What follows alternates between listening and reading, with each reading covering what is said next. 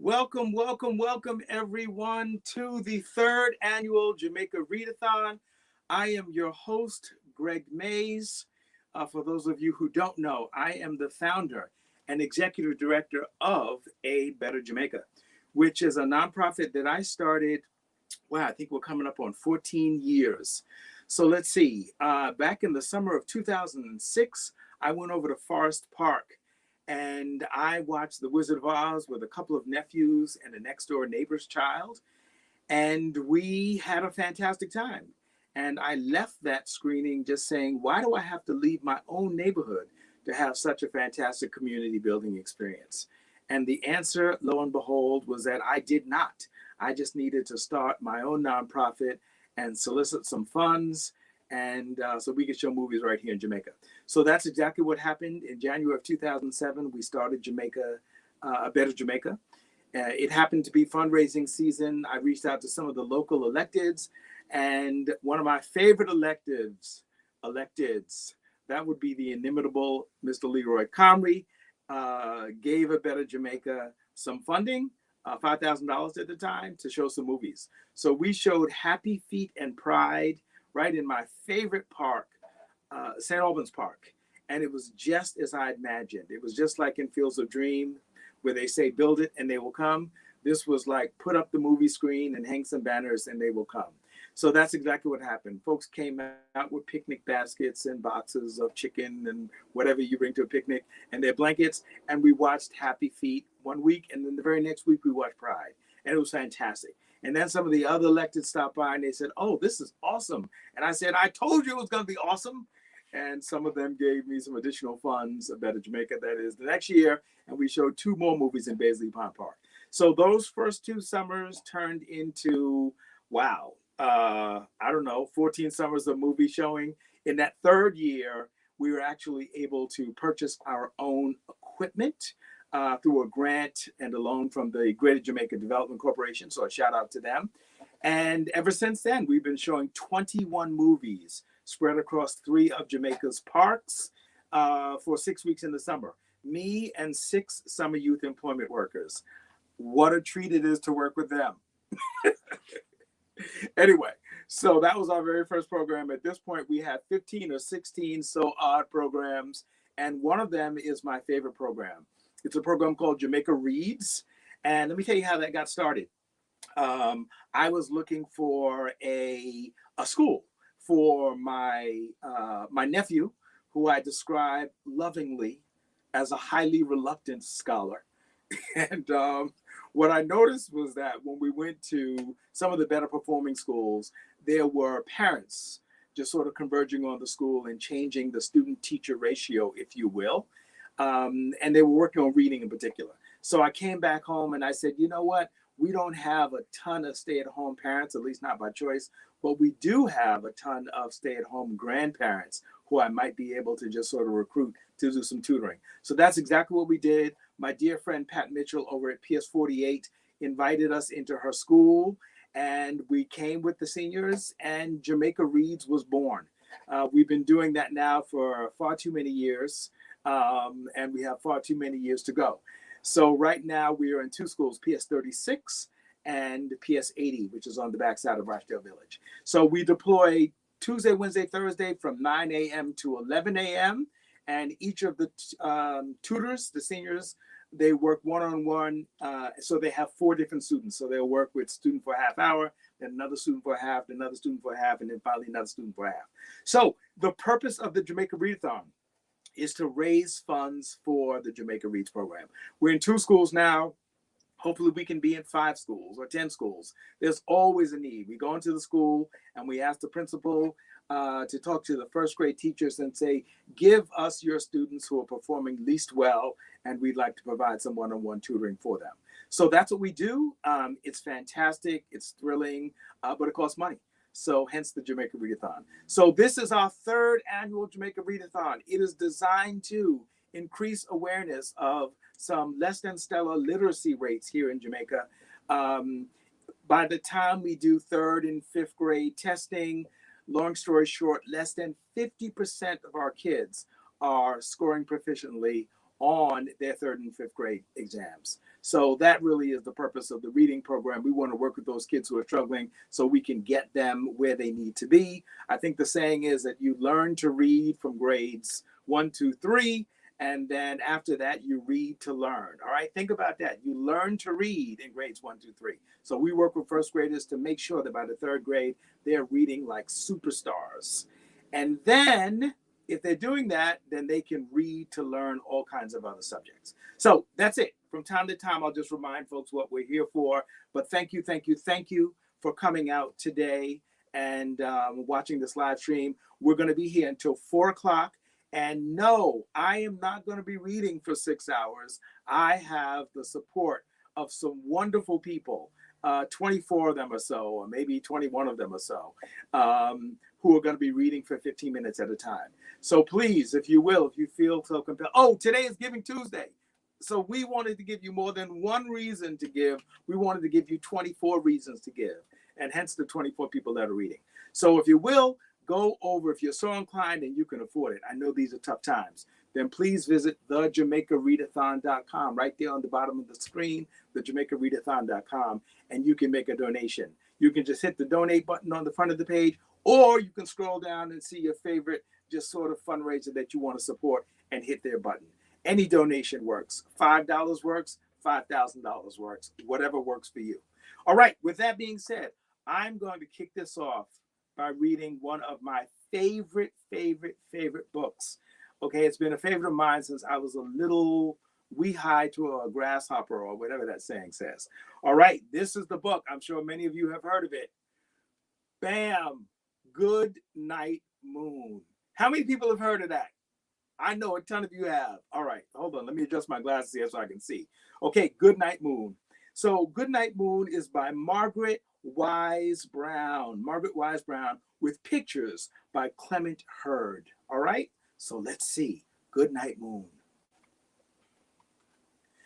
In the great green room, there was a telephone and a red balloon and a picture of the cow jumping over the moon. Let me show you that picture, because this is such a fantastic illustration.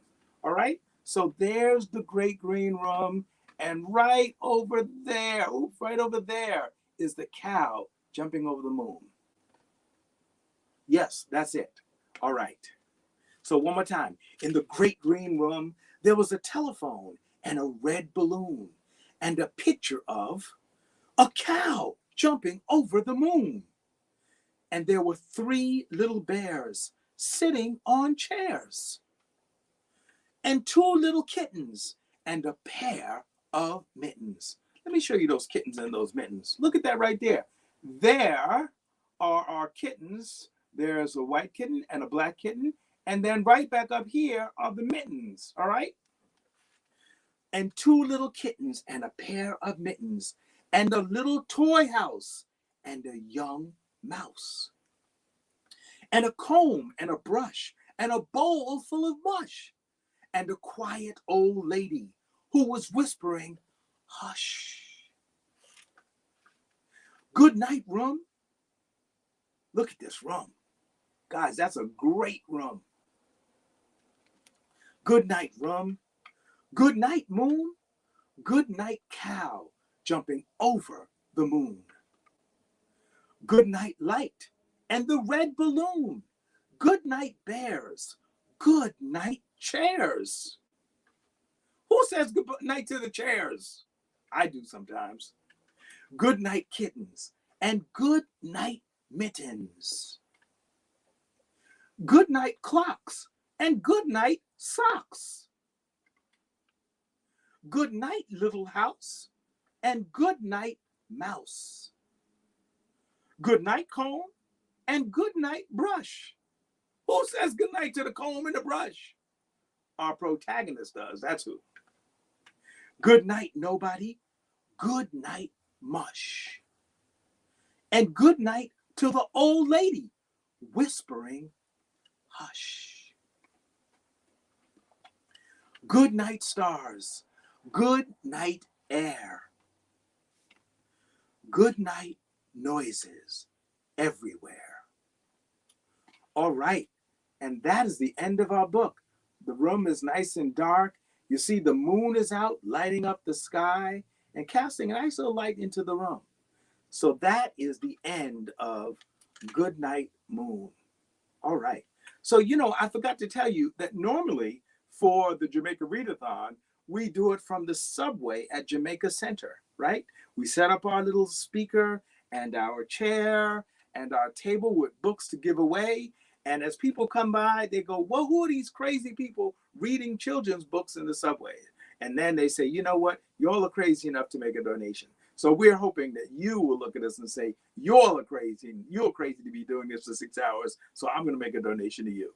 All right. So that was Good Night Moon. Okay. All right. Let's see. What else do we have here? Oh, you know what? Okay. We're going to move on to our next book.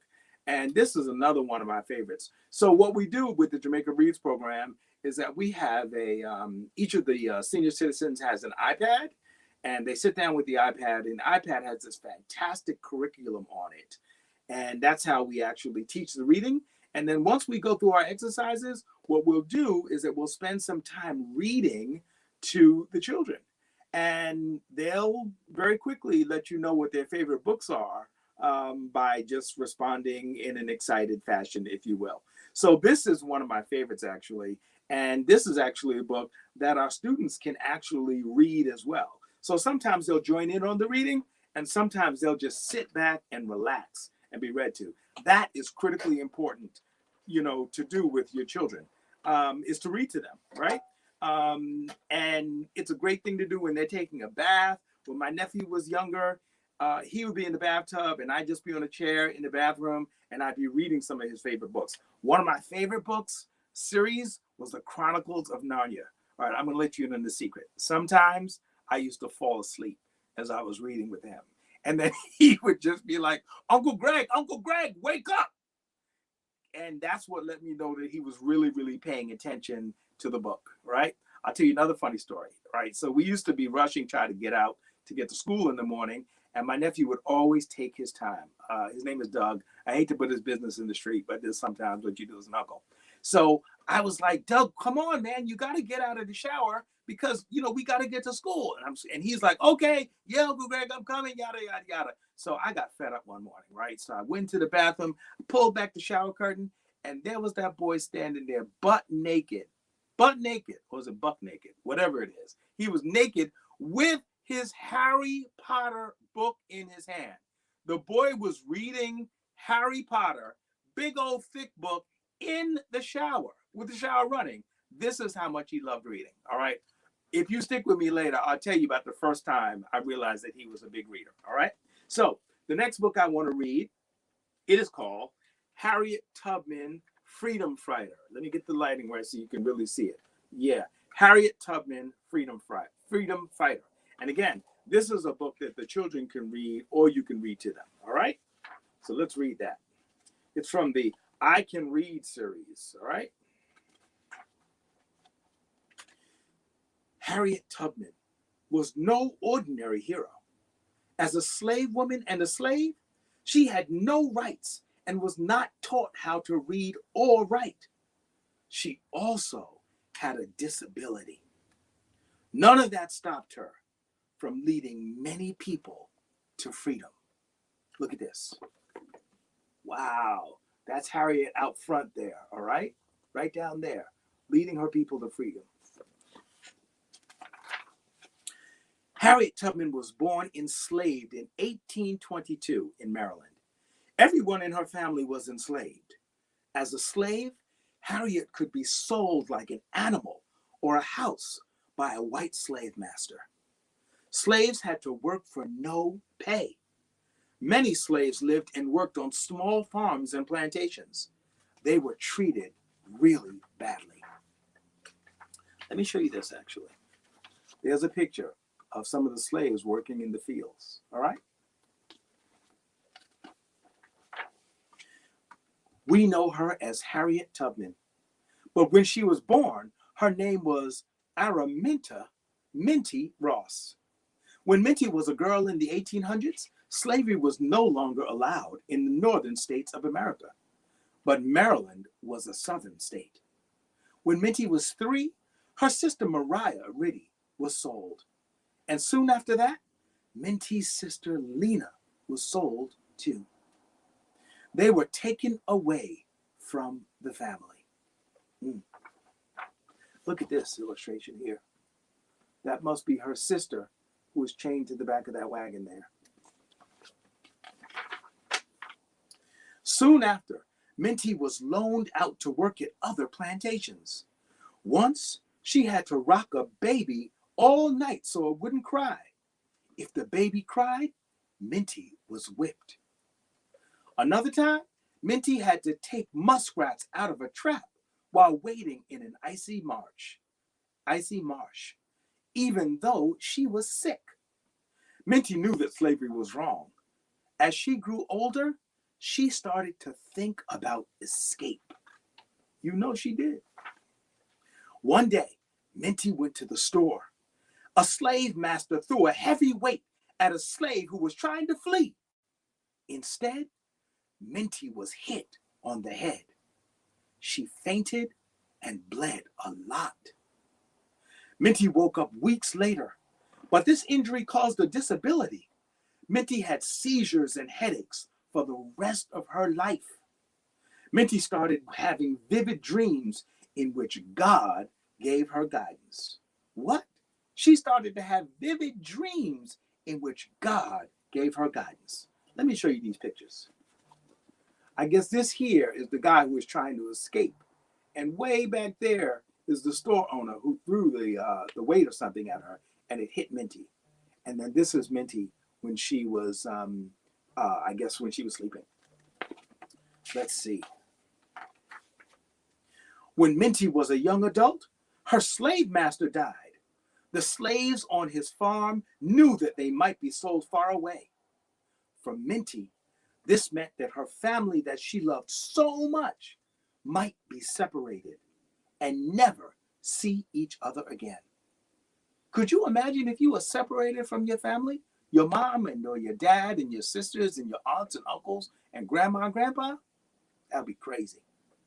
Harriet Tubman, as she then called herself, and 2 of her brothers tried to escape, but turned back because the punishment would be huge.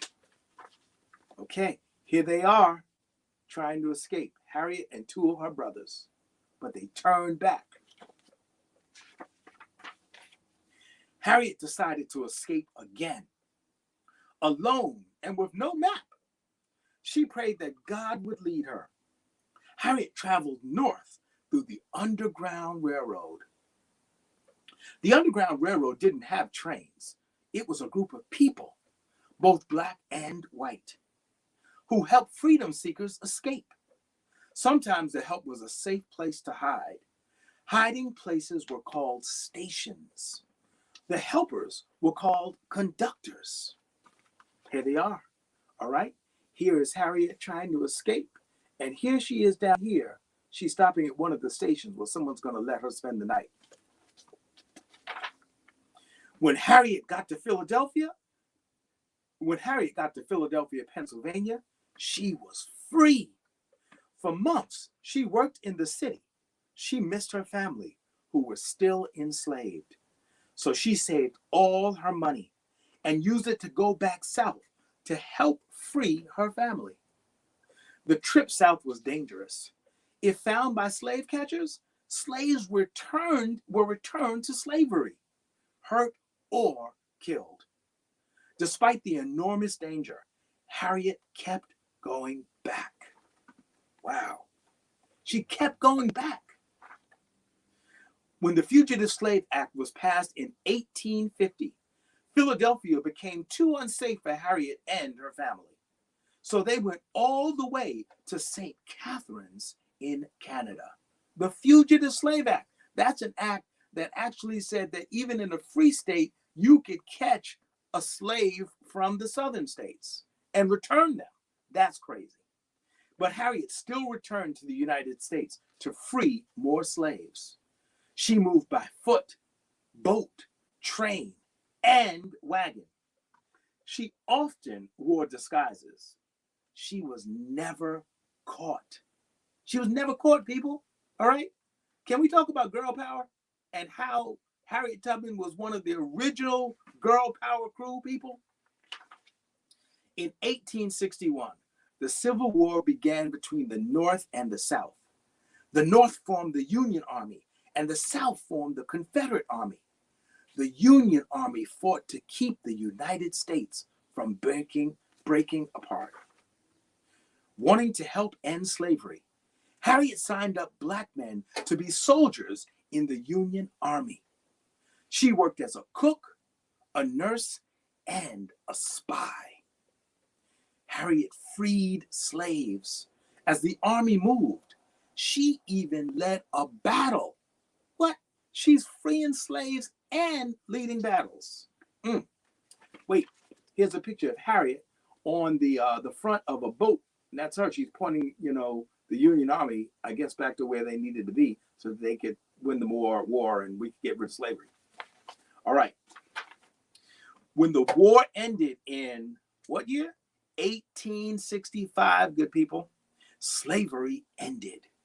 1865 is when slavery ended. All right. That's like not a long time ago. Harriet believed in freedom for all until the day she died. She said, I should fight for my liberty so long as my strength lasted. Look at Harriet holding court, all right? Probably at an abolitionist meeting or something like that up north. All right, so that's it. 1865. Then there's a little timeline that I want to share with you, okay? So in 1822, Araminta Minty Ross is born in Dorchester County, Maryland. In 1844, Minty Ross changes her name to Harriet Tubman. She was 22 years old when she decided to change her name, all right? 1849, Harriet escapes from enslavement, all right? 1850 to 1860, for 10 years, all right?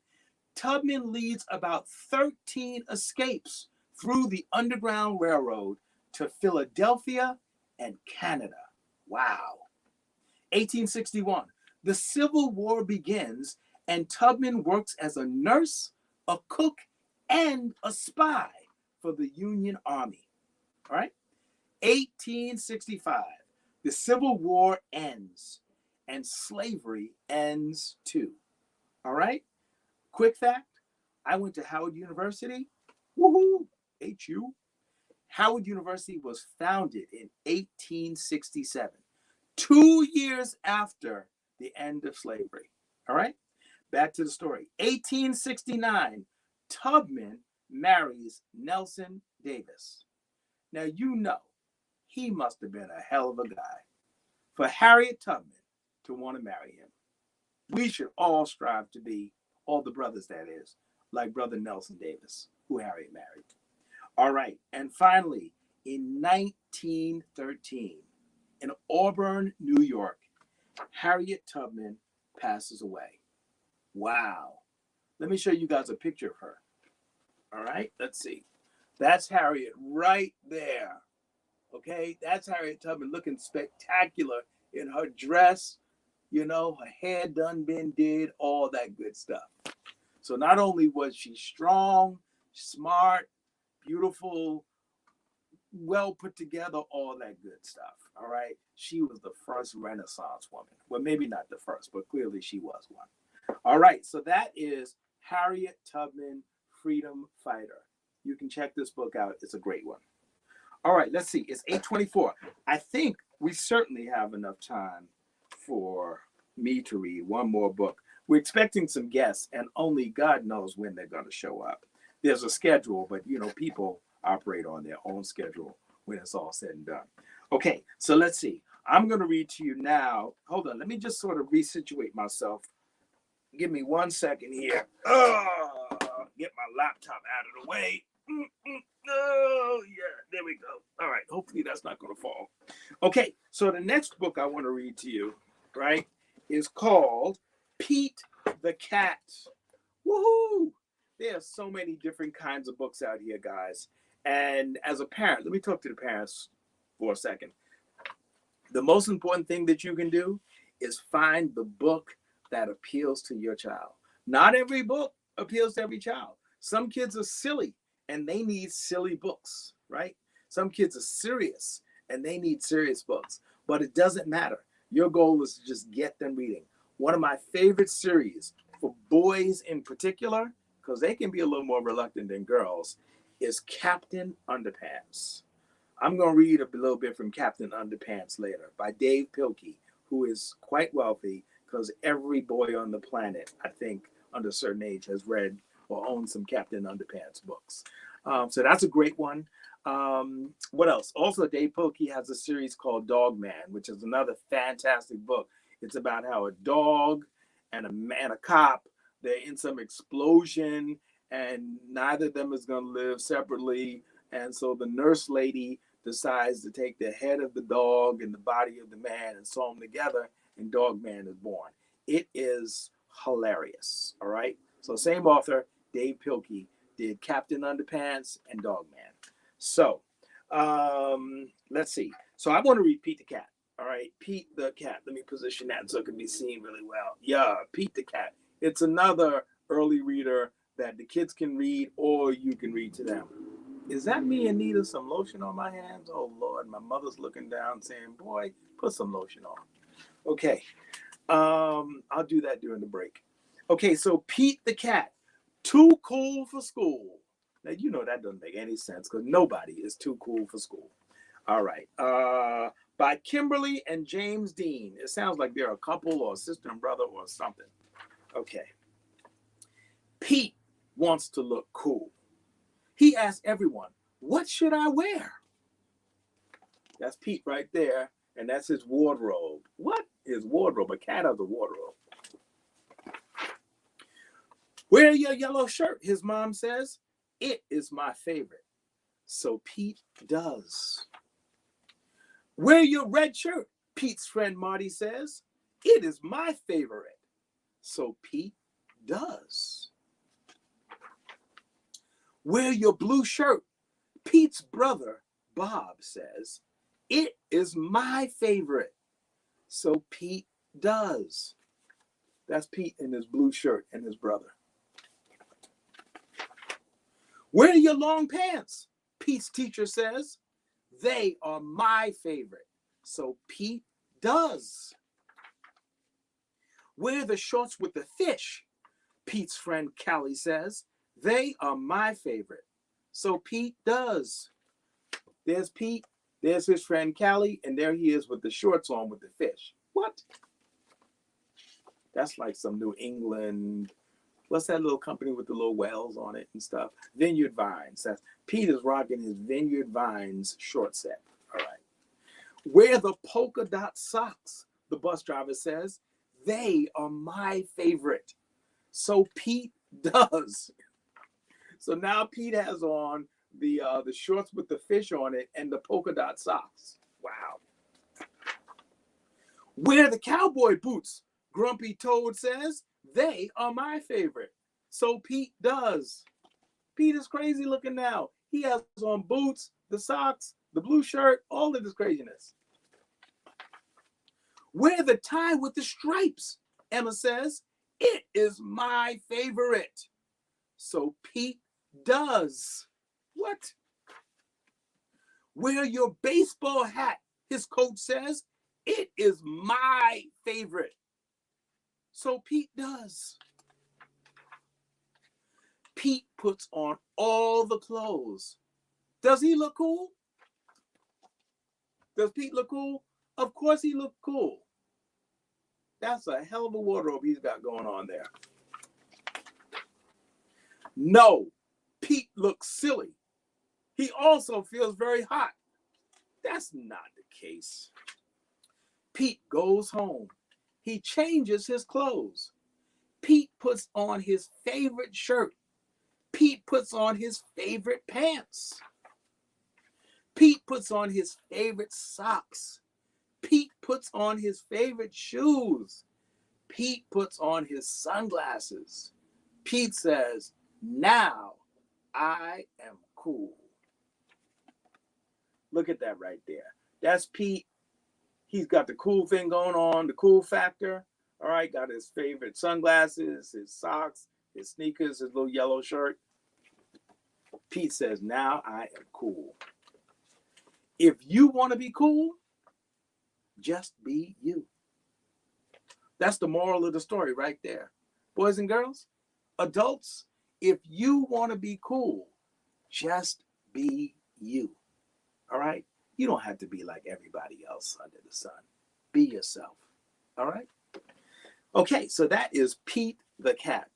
I'm going to tell you really quickly, but before I do, I'm going to encourage you once again. So this is the Jamaica Read-A-Thon. It is put together by A Better Jamaica, which is a nonprofit that I started back in 2007. And Jamaica Reads is a program that we have where we deploy senior citizens to tutor first graders who are struggling with the acquisition of their reading skills. So we have like 16 tutors right now. And guess what? They're operating virtually like everybody else. So these are senior citizens, our tutors, right? So we normally tutor with our iPads, and we couldn't do that this year. So now we literally are using Zoom, and the kids come to the Zoom meeting at the time that they're supposed to be there, and all of the tutors are there, and the kids are there, and then we hit the magic button, and then all of the tutors and kids go into their separate breakout rooms so that they can just sort of work with their tutor. So it was kind of a challenge because some of the seniors were computer savvy, super computer savvy, and then there were some, I'm not going to name any names, Joyce Johnson, who were almost afraid of the computer. So we had to have some special tutoring sessions so we could get Joyce Johnson up to speed on her computer. And then we had to teach her how to use Zoom so that she could tutor the kids and stuff. So yeah, that's what's happening right now with our virtual reading. So back to my story. Oh, I was going to tell you the story about my nephew again. As a matter of fact, I have many nieces and nephews, but there was one who was kind of, living here at the house with my parents and I, and yada, yada, yada. So again, his name is Douglas. So one time we are in England visiting a friend of mine, and we were going to take a day trip to Paris to visit some other friends. All right. And those are two of my favorite places. England, because it's like an old shoe. You get off the plane, you get on the train, everybody's speaking English, you get on the tube, that is, and then next thing you know, you're downtown, wherever in London, hanging out, right? Whereas Paris is a little different. You get off the plane and people speaking a different language, and you're like, oh, I guess I need to break my French out, bonjour, madame et monsieur, comment ça va? Ça va bien, et vous? All the rest of that good stuff. That's about the extent of my French. So, so anyway, so we were going to take the train from, I think we were going from Paris to London. So we go into this bookstore at the train station, the Gare de whatever it is. And we went to the bookstore, and my nephew, who had really not read a whole lot of books up until that point, he picks up this book. And the book is kind of big. And I'm like, okay, why is he picking up that tome of a book? So he picked it up. He said, I want to buy this, Uncle Greg. I said, sure, let's buy that. So we get on the train, and we were on that high-speed train that, takes several hours to go through the channel or whatever it goes. So anyway, we're on the train for quite a few hours. And my nephew, he opens this book when he gets on the train, and he proceeds to read this book for all the hours that we are on this train, like nonstop. Now, I didn't know what this book was about, so I was getting a little afraid. I was like, okay, what's in that book that this boy is reading and cannot put down? I got a little nervous for a second there. So I grabbed the book and I read it, and I saw what it was. It was just, a book that he was super duper engaged in. And this boy read this book for hours on end. And that was the beginning of his reading career. So the moral of this story is that you just have to get the right book into the hands of your child, and your child will open up like a book to books. All right. So that's it. Okay. So where were we?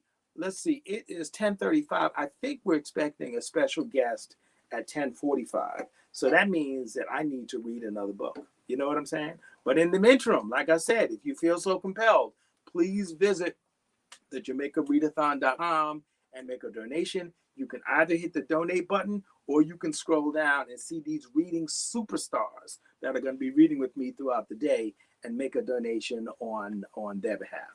All right. So next, we're going to go to another classic author. All right. Dr. Seuss. All right. Okay. I don't have any money to give away, but this will have a little contest. What is Dr. Seuss's real name? Come on. I know somebody got it. Theodore Geisel. Theodore Geisel. I hope I got that right. Anyway, so Dr. Seuss, as you know, wrote many, many books. The one we're going to read today is And to Think That I Saw It on Mulberry Street by Dr. Seuss. All right? All right, let me just clear my little space out here. Give me 2 seconds. I just need to make some space because Dr. Seuss is epic and you need some epic space. Sorry to get all close to the camera like that. You get to see that I need a haircut, but that's okay. All right. Okay. You know, behind the scenes, there's a technical director who actually is managing all of this. So let me give a shout out to my man, Kwame, all right, for being the technical director. He's a very talented person and has a company called Simple Solutions. So if you have any AV needs, you know, check Kwame out. Just Google it, Simple Solutions. I think it's simplesolutionsnyc.com. But again, it's an AV company. All right, so where were we? We were, and the way that Kwame and I communicate with each other is via text message, right? How's that for technology? So, and to think that I saw it on Mulberry Street by Dr. Seuss, AKA Theodore Geisel. Okay. And to think that I saw it on Mulberry Street. When I leave home to walk to school, Dad always says to me, Marco, keep your eyelids up and see what you can see. But when I tell him where I've been and what I think I've seen, he looks at me and sternly says, your eyesight's much too keen. Stop telling such outlandish tales. Stop turning minnows into whales. Now, what can I say when I get home today? All the long way to school, all the way back, I've looked and I've looked and I've kept careful track. But all that I've noticed, except my own feet, was a horse and a wagon on Mulberry Street. That's nothing to tell of. That won't do, of course. Just a broken down wagon that's drawn by a horse. That can't be my story. That's only a start. I'll say that a zebra was pulling that cart. And that is a story that no one can beat. When I say that I saw it on Mulberry Street. Yes, the zebra is fine, but I think it's a shame. Such a marvelous beast with a cart that's so tame. The story would really be better to hear if the driver I saw were a charioteer.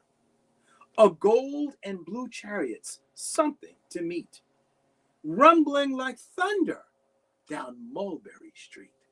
Let me show you this chariot, rumbling like thunder down Mulberry Street. There it is right there. Yep, there it is.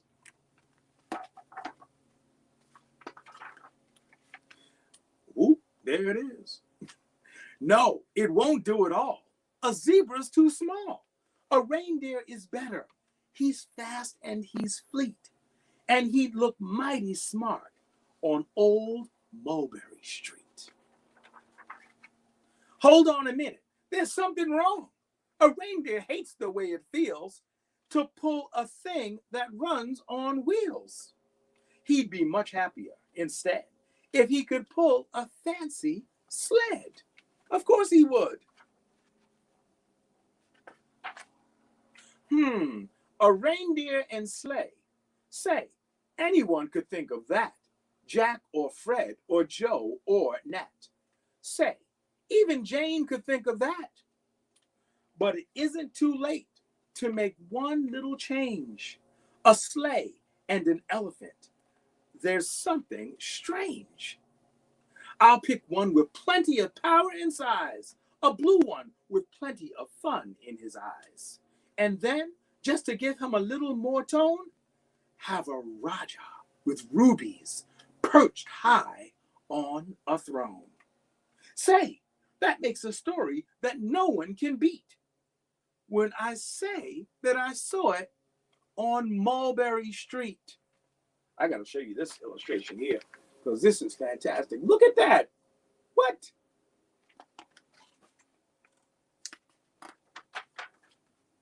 But now I don't know. It still doesn't seem right. An elephant pulling a thing that's so light would whip it around in the air like a kite. But he'd look simply grand with a great big brass band. I think there's about to be a great big brass band. Oh, wait, there is. Look at it. What? Look at that, people. It's a great big brass band right there.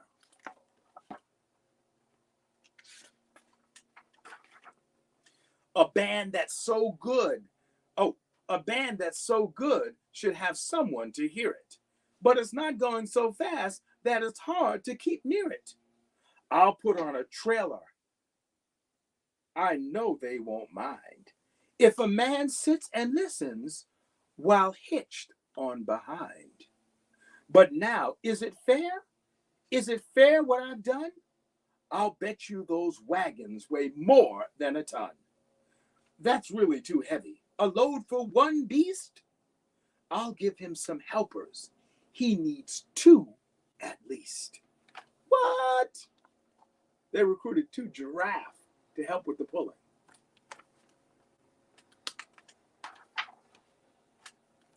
But now what worries me is this. Mulberry Street runs into bliss. Unless there's something I can fix up, there'll be an awful traffic mix-up. What? One more time.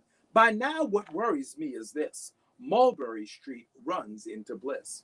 Unless there's something I can fix up, there'll be an awful traffic mix-up. It takes police to do the trick, to guide them through where traffic's thick. It takes police to do the trick. They'll never crash now. They'll race at top speed with Sergeant Mulvaney himself in the lead.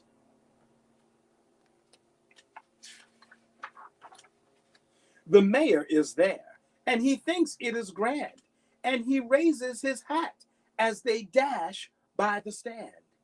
And the mayor is there, and the aldermen too, all waving big banners of red, white, and blue. And that is a story that no one can beat when I say that I saw it on Mulberry Street. What? Let me show you all this picture, because there's a lot going on Mulberry Street right about now. Okay. With a roar of its motor, an airplane appears and dumps out confetti while everyone cheers. And that makes a story that's really not bad, but it still could be better. Suppose that I add a Chinese man who eats with sticks, a big magician doing tricks, a 10-foot beard that needs a comb. No time for more. I am almost home. I swung around the corner and dashed through the gate. I ran up the steps and I felt simply great, for I had a story that no one could beat, and to think that I saw it on Mulberry Street. But Dad said quite calmly, just draw up your stool and tells me the sights on the way home from school. There was so much to tell. I just couldn't begin. Dad looked at me sharply and pulled at his chin. He frowned at me sternly from there in his seat. Was there nothing to look at? No people to greet? Did nothing excite you or make your heart beat? Nothing, I said, growing red as a beet. but a plain horse and wagon on Mulberry Street. Wow. Oh my goodness, it's 10:45. This is what happens when you really get into a book. We're expecting a special guest, our first one. Wait, look who's there. It's one of my favorite people on the planet. It is the lovely and talented Miss Corinne Corbett. Corinne, can you hear me? That is amazing, amazing. Okay, I got to tell y'all that Corinne and I grew up the block from each other, right there in St. Albans. All right. So Corinne lived at the corner with her beautiful sisters, Cassandra and Carolyn. All right, 3 beautiful, beautiful sisters in one house. What?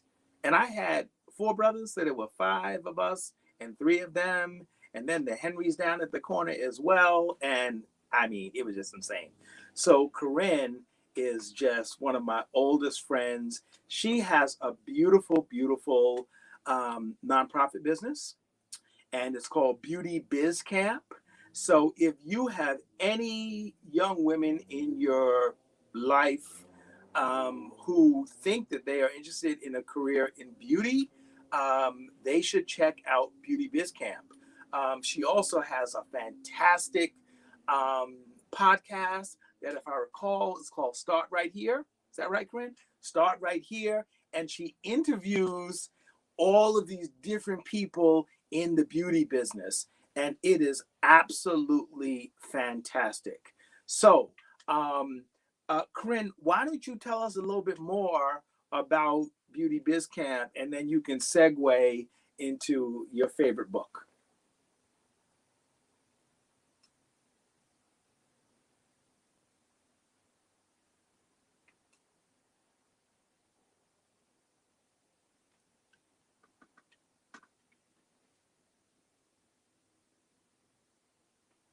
Oh, Corinne, I think hold on. We may have some technical difficulty. It's saying that your mic isn't connected. So we can see your beautiful face and those spectacular glasses, but we can't hear you. All right, let's see. Okay, and Kwame is saying that he can't unmute you. That is what the problem is. That is the problem right here. In this brilliant time of quarantine, then we know. Simple thing. Exactly. So a few things. Yes. So I have shifted my business a little bit, and I have put Beauty Biz Camp under a larger company, which is the Chick Jones Company. And my focus is beauty, of course, empowerment and education. But I also do content creation and strategy for beauty companies. So I run the gamut. So inside the industry and outside the industry, I want to see a diverse slate of people impacting how we look, the products that we make, and how we feel about ourselves. So beauty is in the mind of the beholder. And that is why it was important for me to read this book today called I Am Enough by Grace Byers. All right. One of the things that's important to me is that we understand, we are fed a narrative, particularly people of color, that we are not beautiful, that there are other standards of beauty, but everybody is beautiful. And we have our own standards of beauty, and we need to define beauty for ourselves. That is the most important thing. Indeed. So I'm going to start reading. All right. Thank you. So I Am Enough is by the actress Grace Byers, that was on Empire. And the beautiful pictures are by an illustrator named Keturah A. Bobo. So I'm going to show you all the illustrations. I Am Enough.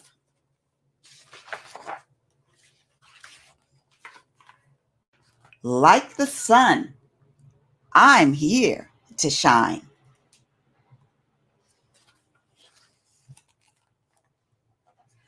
Like the voice, I'm here to sing.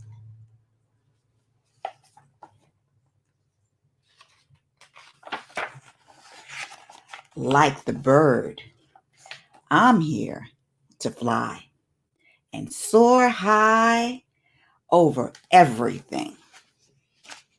Let's take a look. Soar high over everything. Okay.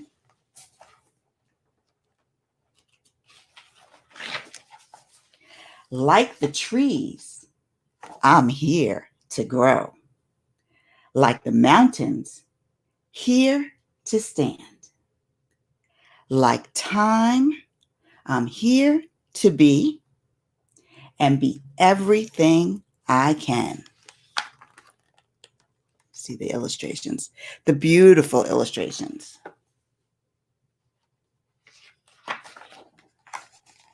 Like the champ, I'm here to fight. Like the heart, I'm here to love.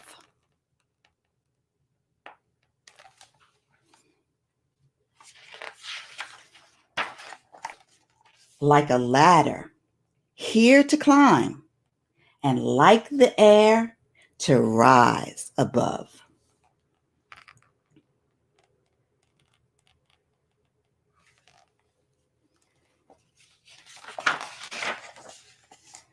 Like the wind, I'm here to push. Like a rope, I'm here to pull. Like the rain, I'm here to pour and drip and fall until I'm full.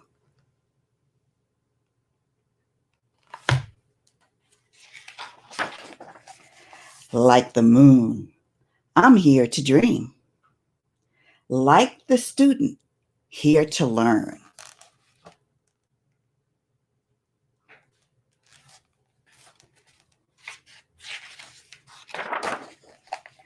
Like the water, here to swell.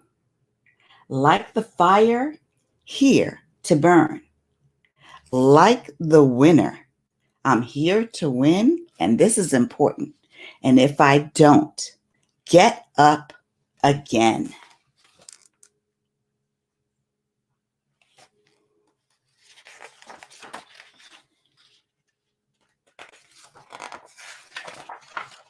I know that I may sometimes cry, but even then, I'm here to try.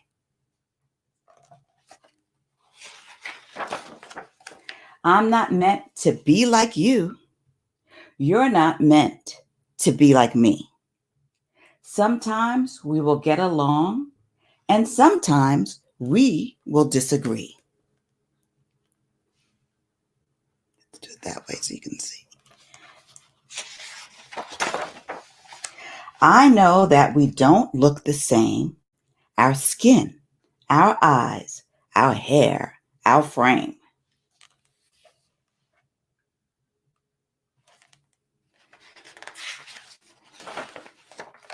But that does not dictate our worth. We both have places here on earth. And in the end, we are right here to live a life of love, not fear. Let's do it this way so you can see.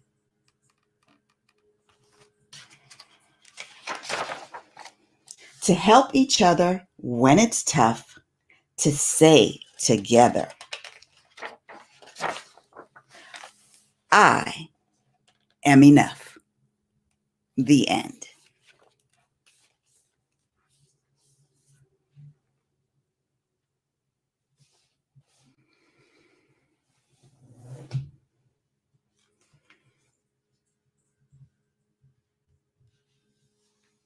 Now, do you want me to read another one? I have a few minutes, so I'm going to read you a few pages of another favorite of mine, Hair Love. Now, we are familiar with this because this The movie based on this book won an Academy Award. And Matthew Eric Cherry is the writer, and Vashti Harrison is the illustrator. And I'll read you a few pages of this.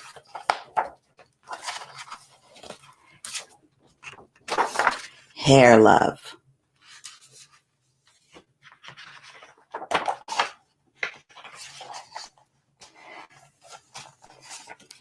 My name is Zuri, and I have hair that has a mind of its own. It has kinks, coils, and curls every which way.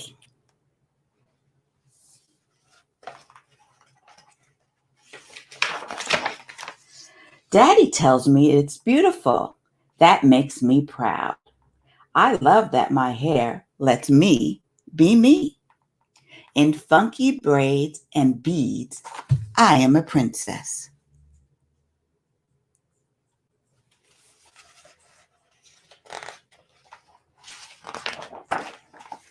And when my hair is in two puffs, I am above the clouds like a superhero.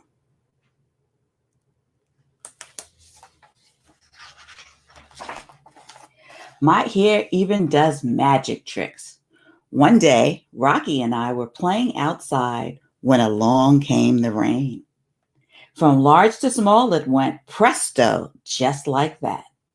There is nothing my hair can't do. Today, I woke up extra early, all by myself. I was too excited to sleep. It's a big day.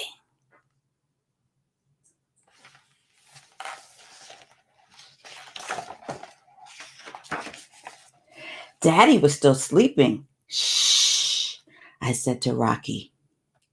As we tiptoed past him, lately Daddy has been worn out. He makes me breakfast, takes me to school, goes to work, picks me up, and yesterday we went for a bike ride around the park. I think he needs a break. Because today is special, I want a perfect hairstyle. This calls for a professional touch. Pause off, Rocky. Daddy heard the crash. Zuri, what on earth? He asked. I was only trying to help, I said. Daddy smiled. Can I help too? It'll be a piece of cake, Zuzu. The first style was a big no way.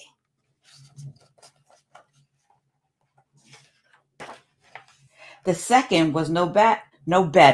No, Daddy. No, Daddy. Then Daddy tried slicking my hair back into puffs. Ouch, Daddy yelled.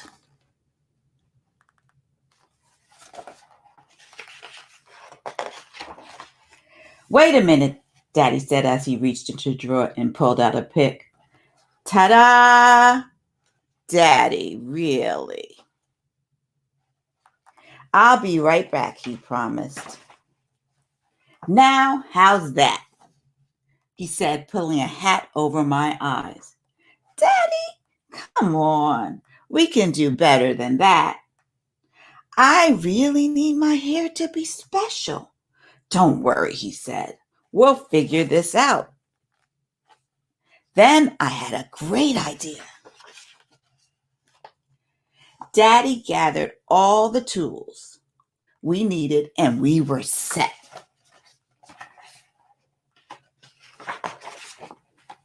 Daddy combed, parted, and oiled, and twisted, and he nailed it. Funky puff buns. Pretty, and so much fun.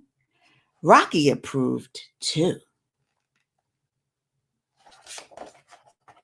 I put on my superhero cape as the final product to a perfect look.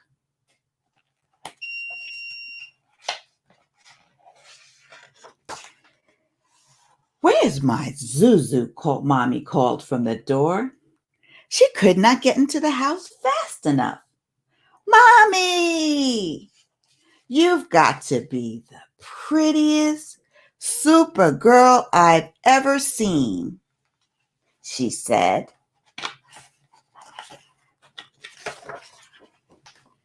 And your hair is beautiful. Who did it? I looked at Daddy and beamed. Mommy smiled and said, very nice. Thank you. We learned from the best, Daddy said as he gave her a big hug.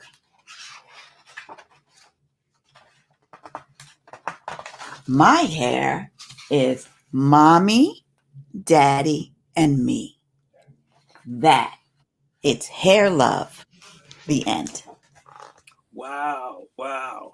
You know what I love about that book is that it's not often that you see an interaction between a father and a daughter in a book, and particularly around something as important to Black women in particular as their hair is.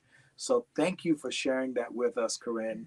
I'm just going to tell you guys 3 more seconds worth because I think we have another guest artist who's sort of in the queue. But Corinne is one of, oh, there she is right there. Hey, Melissa, how you doing? Hi, I'm good, Greg. Thanks. Alrighty, alrighty. So I was going to say that Corinne was one of the when Elle magazine was launched here in the United States, she was a part of that launch team. So her history in beauty and magazines goes way way back. So again, if you have some young people in your life, men, women, boys, girls, who think they're interested in a career in beauty, from if they're a chemist, if they're a marketer, if they are a makeup artist, et cetera, then please check out Corinne's Start Right Here podcast. It is a fantastic podcast, and she interviews all kinds of brilliant people on that who are in the beauty business. So, Corinne, Yes. thank you very, very much for Thank, joining us. thank you for Um, having me. And I just want to yes. say again what the names of the books are. I Am Enough. Yep. We'll do that by Grace Byers. Mm-hmm. And Hair Love. Oop, by Matthew Cherry. Yes. Thanks for having me, Greg. All And right. I love the work that A Better Jamaica does. All right. And I appreciate you. All right. All Bye-bye. right, Corinne. We'll see you next time. Okay. Bye-bye. All right. So, Melissa, how are you today? I'm doing good, Greg. I'm very excited to participate in this readathon. Yes, yes, yes. It is fantastic to have you. Now, didn't you participate last year? No, I didn't. No, I Oh, didn't. why did But I I, think you I participate? wanted to, but I didn't. Okay, maybe that's what it was. Maybe that's what it was. Mhm. Well, it is fantastic to have you, and thank you for just working with us with these technical issues. This is our first time doing this thing online, and we wanted to do something a little bit, more than Zoom. Right. And again, my buddy Kwame, who's behind the scenes making this happen, he's made that happen for us. So it is so Very good to good. see your lovely face. Thank Tell you. us, Melissa, what is it about reading that you think is just so important, and what's just drawing you to participate today? Well, I actually wanted to give back. I'm a big fan of Jamaica, Better Jamaica.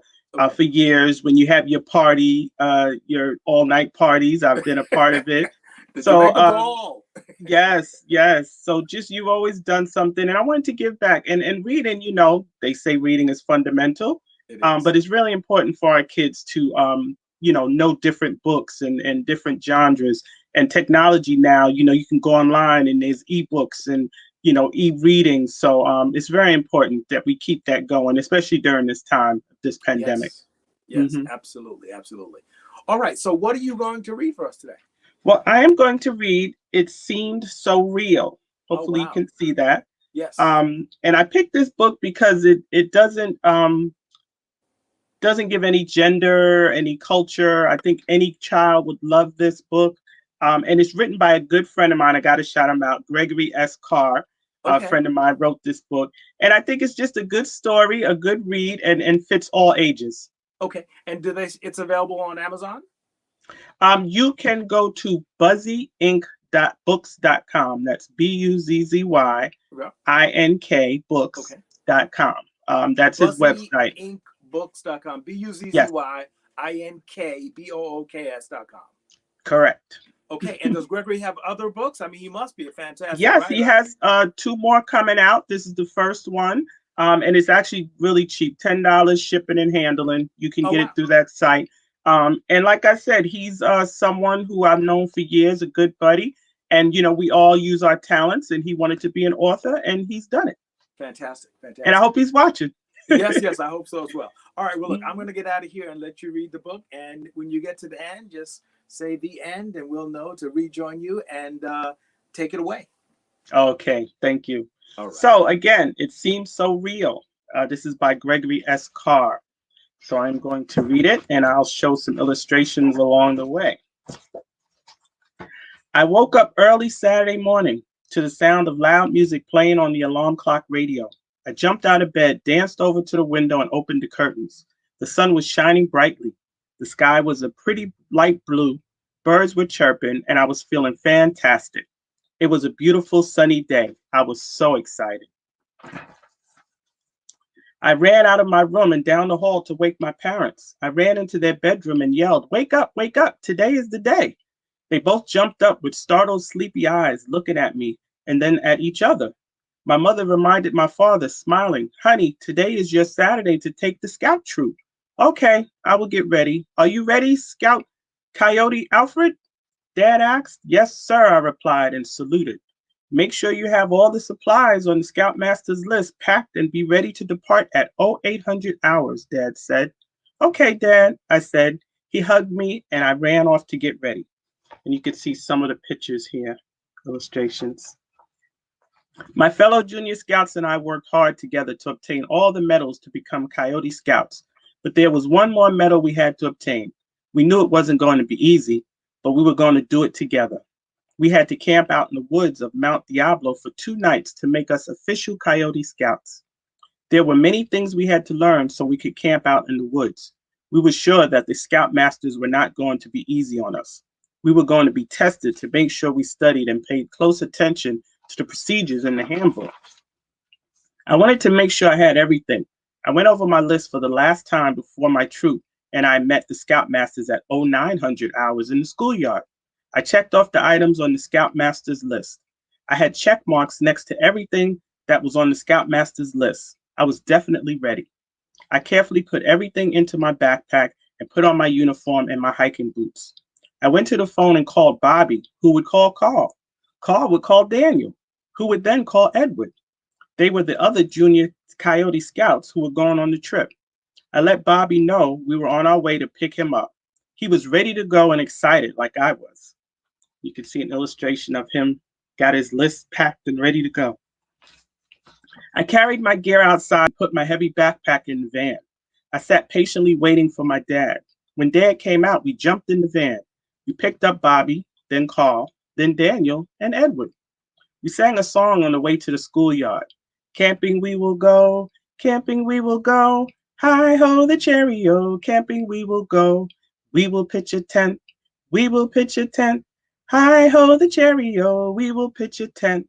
We continued with the same song, but changed the words for each verse. Start a fire, go swimming, have fun, cooking food. We arrived at the schoolyard where the Scoutmasters were waiting for us. There were 2 Scoutmasters, Scoutmaster Frank and Scoutmaster Gary. Scoutmaster Frank shouted, "Junior Coyote Scouts, fall in." I said goodbye to my father and everyone and said thank you. We picked up our gear, ran over and dropped it. We stood attention in front of the Scoutmaster.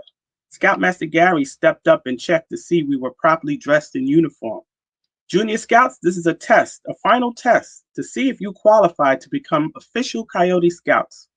We will find out if you paid attention and followed the rules of the Coyote Scout Journal. I have nothing else to say but have fun, and let's go, load up. We're headed for the highway going north."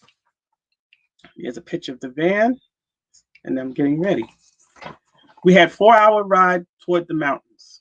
On the way, we played games and told jokes and sang the camping song. The scenery was beautiful. We even saw lots of wildlife, like deers, raccoons, and colorful birds.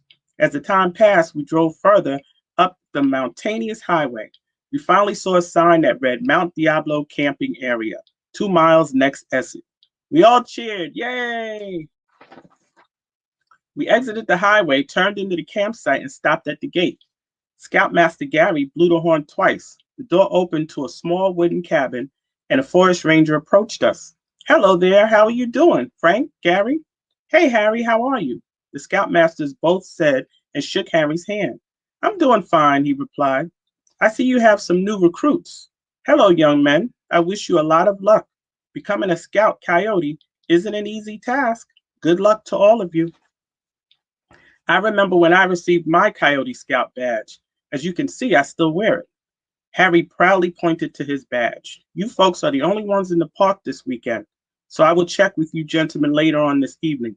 Take care and be safe and have a good time. Bye. Here's a picture of Scoutmaster. The gate opened and we drove in. Everyone yelled goodbye as we drove off. We drove up a road that took us through the woods, over a bridge, and through a tunnel that we later found out was a tree. We drove down a road with a row of trees perfectly aligned on both sides. Scoutmaster Gary yelled out, "Okay, Junior Scouts, we are here."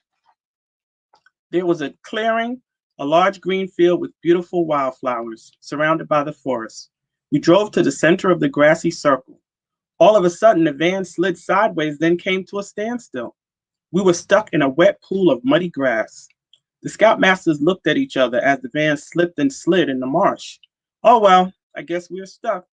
Anyway, we are here. Hopefully Ranger Harry will get us out later, Scoutmaster Gary said. Okay, Junior Scout Coyotes, let's unpack. Scoutmaster Frank directed us. We will set up camp right over there. Junior Coyote Scouts, prepare the grounds for pitching the tent. You have 1 hour. We decided to plan the preparation of the grounds together. The 5 of us came together as a team and discussed the steps to setting up camp. The first task we had to do was measure the area the tent was going to occupy. Then we had to remove all the rocks and twigs. We pulled out the poles and assembled them by number. We put them together like a little jigsaw puzzle. We then made sure the poles were securely in the ground. Next, we attached secure lines to the ground.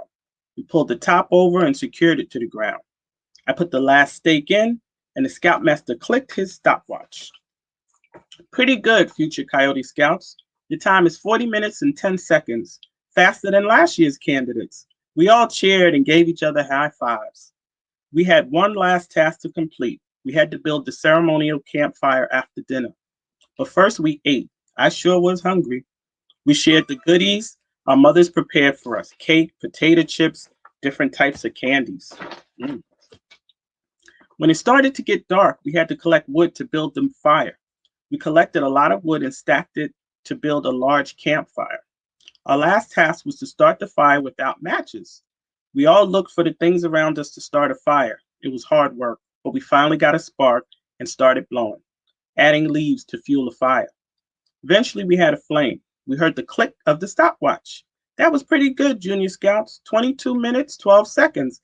Let's start the ceremonial fire. You can see them with the twigs starting the fire. The fire started off very small, but we added more wood and it grew larger and larger.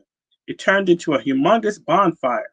The heat from the fire felt so warm in the cold night air. We cheered loudly like a pack of wild coyotes and danced around the campfire. The second Scoutmaster joined in with us. Then we heard a horn blowing and saw headlights approaching. It was Ranger Harry coming to join us. He jumped out of the Jeep and danced with us around the fire. The Scoutmasters stopped and raised their hands. Okay, Junior Scouts, let's start the ceremony.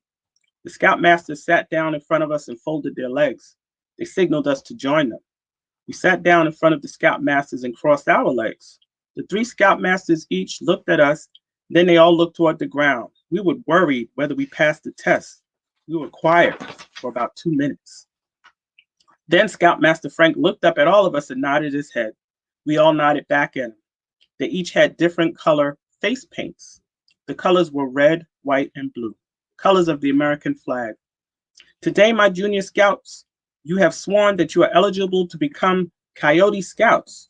You have followed the manual, and you have completed all the tasks in record time. Today you are worthy to receive the red marks of honor. They stand for hardiness and valor. He opened a small jar, put his finger in it, and painted 2 red lines across his forehead. He then passed it to us to do the same. Then Scoutmaster raised his head, looked at all of us, and nodded. We nodded back. Today you are worthy to receive the white marks of honor. They stand for purity and innocence. He smeared 2 white lines on one side of his face. We did the same.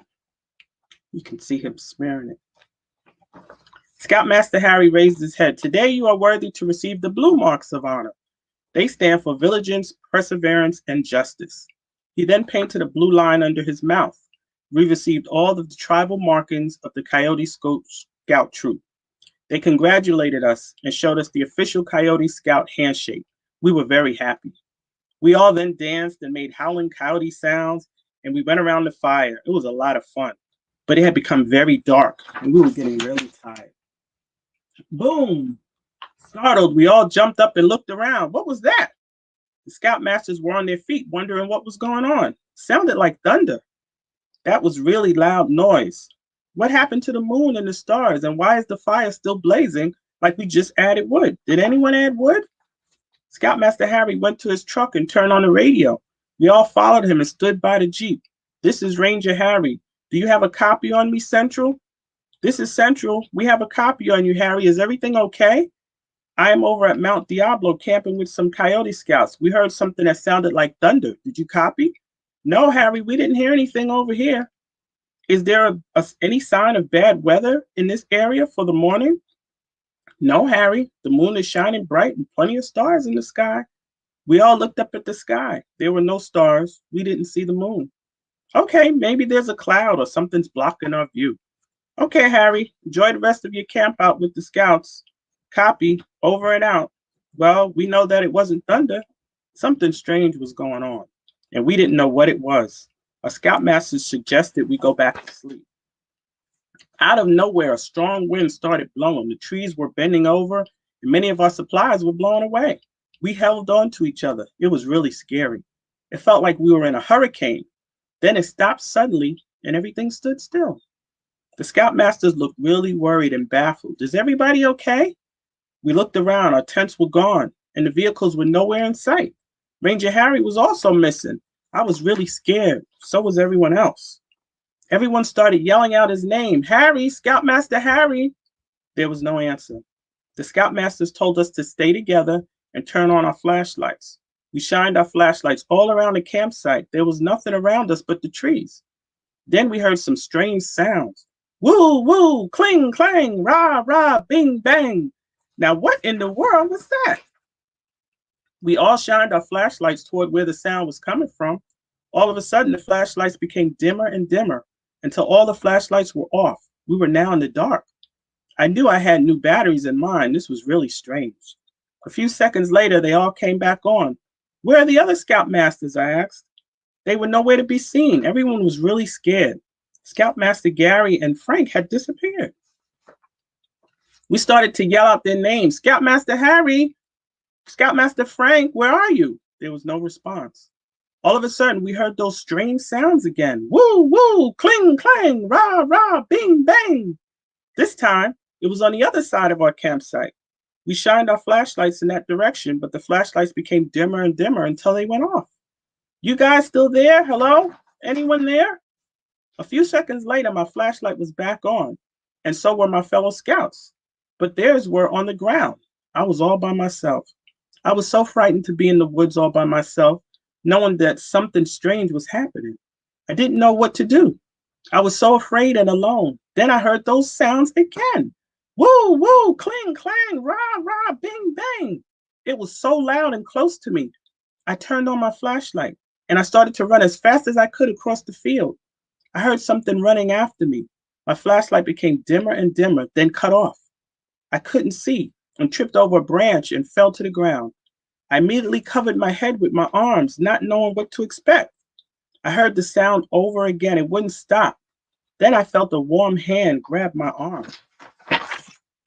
I jumped up. My mother was standing there. Good morning. It's time to go to school. I was so glad to see her. I gave her a big hug and kiss. What's the matter? My mother asked. I had a bad dream, and it seemed so real, I answered. Woo, woo, cling, clang, rah, rah, bing, bang. I jumped behind my mother. It was coming from my toy box.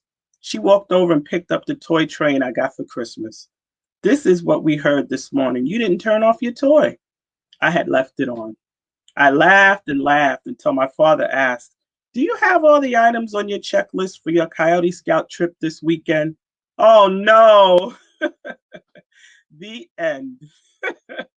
And I'll show you the picture of him and his parents at the end. So it all seems so real. Wow, wow, wow. Now, I can tell one thing for sure, that Gregory must have been big into scouting as a child or as an adult, Yes, yes. He was a I scout. never had that experience growing up, but I was a camp person. And then I went to summer camp every summer from the age of 4 to 16. So I can certainly appreciate, the whole outdoor thing. Yes, do you know if yes. Gregory has, is he big into camping or into the He Boy Scouts? was when he was younger. Not so much right now. Okay, right. But yeah, I think he was. He definitely was. Yeah, yeah. Well, clearly it had an impact, Yes, yes. And I like the twist at the end. I thought it was really interesting when I first read it. I really enjoyed it. Right. Well, maybe next year we're going to have to recruit him so he can come on and read, either this book or one other that he's written and stuff. Definitely. So I'm sure he'll like it. Tell us a little bit more about yourself. What do Well, you? yes. I as those who may not know, I'm currently a director. I have the privilege of directing our seniors. I'm the director of Alpha Phi Alpha Senior Center, which is in Cambria Heights, New York. Yes. Been there about 3 years, and I absolutely love it. I tell people all the time, it's a homage to my parents who are deceased. I love our seniors and our members, especially during this time, keeping them engaged. Socialization is very important. I'm married. I have 2 children. My son who's away at college, who's home now for the break. My daughter who just got married, birthdays this weekend. Husband been married 6 years, so I am truly blessed. Okay. And where's your son in college? He goes to SUNY Morrisville. Ah, yes. But he's home on break, like I said. But again, just truly blessed. I love giving back. I volunteer any way I can. I believe it's very important. To pass things on. Yeah. Now, wasn't this your son's first year at SUNY Morrisville? Yes, it was. So that's right, because he won one of the scholarship. Yes, your card. Yes, he did. Yes, he did. Thank you very much for that. Yeah, it's so crazy. When I heard that they closed, all the SUNY schools, I thought about him, and then all, the other young people who were just sort of, at the SUNY schools and stuff, Right. Right. So are they off until next year now, or yes? I don't think they go back until they really don't even have a date. Sometime maybe even January. Yeah. So we love him being home. That's like my baby. He's a big boy now, but it's always good to have him home. But yeah, it was his first year experience. Really proud of him. Did well. And just praying for our kids, all of them. In schools, grades, preschool through college, this is a trying time. It is. I heard there was, I'm a WNYC kind of fanatic, and they were talking this morning. It's one of the NPR affiliates, and they were talking about how there's some study that shows, the negative impact of kids not being in school is less than, we thought, Right. And I just kind of rolled my eyes when I heard that. It's like, well, who are you talking about? Right.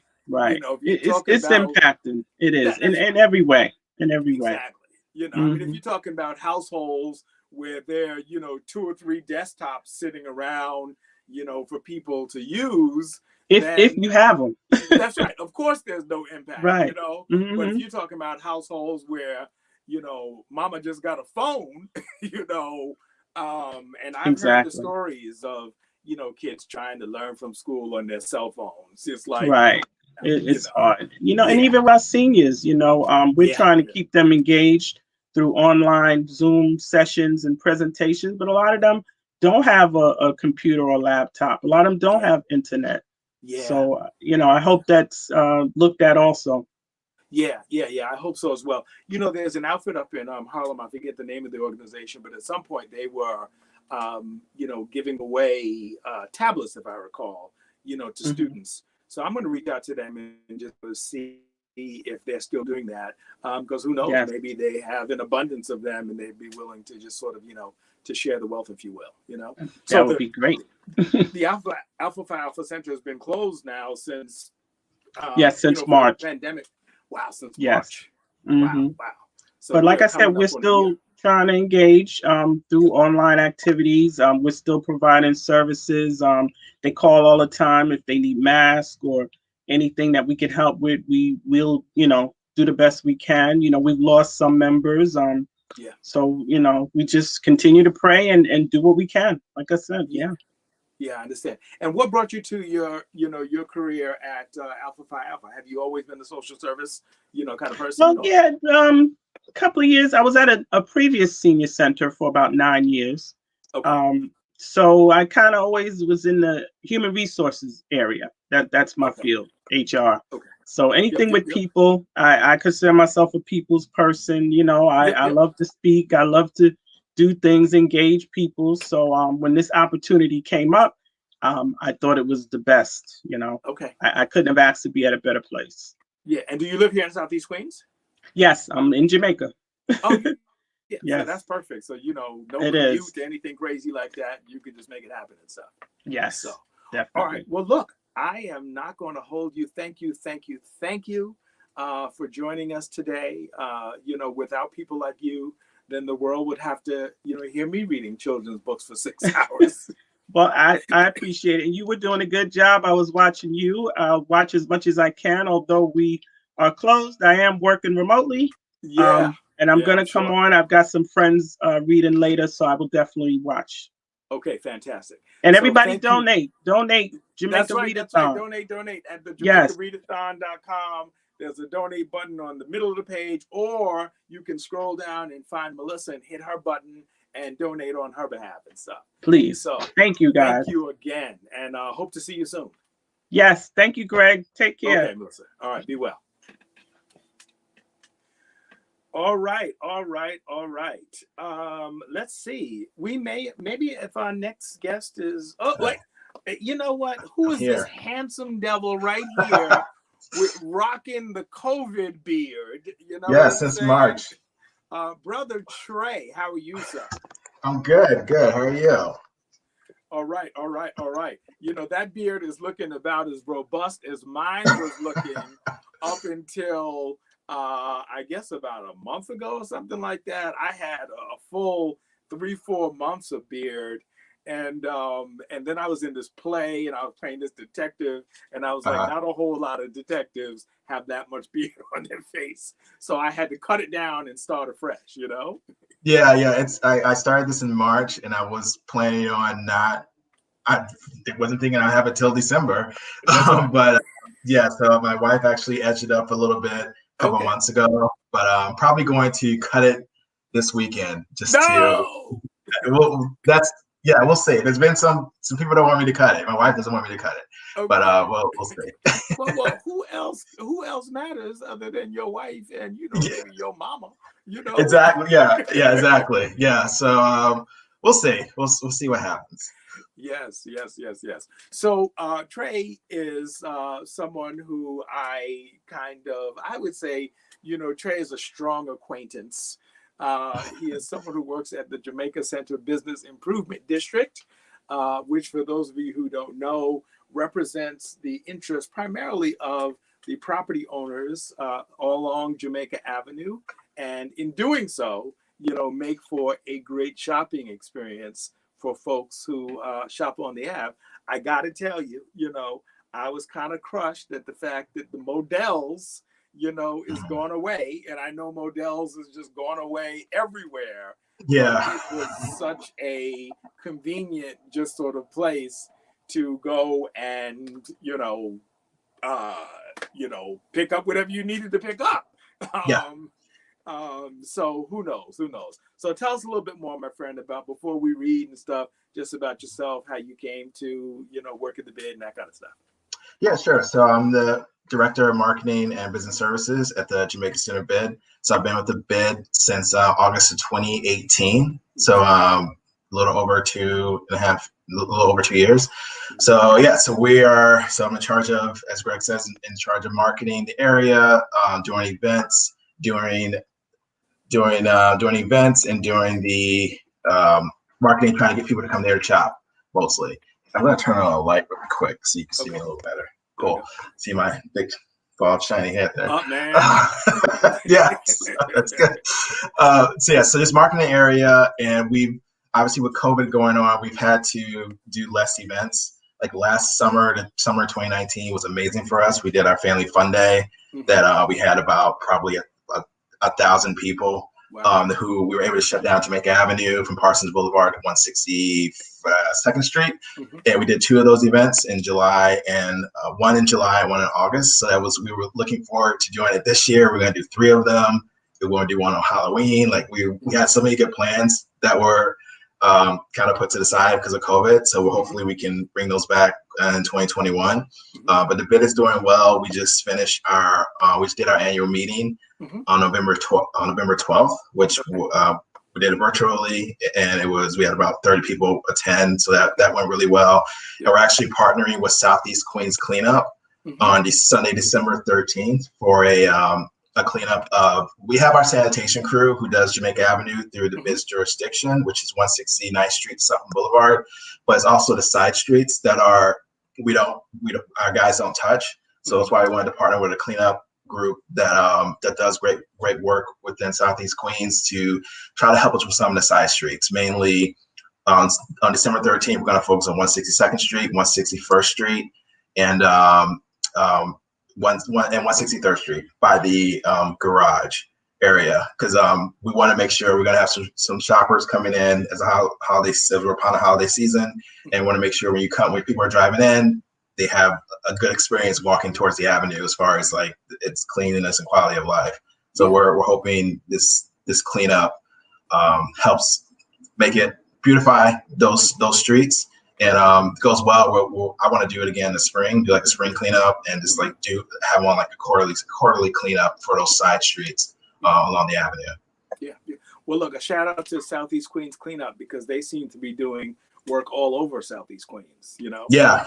DJ Nets, who we've been working with, and she's been great with a lot of stuff she's done. So I'm excited to hopefully do this event in 12 days.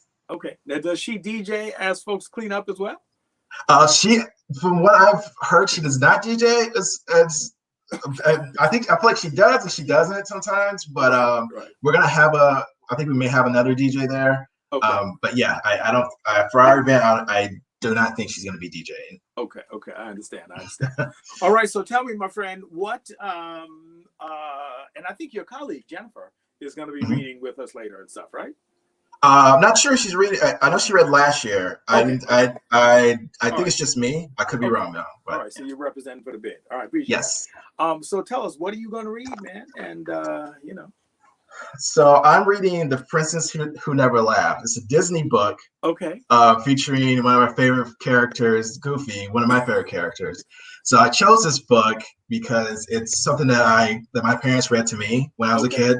And I don't have any kids right now yet, so I don't have like a favorite children's book to read to them. But this is one that I really identified for me as a kid. So I wanted to read this book for the read-a-thon. Okay, excellent. And you can stay in practice, man, because you never know when the kids are going to come. Exactly. I know exactly. So I gotta get my practice in. This ironically, this photo of me as a kid and my parents are in the book. So wow. There's that. My mom was definitely reading the book around. I was probably around, I don't know, 3 or 4 there. Wow. 4 maybe, I don't know. So yeah. Wow. Those are my parents. Wow. So I know that book is extra special, Yeah, definitely. All right. Look, I'm gonna get out of your way so you can read this book, and when you say the end at the end, we'll come back on. All right, awesome. All right. This is the Princess Who Never Laughed.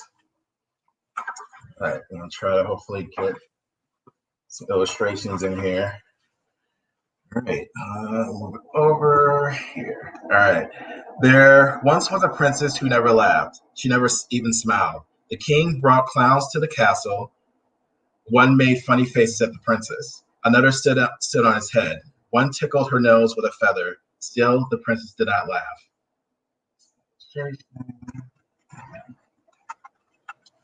Near the castle lived a poor woman and her son. The son had his own way of doing things. If his mother told him to wash carrots, he scrubbed them on a washboard. He was such a funny fellow that people called him Goofy. One day, Goofy's mother looked in the cupboard. There was barely enough food for the mice. Goofy, said his mother, we have nothing but stale bread for supper. Go to the castle and ask for a job. Cheer up, mother, said Goofy. I'm on my way.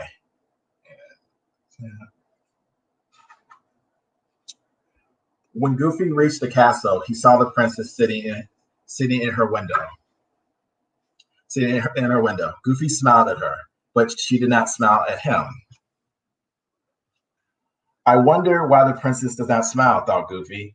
Goofy was so busy looking at her that he did not watch where he was going. He tripped on a large stone. His hands went away. His hands went one way, his feet went another way. Goofy landed on his nose with a thud. Now the princess saw this funny sight. Do you think she laughed? No, she did not even smile. At the royal chicken coop, Goofy found a job. He gathered the royal eggs all day. When Goofy's work was done, the chicken keeper gave him some fresh eggs. Boy, oh boy, said Goofy, fresh eggs for supper. Away he ran to show them to his mother. But Goofy did not watch where he was going, and he tripped again on the same stone. His feet went one way, his hands went another way. The eggs flew into the air. Goofy scrambled to catch the eggs. As soon as he caught one, another slipped out of his hands. Crack, whack, splash. Now the princess saw Goofy juggling the eggs. It was a funny sight, but do you think she laughed? No, she did not even smile. You silly, said Goofy's mother. When she heard about the broken eggs, if you had put the eggs in your big hat, you could have brought them safely home. Cheer up, mother, said Goofy. I would do that next time. The next day, Goofy worked in the royal dairy. All day he milked the royal cows. When Goofy's work was done, the cowkeeper gave him a pail of fresh milk. Wow, said Goofy, fresh milk. Away he ran to show it to his mother. At the castle gate, Goofy remembered what his mother had said, so he poured the milk into his big hat. Goofy. Then Goofy put his hat back on. Swoosh, the milk splashed over him, into his ears, down his chin. It even trickled under his collar. Now the princess was in her window, and she saw this funny mess. But do you think she laughed? Not the princess. She did not even smile. You silly goose, said Goofy's mother. When she heard about the milk, if you had carried the pail in your hands, you could have brought the milk safely home. Cheer up, mother, said Goofy. I will do that next time. All the next day, Goofy worked feeding the royal pigs. When his work was done, the pig keeper gave him a wiggly little piglet. A royal piglet, cried Goofy. He could hardly wait to show his mother. Remembering what she had said, he tried to carry the piglet in his hands. But the wiggly piglet was slippery. It wiggled out of Goofy's hands. The piglet ran through a mud puddle. Goofy splashed through the mud too. The piglet ran into a haystack. Goofy went right in after it. But the piglet was too fast for Goofy. It got away. The princess looked out her window. There stood Goofy, covered with mud and straw. Do you think she laughed? Not the princess. She did not even smile. That night, Goofy's mother met him at the door. Goofy told her how he had lost the piglet. Ninny, she said, have you no sense at all? If you had held onto the rope, you could have pulled the piglet home behind you. Cheer up, mother, said Goofy. I will do that next time. The next day, Goofy found a job in the royal kitchen. All day he washed the royal dishes. When the work was done, the cook gave Goofy a fine fish. When mother sees this fish, said Goofy, she won't be angry anymore. Then Goofy remembered what his mother had said. Carefully, he tied a rope around the fish. Away he went, pulling the fish behind him.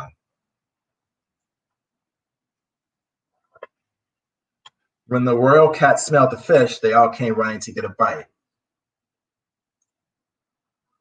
Goofy's fish was nothing but bones, by the time he passed the princess. Do you think she laughed? Not the princess. She did not even smile. That night, Goofy told his mother how he had lost the fish. Nincompoop, she cried. You should have carried the fish on your shoulder. Cheer up, mother, said Goofy. I promise to do that next time. Bright and early the next morning, Goofy went to the castle. This time he found a job cleaning the royal barn. He worked hard all day. Goofy did such a fine job, the barnkeeper gave him a royal cow. This cow would make mother rich, said Goofy. But how will I ever get it home? Then he remembered his mother's words. You should have carried the fish on your shoulder. Goofy put his hat on the cow's head. Next he tied his coat around the cow's neck. Then he got down on his hands and knees and crawled under the cow. Goofy tried to stand up. This cow's heavy, he said. Goofy huffed and puffed. At last, Goofy stood up. Sure enough, the cow was on his shoulders. Now, the princess was looking out her window. She saw Goofy coming up the road with his cow. And do you know what happened? She laughed. She laughed so hard her stomach hurt. She laughed so hard her ears ached. She laughed and laughed and laughed.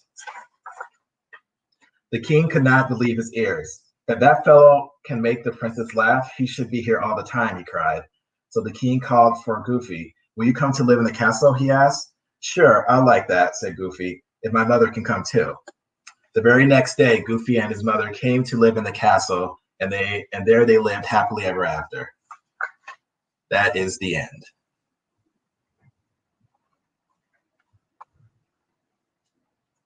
That is the princess who never laughed. Yes. The princess who never laughed. All right. So, let's talk really briefly about you and this Goofy thing you got going on. When did Goofy become your favorite character, man? So that just when I was a kid, and I remember when I was maybe 10 or 11, that the Disney show Goof Troop was on. So early 90s. But Goofy was just because he's goofy. I thought it was funny as a kid. So it's frustrating reading the book. It's like, what are you doing? So it was just a kid thing. But so I don't really know if I have a favorite character in Disney now. But back in the day, it was Goofy.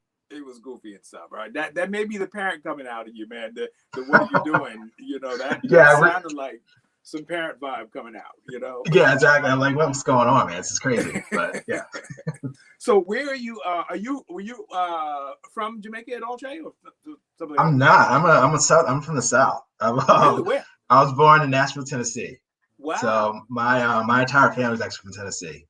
And I was born in Nashville. My dad's from Clarksville, Tennessee. And my mom's from Chattanooga. But my mom grew up in LA. So I was born in Tennessee. I lived in Iowa. I lived in Michigan. And so I say I'm from Rochester, New York. I moved there when I was 10. So upstate New York between Buffalo and Syracuse. Wow. So been in Rochester, went to college at Hartwick College in Oneonta, New York, across the street from SUNY Oneonta. And and was in Oneonta for college. Then I went to Albany. Then I moved down to Florida. And I was there for 6 years, did some schooling down there and worked down there as well, and ended up in the New York area in 2012. Actually was living in Hoboken for a year and moved over to New York City back in 2014. I moved over to New York City. So I've been in a lot of places. If I didn't know you better, man, I sound like you running from the law or something. No, not right now. So my dad worked in the newspaper business, for Gannett. So he was moving around to try to just move up the ladder. So that's why we moved around a lot. But in Rochester, I moved to Rochester. I was 10, so they didn't want to keep moving me around. So that's pretty much why I say I grew up, because I really did. That's I was in Rochester, New York from 1990 to when I went to college in 1999. Okay. And was he an editorial person or an advertising person? Advertising. Okay. Yeah, he was an advertiser. Yeah, I worked for the Tennessean, and I don't know if in the newspapers. Worked in the Tennessean in Nashville, Okay. Des Moines Register in Des Moines, Battle Creek, Michigan. He worked in. I don't know if I mentioned I lived in Michigan, but Iowa to Michigan, Right. Iowa to Michigan, Michigan to New York. Yeah. Worked for the Battle Creek Inquirer in Michigan, and then Rochester Democrat Chronicle. Okay. Okay. All right. That sounds good. And how did you get to the bid, man? So that's a long journey too. I was history political science guy. Love history, love political science. Thought I wanted to teach. I also have a love of sports. Okay. So I ended up getting into the sports industry. I did an internship at Disney Sports. Okay. Ended up working at Golf Channel in sponsorship sales, and did the whole marketing sponsorship thing. Which got me in a position up here in New York for Macy's in the parade group, putting on Thanksgiving Day Parade, 4th of July, fireworks, all that stuff. And after Macy's, I ended up working for the Alliance for Coney Island. So it's similar to a bid, but it's not a bid. Yeah. So I was doing events and marketing in Coney Island that got me introduced to the nonprofit and government world in New York City. And that was in 2014. Okay. So from there, 2015. So from there, I worked at the Department of Small Business Services. Okay. And my CN company for briefly, and then from there I went to the bid.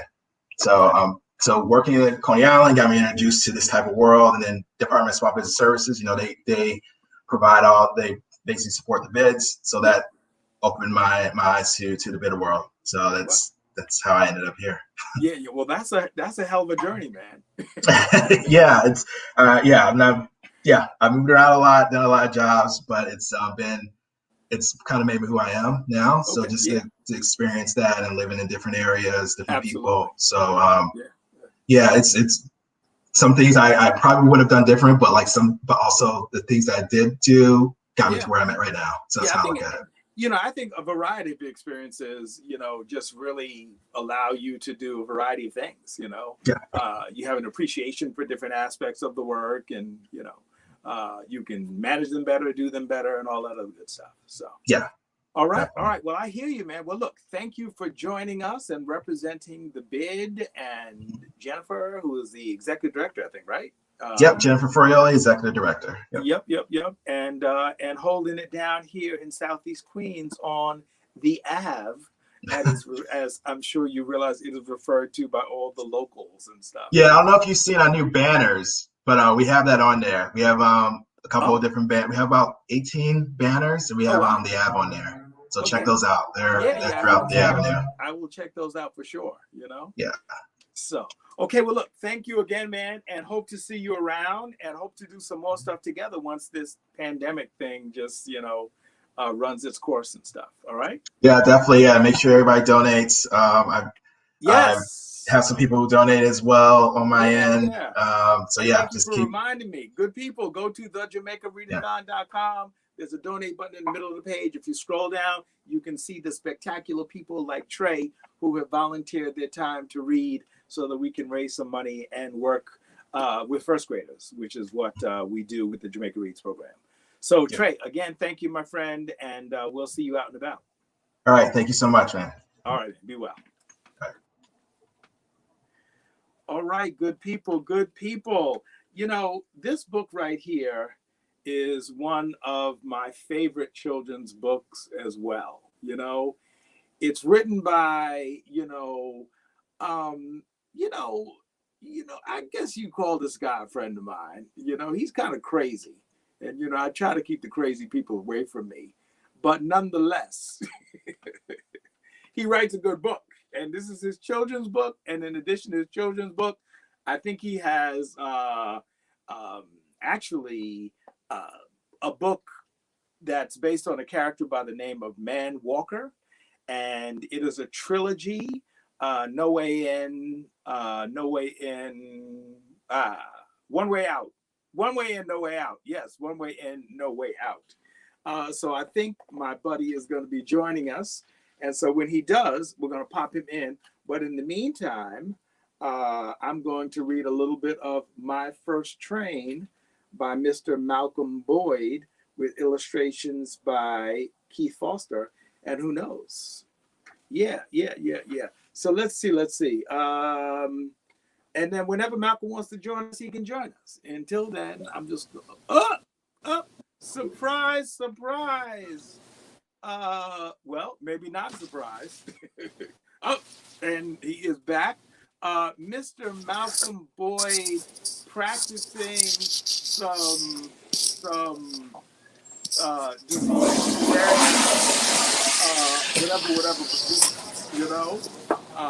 So Mr. Malcolm Boyd, who is obviously on the road here, Okay, there enjoying you are. his cell phone.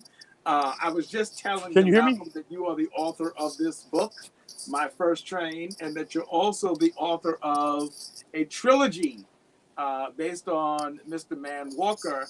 And I didn't even tell them that you're actually shooting like a couple of episodes because it might be time to make Man Walker. And, one way in, no way out. And look for it on Netflix, y'all. You never know, you know? So, Malcolm, are you ready to? I understand that he's not going to read to us, but being the storyteller that he is, he's just going to tell us a story. Are you ready to tell us that story, man, or you need to finish walking them? Can you hear me? I can hear you, yes. Okay. I mean, yes. All right. I will say that some weird stuff is happening with your audio. No. I'm headed to Pennsylvania. You're headed to Pennsylvania. Yeah. Okay. Actually, on the freeway. We're headed to Carlisle, Pennsylvania. Oh, so you had to stop for a little snack or something like that? Yeah. Okay. All right. So how you want to do this? You want to tell us this story now, man, or you want to get? Yeah, we can do it now. Go ahead, man. Go ahead. Okay. Oh, you're in the car. All right. See, now I'm feeling important because the distinguished author Malcolm Boyd has joined us on his way wherever the hell he is going. So hey, I thought you said there were kids on. I'm sorry. You're right. You're right. Okay. Well, this is what I'm gonna do. Are you recording this? It is being recorded. Yes. Good, because I'm going to give you an original piece just specifically for your. Okay. It's called Big Wormy and Little Squirmy. Big Wormy and Little Squirmy. Squirmy. Yeah. Okay. Let me know when you're ready. Wait, I'm going to get off the screen here so you can have the whole screen to yourself Okay. and you can tell the story. And just let us know, when you get to the end of the story with a good old. Let me know if the feed goes bad because we're rolling down the road, so it might go in and out. Hopefully it won't. But... Okay. All right. If it does, then I'll send you a text message or something like that. Okay. All right. Do you? Big Wormy, and Little Squirmy were two little earthworms. Big Wormy, of course, was the bigger of the two. Big Wormy was kind of like the big brother. He looked out for all the worms in the ground. They crawled around underneath the earth just as happy as they can be, eating dirt and doing what worms do. But Little Squirmy, he was a little nervous, little fidgety worm who never wanted to go by the rules and always wanted to do his own thing. Now, Big Wormy, he liked Little Squirmy, and he looked out for Little Squirmy. He would tell Little Squirmy real important things like, be careful, don't go down by the water because the fishermen might pick you up and use you for bait. They'll put you on a hook, and they'll throw you in the water, and the fish will gobble you all up. It'll be all over with for Little Squirmy. But Little Squirmy didn't want to listen. Little Squirmy, he liked doing things where he took chances. He would go out early in the morning and lay in the morning sun on the grass, even though Big Wormy told him, remember, the early bird catches the worm. So you might want to stay on the ground and come out like most worms do. They come out at night. That's why they call us night crawlers, where it's safe. But not Little Squirmy. Little Squirmy's out, and he's squirming around in the grass in the daylight, and all the birds are flying over. Now, this particular morning, Regal the eagle was flying overhead. Now, as everybody knows, eagles don't eat worms. They like big things like mice and snakes and things like that. But Regal the eagle was a friend of Big Wormy. And he said, you know what? I'm going to teach Little Squirmy a lesson. I'm going to swoop down and I'm going to pick Little Squirmy up and I'm going to fly him way up in the sky I'm going to take him out over the water, over the pond, and let him go. Let him fall into the water where he can swim back. So, of course, Wriggle the eagle, he flew overhead. He's like, ah, ah. That's the little squirmy. And he grabs little squirmy. And he flies straight up in the air. And he flies up so high, little squirmy thinks he's about to touch the sun. And it gets hot. And he goes higher and higher. And he flies out over the pond. And Wriggle the eagle lets little squirmy go. Little squirmy tumbles and tumbles and tumbles and tumbles. And he splashes down in the water. Now, little squirmy's in the middle of the water, and he's swimming around. He doesn't know what to do. Wriggle the eagle thinks it's funny. He flies back, and he lands over by the little worm community, and he knocks on the earth door, and Big Wormy peeks out. He says, oh, it's a bird. But then all of a sudden he realizes it's Wriggle the eagle. So he says, what do you want, Wriggle the eagle? And Wriggle the eagle goes, ha, ha. I got your friend, little squirmy, hanging out in the morning where the early bird catches the worm. So to teach him a lesson, I grabbed him and I flew him way up in the sky and I let him go. And Big Wormy says, no, you let him go? And Wriggle the eagle says, yeah, but I let him go over some water. I know you guys can swim, so he'll be all right. He's gonna swim back and he's gonna tell you all about it. And that's what you can tell him, teach you a lesson. Don't do it.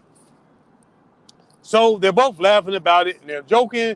And so, but a while goes back and there's still no little squirmy. So they both go down by the water and there's little squirmy. He's swimming to the shore. He looks disturbed. His eyes are all big. He's all shook up and he's nervous. He's swimming fast as he can like the little worms do. And he gets to the shore and he swims to shore and he gets up in the mud and he's squirming through the mud. And little squirmy sees Big Wormy up there on top of the hill with Wriggle the eagle. And Wriggle the eagle's laughing and Big Wormy's laughing. And he's realizing that it must have been a joke. And he's almost there. All of a sudden, a fisherman reaches down and grabs him. He's got a nice worm, and he sticks him on his hook, and he throws him out in the water, and the big fish comes along and gobbles them all up.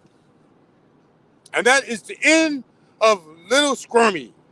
And the moral to this lesson is, if you got a big wormy in your life, you better listen to him, because he knows what he's talking about. End of story. Are you there, Greg? Story's over. You know, did you just make that up? Yes, I did.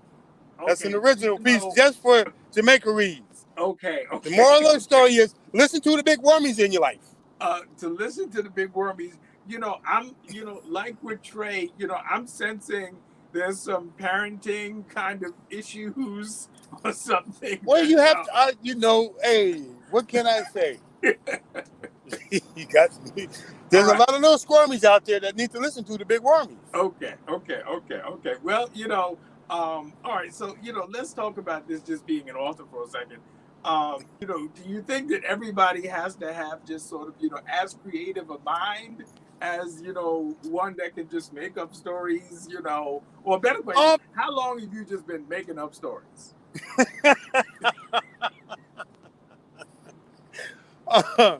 Well, hey, how long have they been printing paper and making pencils? Right, I mean, but as a child, did you just start did you? Yeah, well, it's funny because I would come up with a story for my mother. Okay. To explain why I was in the cookie jar. Okay. And I had as they say, I had a whooping coming for what I was doing. But my stories were so elaborate, my mother would just shake her head and laugh and like, I got to let you off the hook on this one. Okay. Just because the stories were so, outrageous.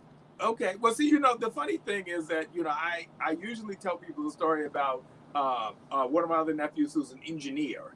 And I tell folks that he and his brother are engineers, and they both have been demonstrating these engineering tendencies since they were kids, right? And I once bought this drum, little baby djembe drum, for my nephew for Christmas. And before the end of the day, he had cut the head off of the drum. And, it's the kind of thing that, you wanted to kind of be enraged by. It's like, what are you doing? But what he was really doing was telling me that he was someone who needed to understand how things were made and put together, right? That was his thing. Yeah, that was That's his right. thing. That's right. And then later, when I used to take him to music lessons, it was almost kind of the same thing. He would be playing the cello, and he'd stop in the middle and talk about, well, why is this thin string vibrating faster than the thick string? And it would be like, it was maddening. But again, Yeah, he's a bit special. He's a bit special. That he really needed to understand how things are done. And now he is a software engineer about to take a job with Facebook for goo gobs of money. So all that to say is that, so when you tell that story about how you used to fabricate, shall we say, these stories to avoid a whooping. It wasn't fabrication. I prefer to call it a child's ability to flourish. Okay. So these were literary flourishes. There you go. On a grand scale that were coming out of you. Hey, it was a need. It was a need to save my behind, basically. Look, I understand, and that seems like it would be a hell of a motivating thing. But see what it brought forth. It manifested itself into. Okay, so talk to us. Now, I know you have My First Train, which is your children's book going on here. Yes, and it's My First Train is a story of 3 young kids that go on an adventure. Okay. I had issues with reading when I was a child. Okay. And I overcame them, of course.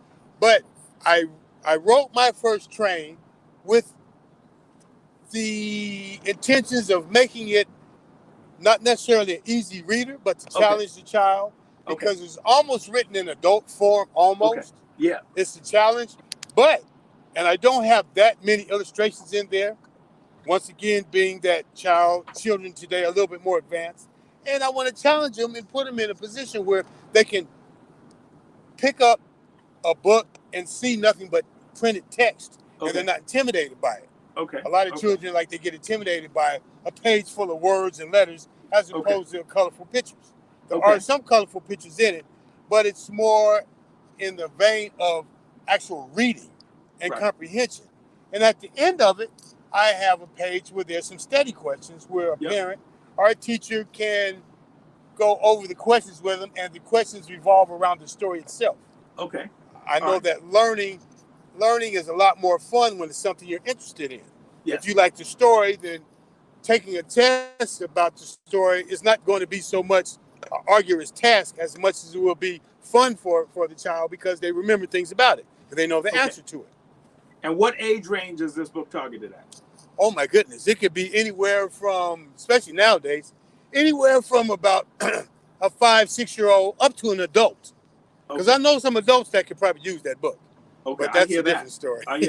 Well, I'm looking at this. This looks like it might be a bit much for a 5 or 6-year-old, but maybe if you read it to the 5 or 6-year-old. You can read it to them, but at the same time, too, like I said, I did that with in mind challenging. Kids nowadays are so more advanced with everything is on the screen. They're typing. They know a keyboard. Okay. When I was a child, I didn't want to look at a keyboard. Nowadays, children run off a keyboard like it's nothing. Yep. All right, so tell us more about your trilogy. My trilogy is a crime fiction trilogy. It's an adult adventure. Yep. It's called One Way In, No Way Out. It's book 1. Book 2 is called Man in the Middle, and book 3 is called Good Night, Bad Day. Okay. It's really interesting, fun reading. It's Saturday afternoon. That's a matinee type reading. It's not going to be like your Shakespearean, enlightening type of reading. Okay. But if you want, it's escapism. If you want to get away and go on an adventure, then pick up my novel at manwalker.com with 2 N's. Or you can also get the children's book at 3leggedelephant.com. That's 3-legged elephant. And that's the word 3, not the number, the numerical 3.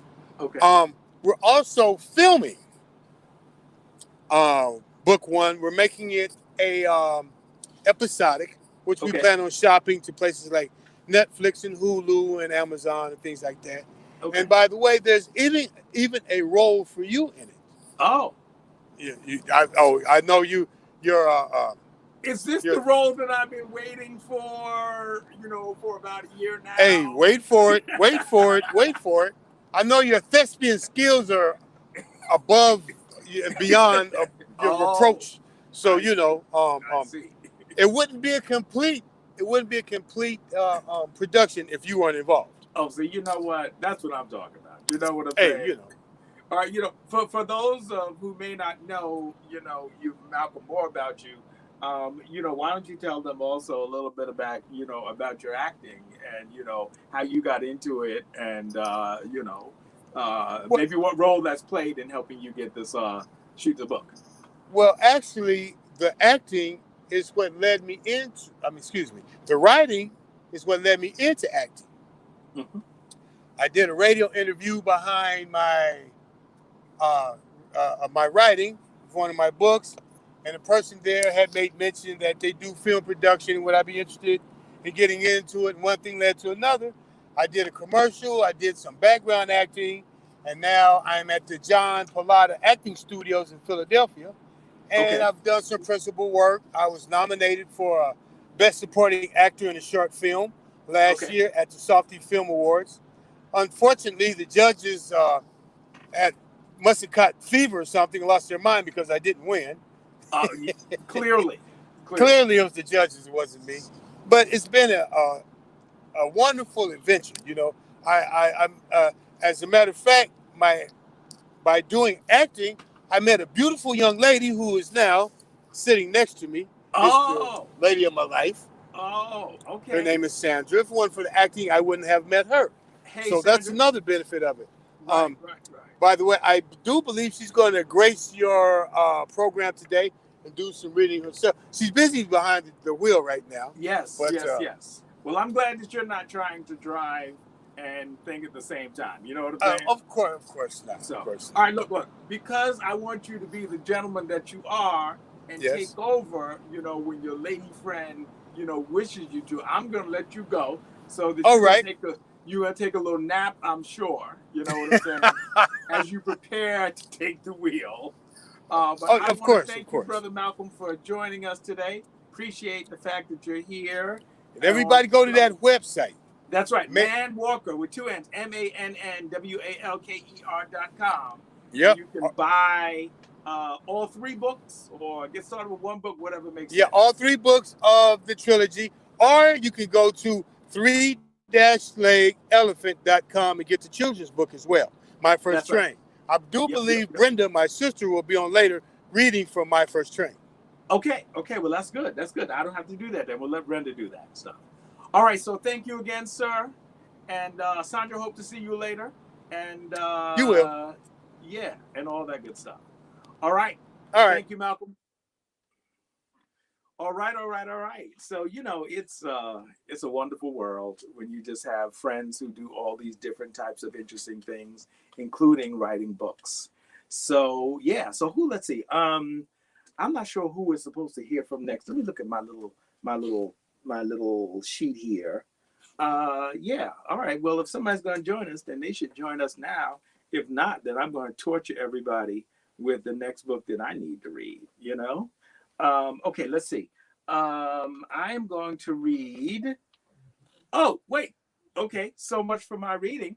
It is the lovely and talented Miss Cherise Francis who has joined us. Cherise, can you hear me? Yes. Hi, Greg. All right, this is fabulous. So we can hear you now, Cherie. It says here Sheree. That is not how you spell your name, right? Nope. Herese. All right. Yes. So we gotta get it right, and we're gonna get that right. Sure. There we go. That's perfect. All right. So Cherise, I know you as an author. I know you as a book advocate. An advocate for writers and all that good stuff. So before we let you take over the screen so you can just sort of, read whatever you're going to read to us. Give me a little bit more about your background, just sort of how did you come from 2 books and that other good stuff? Yeah, so I've always been a reader. My parents always bought books and had books in the house for me to read. And from an early age, I loved words and I ended up becoming a poet. So that's what I do now. And through my work in poetry, I ended up creating a mobile library project that's dedicated to Southeast Queens writers and authors called J Expressions. Yeah. And one of the author I'm reading today is actually lived in Jamaica, Mariah Akere Tale. Yeah. Okay. All right. Well, we are going to let you take it over and read read the book to us. And, like I've asked everyone else at the end, just a good old the end lets us know that you're at the end. So Great. please do your thing. Thank you. Okay. So today I will be reading Layla's Happiness by Mariah Akere Tale. Inside the book, it asks, this book is about Layla's happiness. What is happiness for you?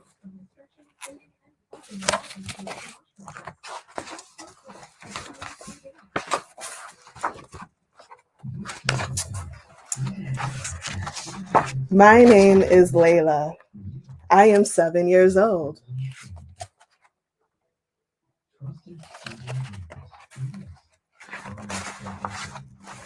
Layla means night beauty, and I love the night.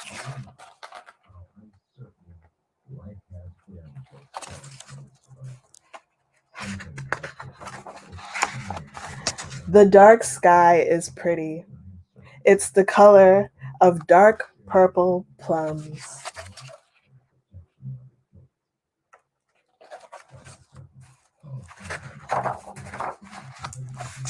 And the full moon, well, it's my favorite.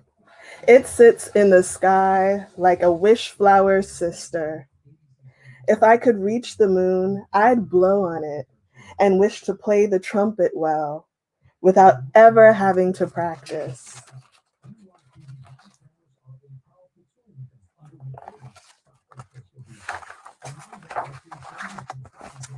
I think happiness is climbing a tree.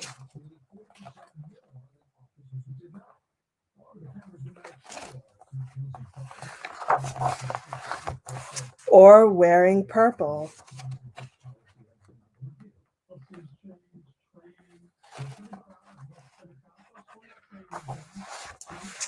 Or eating spaghetti without a fork.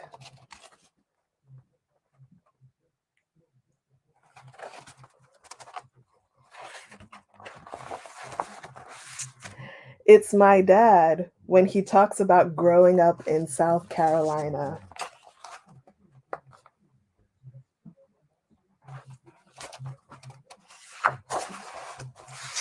And my mom when she reads me poetry.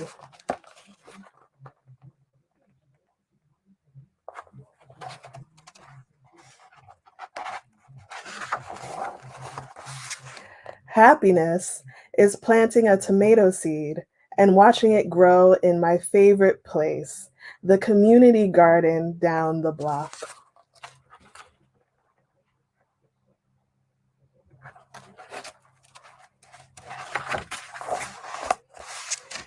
In the garden, I can dance with a ladybug on my finger.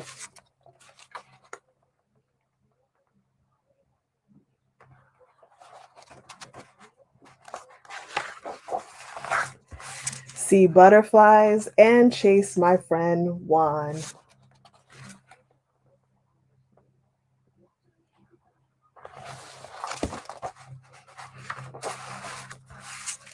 I can feed chickens and give all the trees names.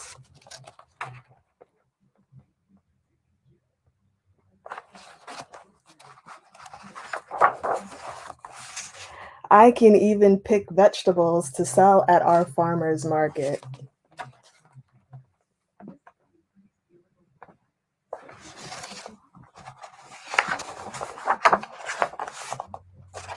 Here's more of the farmer's market.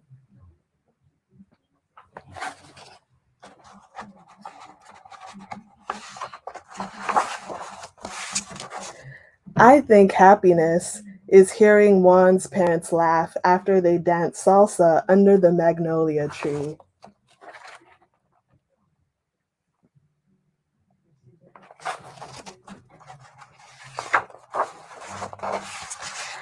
And when the sea reaches into her pocket to give me a sand dollar.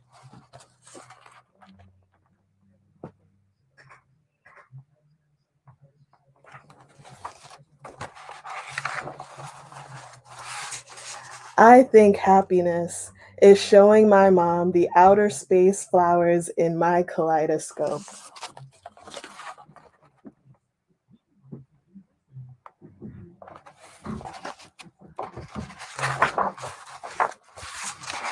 That's what I think. Do you think so too? What is happiness to you?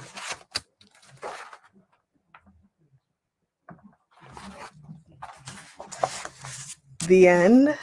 I hope you enjoyed Layla's happiness.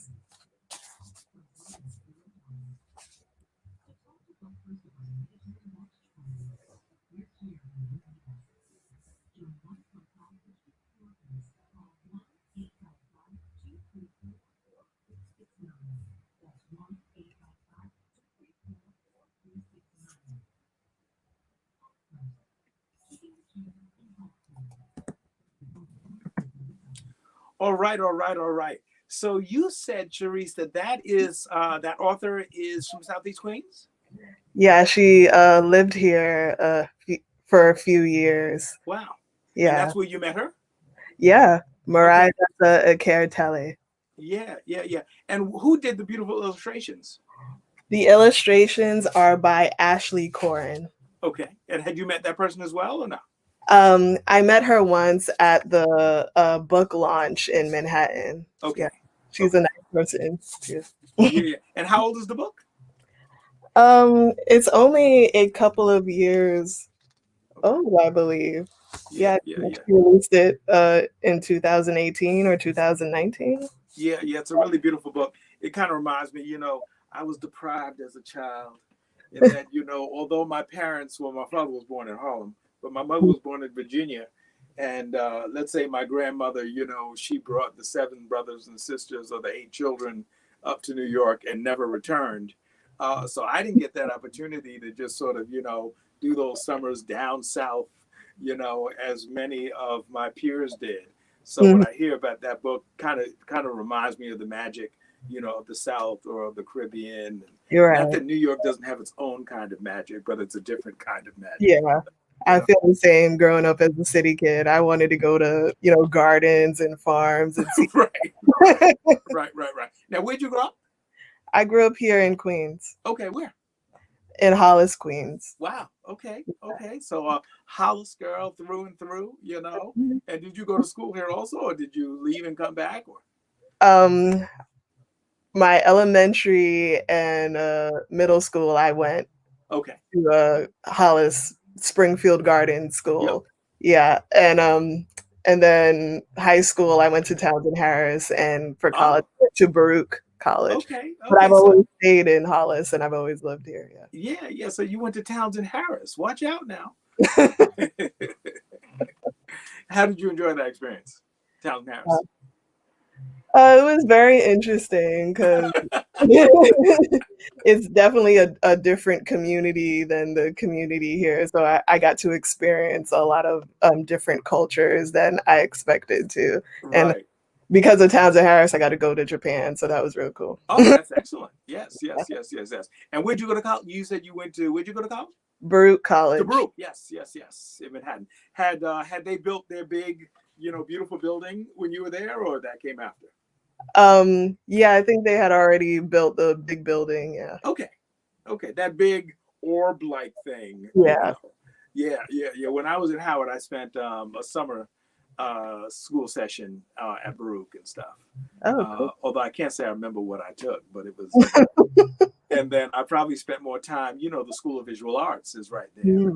Yeah. And as a youngster, I used to take some photography classes over at the School of Visual Arts and stuff. So it's all good.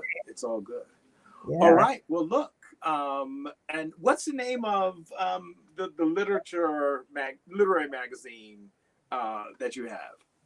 Oh, I just launched the literary platform and journal, Jam Journal, and you can find Yes, it jamjournallit.com. jamjournallit.com. Yeah. Okay. All right. Because I knew there was something. And that's the URL for it, Jam Journal Lit. All right. I was trying to get to it. And how long ago did you launch that site? It launched on November 15th. Yeah. So this is like just the other day, damn near. Yeah. Wow. Okay. And tell us more about it. What's the idea? What do you hope to accomplish? Yeah, so there aren't a lot of literary journals and platforms in Queens. There's Newtown Literary, there's Yep. Poets in Queens. So I wanted to create something that kind of speaks to the community I come from. We're very music and dance oriented. So I wanted to create a literary magazine that infuses other kind of arts into literary culture, as Okay. well as thinking about literature as a collaborative kind of jam session experience. So that's what the journal is aiming for. Okay. And does the journal ever come to life in terms of a live event or something like that? It sounds like it's kind of, like it should. Um, well, not yet, but it's in the works. I'm thinking about it. Yeah. Okay. Okay. Excellent. Excellent. And when you are not writing and creating, what else do you do? Or are you Uh, writing and creating all the time? yeah, that's mostly what I'm doing, writing and creating. But another thing I love to do is I love dancing. I believe moving helps, the mind and helps us to think better and deeper.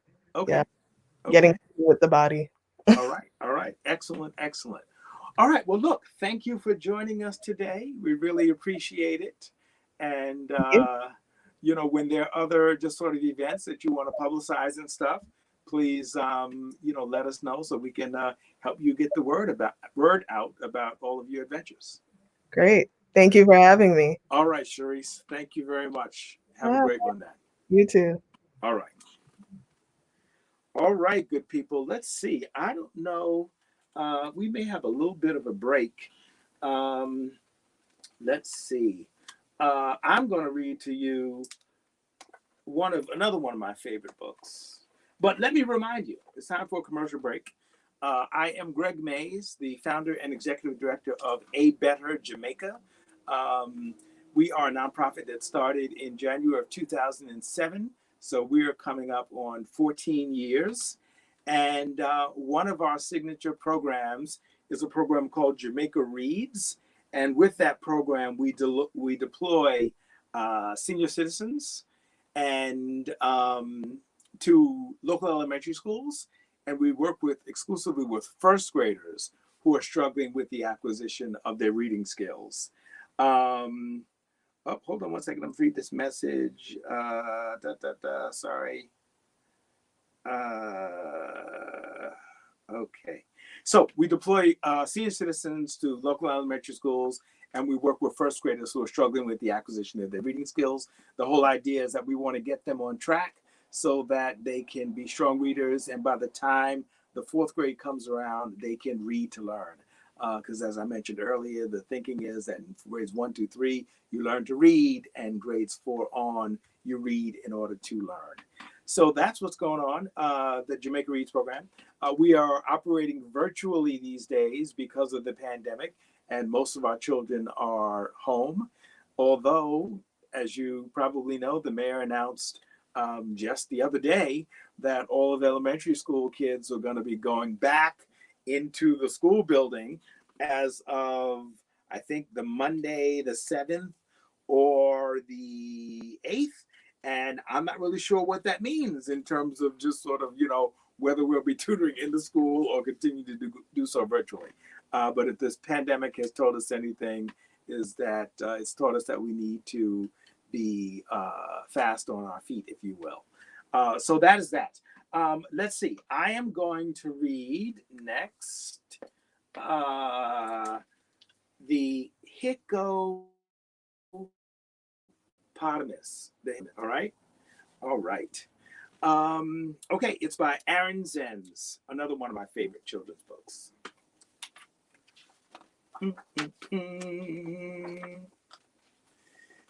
The Hippopotamus by Aaron Zenz. Hick! Hick! There was a hippopotamus who hiccuped quite a lotamus, and every time he got a miss, he'd fall on his bottomus. What? There is the hippopotamus, and he is hicking up quite a lotamus before he falls on his bottomus.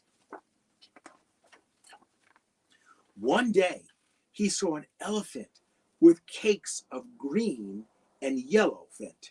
What? One day he saw an elephant with cakes of green and yellow fint. He tried to tell her, "Elephant, hick!" But it didn't go so well-a-fint. She chased him toward a centipede, pouring new cementipede. He hit by accidentipede. Now that's a word right there. He hicked by accidentipede and tripped the elephantipede. Wait, there he is tripping the elephantipede. All right. They ran near a rhinoceros with minty dental flosserus. His string went all crisscrosserous. There he is running near the rhinoceros with minty dental flosserus. All right. And that was the last Strawcerus. They tried to find a therapy, some cure which they could sherapy. A what or why or whereby to stop this long nightmare-rarapy. Wait a minute, I got to do that one more time. They tried to find a therapy, some cure which they could sherapy. A what or why or wherapy to stop this long nightmare-apy. So they wrapped him around with licorice and spun him very quickerish. They secured him to a buffalo. They secured him to a buffalo and made him huff and buffalo. They acquired an aquarium and flashed him something scarium. They poured him tubs of vinegar and tickled his chinny chin chiniger. And then, at last, a miracle. His hiccups, so severical, just didn't reappearical. He grinned from ear to earicle until hic, hic, hic, hic, hic, hic. Okay, I don't know why that's one of my favorite books, but I just find it, I don't know, funny because it has someone hiccuping, and we've all hiccuped, and so therefore we all can relate to some aspect of it. All right, so that is The Hippopotamus Hick by Aaron Zenz. All right, let's see what else we got here. All right, let's get serious for a second and read this next little book. This is from the I Can Read series, and this one is called Martin Luther King, A Peaceful Leader. All right, here we go.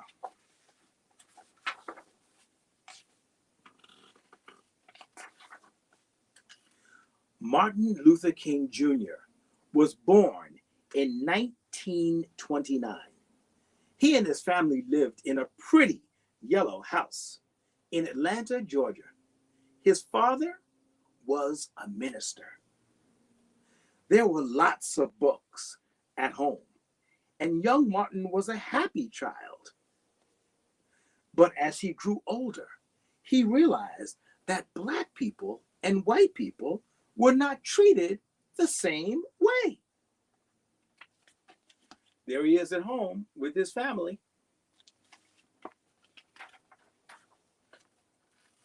Once, Martin's father took him to buy shoes. The white salesman asked them to move to the back of the store, so they left. Another time, Martin accidentally stepped on a white lady's toe. She slapped him and called him a bad name. He did not react with anger. He believed that bravery meant peacefully standing your ground. At home, Martin learned to listen, ask questions, and speak up. He finished high school in just 2 years. He went to college at the age of 15. Okay? College at the age of 15. That's crazy. I went to college at the age of 16, and that was crazy. But Martin went when he was 15 years old. Then he continued his studies. Should he be a lawyer, a doctor, perhaps a professor? Martin chose to become a minister, like his father and his grandfather. He earned his PhD and became Dr. Martin Luther King. In the United States in the 1950s, Black people and white people were still not treated as equals. Separating Black people and white people was known as segregation. In some states, there were separate and not as nice bathrooms, playgrounds, and schools for Black people. Black people had to give up their bus seats for the white passengers. See, they have the white and the colored signs, and then this is the bus where the Black people actually were in the back of the bus, so had to sit in the back of the bus. Dr. King and his new wife, Coretta, moved to Montgomery, Alabama. He had a job as a pastor at the church. His words were powerful. He was a natural leader. He joined the civil rights movement. Other Black leaders were impressed by the young preacher. They thought he would be a good person to lead their cause. Then a moment came where Dr. King felt he could make a difference. A woman named Rosa Parks refused to give up her seat on a bus. She was arrested. This was in 1955. It happened in Montgomery. Dr. King and other civil rights leaders organized a protest. Dr. King urged Black people to stop riding the city's buses. For 381 days, most Black people stopped riding buses to work. They walked and carpooled. Dr. King walked with them. The protest worked. The Supreme Court ruled that buses in Montgomery would no longer be segregated. Dr. King helped change the law. He had changed it peacefully. Here's Dr. King and all of the Black citizens during the Montgomery bus boycott. All right? Let's see. Under Dr. King's leadership, the civil rights movement grew. Black people bravely sat down in whites-only restaurants. Black children bravely attended whites-only schools. Black people and white people marched together. They kept protesting unfair laws and did it peacefully. There they are at the lunch counter and protesting peacefully. Some people were afraid of what would happen if the laws changed. Some were so angry that they shouted, set fires, and beat protesters. Once, a bomb went off on Dr. King's porch. Dr. King and other leaders were arrested many times. Dr. King showed everyone how to stand up for what is right. Peaceful protest took courage. And here they are protesting, and here's Dr. King in jail. In 1963, thousands of people marched in Washington, D.C. Dr. King gave a powerful speech. The world watched him on TV. In 1964, Dr. King won a Nobel Peace Prize, a reward for his work to create fairness without violence. Then, one day in 1968, a white man shot Dr. King. Dr. King died the next day. Millions mourned him. And there's a picture of his funeral where millions and millions of people mourned Dr. King. Wow. Dr. King had known he might not live to see liberty and justice for all, but he believed there were things worth dying for. Dr. King's courage and his love, his ability to lead and to be heard, would live on. In his short lifetime, Dr. King changed the way people saw one another. And here we have a timeline. In 1929, Dr. Martin Luther King was born in Atlanta, Georgia. Martin is 10 in this family photo.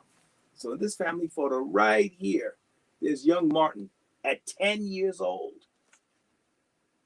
In 1948, King graduates from Morehouse College.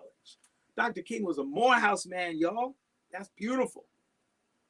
In 1953, King married Coretta Scott King. In 1955, Rosa Parks is arrested for refusing to give up her seat. 1963, Dr. King leads a peace march in Washington, D.C. and delivers a speech that millions of people would remember. That's the famous I Had a Dream speech, in case you forgot. In 1964, Dr. King received the Nobel Peace Prize. In 1964 as well, the Civil Rights Act is passed, making it illegal to treat people unfairly. In 1968, Dr. King is assassinated. And in 1983, the third Monday of January becomes Martin Luther King Day, a national holiday. Wow, I remember that like it was yesterday. All right, look at these beautiful pictures. There's a picture of Dr. King and his wife, Coretta Scott King, and their children. There's a picture of them doing, I guess, their piano lessons. That's looking pretty fantastic. And there's a picture of Dr. King playing baseball with Martin III. Wow. And there's a photograph of the peaceful protests that Dr. King led. He was pretty extraordinary. And then finally, there's a picture of Martin Luther King when he was delivering his famous I Have a Dream speech on the Mall in Washington, D.C. I think he was on the step of the Lincoln Memorial, and way in the back is the Washington Monument back there. So yes, people, that is Martin Luther King, a peaceful leader. Again, it's a part of the I Can Read series, which is a great series because either the adults can read to the children or the children can read to the adults. All right? Okay. All right. What am I going to read next here? Let me check my schedule and see when we are due to have our next visitor. I kind of feel like Mr. Rogers in Mr. Rogers' Neighborhood, you know, because he was that kind of guy. He always had visitors. All right. So now we're going to read When the Beat Was Born. Woohoo!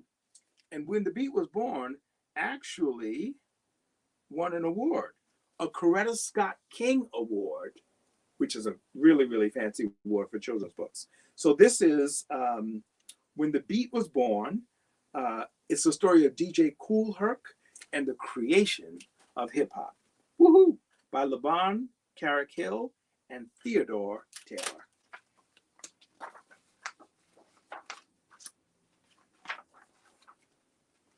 All right. For my daughters, Natalie and Ella, who have more rhythm than I'll ever have. To my parents, Ted and Leslie Taylor, for instilling in me a love and appreciation for all great forms of music. All right, here we go. Clive loved music. It didn't matter what kind, whether it was a wah-wah scat of jiving trumpet, a sorrowful twang of sad voice, or the belting boom of a gospel singer.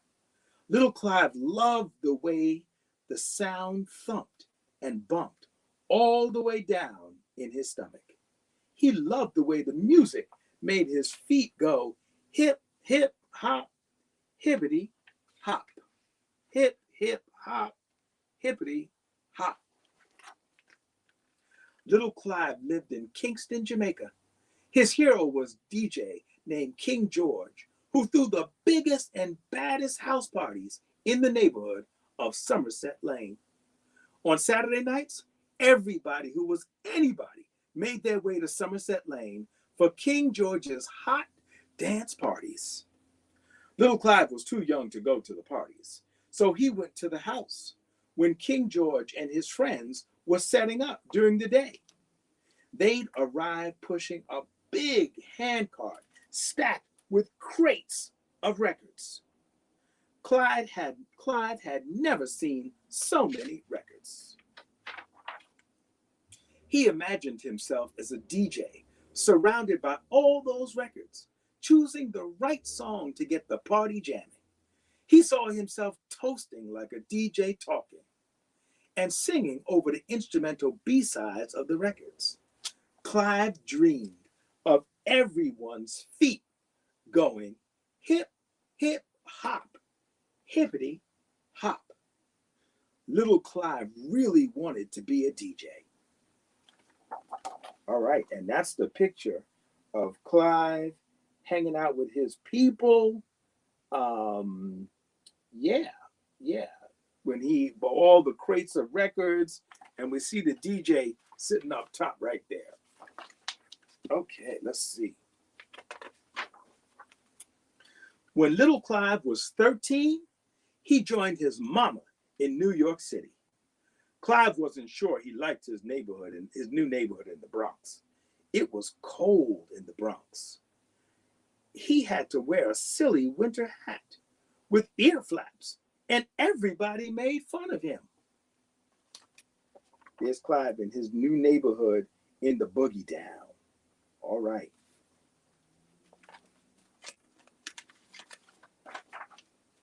But Clive did find one thing besides music that made him feel like he belonged. He ran track and lifted weights. He played basketball at the neighborhood playground. Soon, little Clive was no longer little. He had grown to 6'5" tall. He called himself Cool as Clyde after his favorite basketball player, Walt Clyde Frazier. But the kids on the basketball court took one look at his size and called him Hercules. What? Clive cut the name short to Herc and then added cool to make it just right. Cool Herc. There he is hanging out with his friends.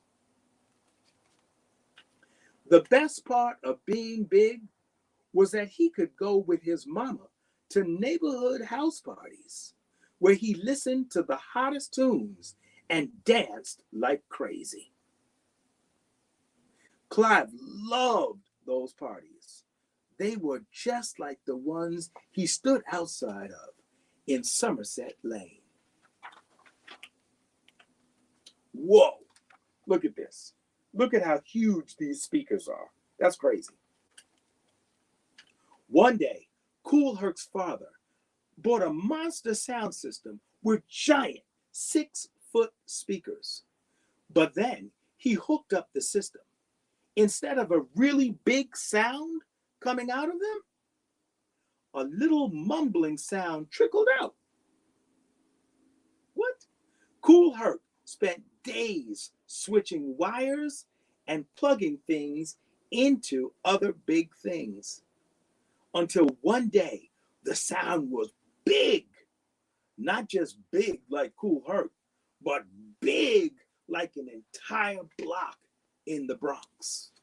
Look at those speakers one more time. That's just crazy, right? Mm-hmm.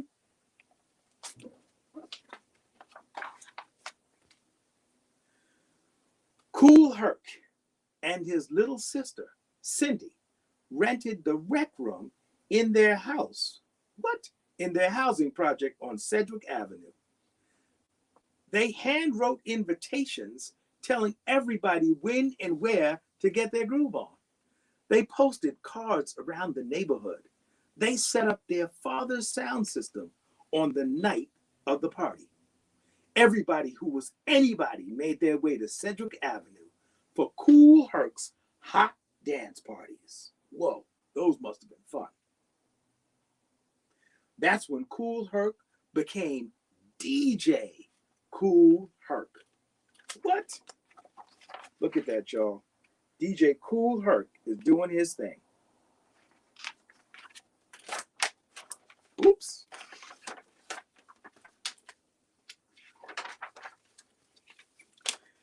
DJ Kool Herc noticed that dancers dance crazy hard during the breaks in the song, when the lyrics ended and the music bumped and thumped. Herc knew that's what dancers wanted to see, so he plugged 2 turntables in instead of 1. What? He put the same record on both turntables. He set it up so that when one record ended its break, he could flip over to the other turntable and play it again. Doing this over and over, he made a 10-second break last for 10, 15, and even 20 minutes. What?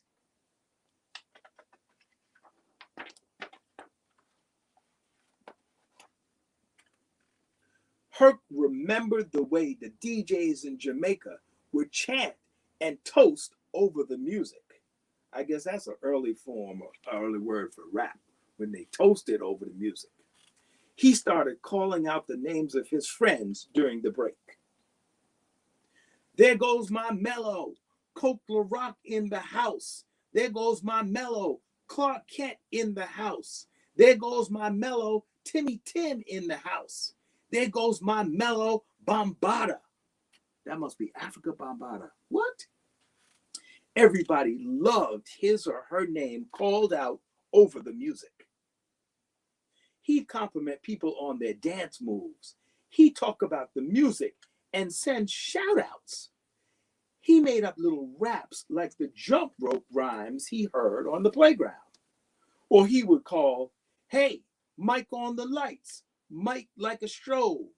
And Mike would flip the switch on and off. Look at this one, y'all.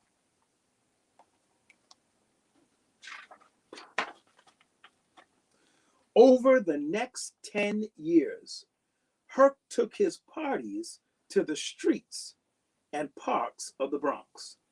He plugged his sound system into the lamppost. They pulled so much power that the street lights dimmed, the perfect lighting for a street party. Kool Herc's music made everybody happy. Even the street gangs wanted to dance, not fight. Gangs like the Savage Skulls, the Glory Stompers, the Blue Diamonds, the Black Cats and the Black Spades turned into breakdancing crews who performed some of the slickest, who performed some of the, the sleekest moves. Okay. Wait, let me show you that picture, because that is just crazy. That is crazy, right? Beautiful picture, beautiful illustrations. Okay.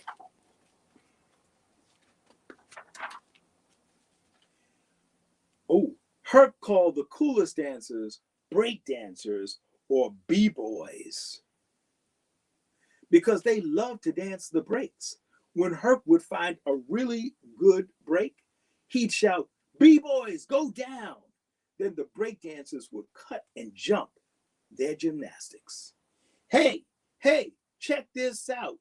The top rock, the down rock, the turtle, the windmill, one-handed handstand freeze, the suicide. Okay, let's see. Yep. Herc gathered a crew of friends to rap behind his DJing. He invited Coke LaRock, a Jamaican friend, to rap. He called him his master of ceremonies or his MC. Coke knew all about toasting like Jamaican DJs. He was the first of Herc's crew of MCs, called the Herculoids. What? The Herculoids. Herc would introduce them with a rap. You rock and you don't stop. And this is the sounds of DJ Kool Herc. And the sound system you're listening to is what we call the Herculoids. Soon, kids from all over New York City came to see DJ Kool Herc, who threw the biggest and baddest parties on Sedgwick Avenue. African Bambaataa, Grandmaster Flash, Jazzy Jeff, and dozens of others all wanted to be DJs like Kool Herc. There's no story that can't be told. There's no horse that can't be rode, and bull can't be stopped, and ain't a disco we can't rock. Herc, who's the man with a master plan from the land of Gracie Grace? Herc. All right, let me try that again. Let me get my flow a little tighter, all right? There's no story that can't be told. There's no horse that can't be rode, and bull can't be stopped, and ain't a disco we can't rock. Herc, who's the man with a master plan from the land of Gracie Grace? Herc. I'm gonna stick to my book reading career. Herc didn't just rock the block. He put the hip hop, hippity hop into the world's heartbeat. Look at my man right there, DJ Kool Herc. All right, and that is the end of When the Beat Was Born by the story of DJ Kool Herc and the creation of hip hop. And from what I'm told, hip hop was indeed created in the boogie down. So that makes a whole lot of sense. Okay, so let's see what's next.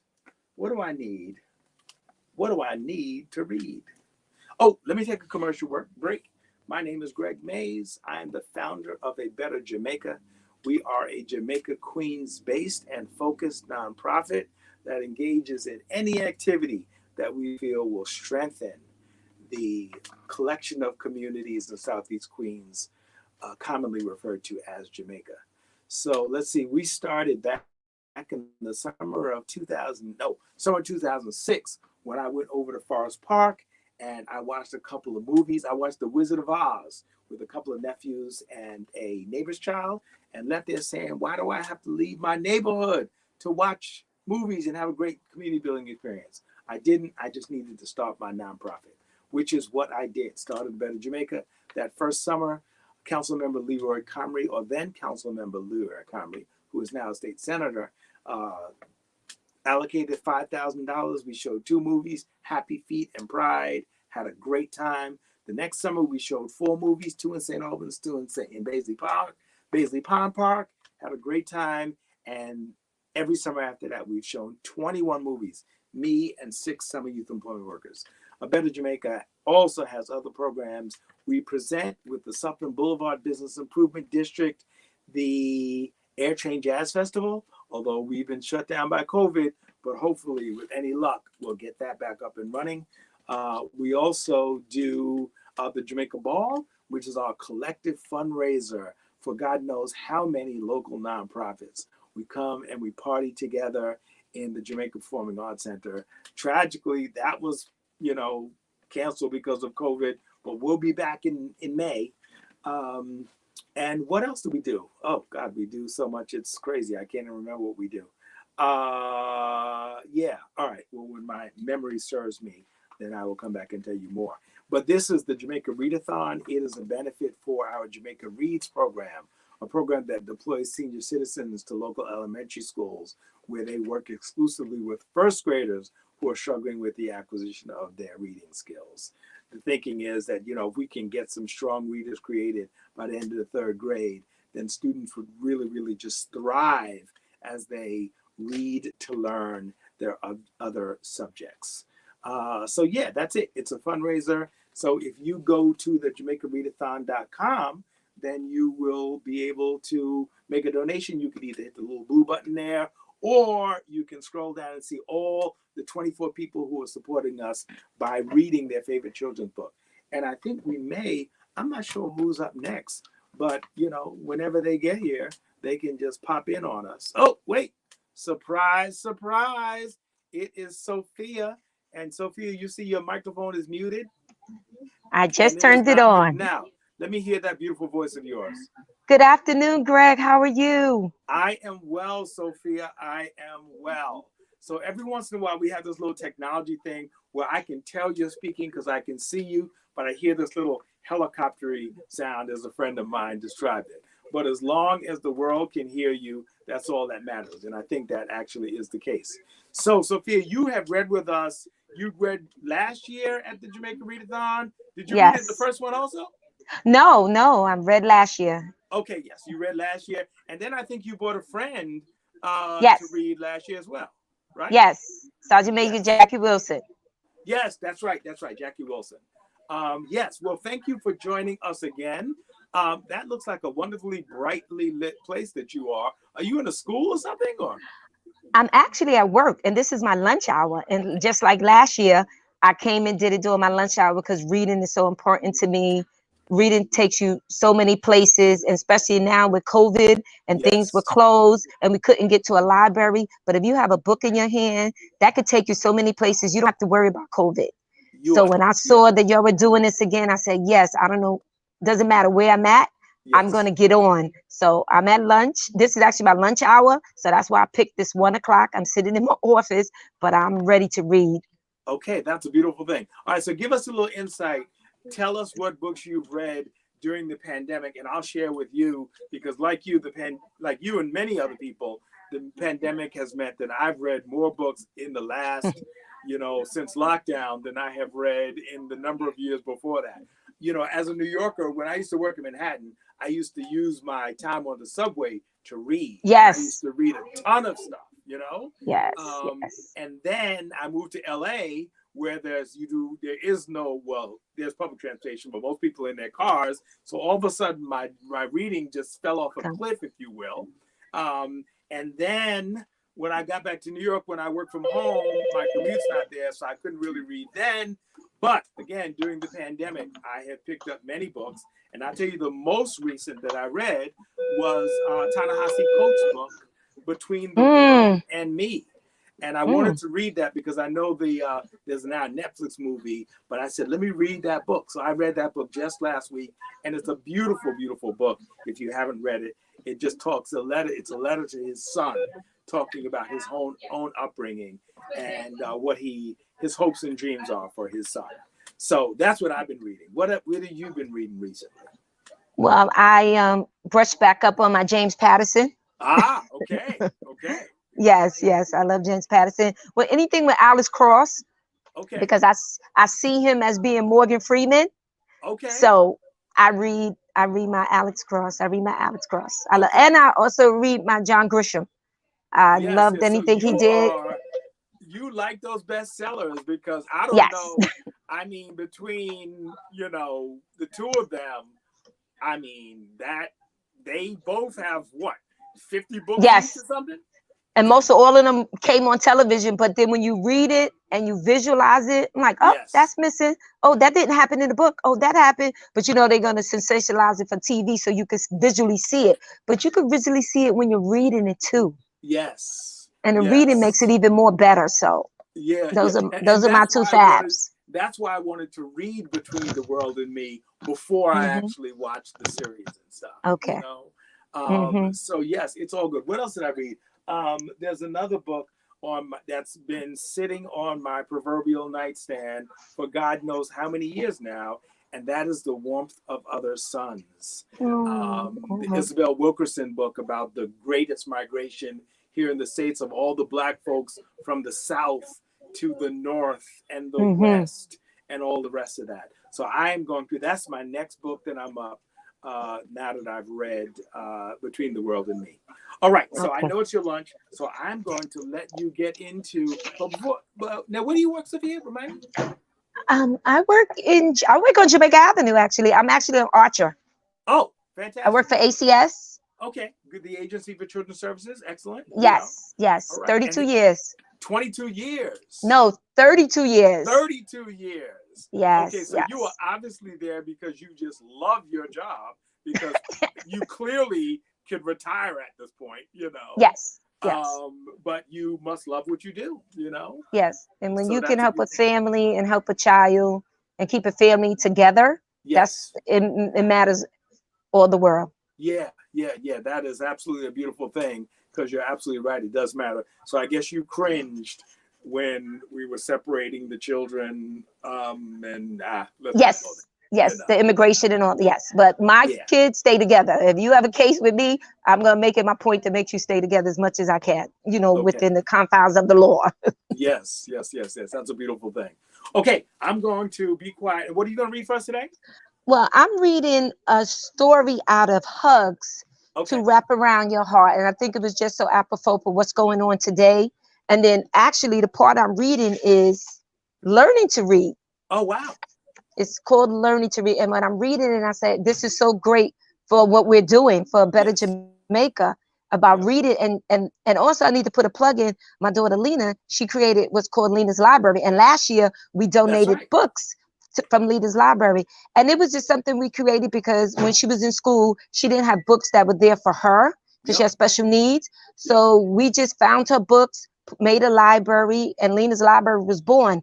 That was actually 2015. Here we are, 2020, 5 years later, during COVID. Anytime there was a food pantry, Lena's Library was at the food pantry giving out books. Wow. Complimentary books. So we gave out, that's right. Yes, we don't charge anything because there should be no price on literacy and learning and education. Yeah. And as you know, books can be a little expensive, you know? Very. So we just would give our books at the food pantry while parents would come to get food. They had children with them because at that time school was closed. So they was able to pick up a book because they probably read everything in the house and they was finished.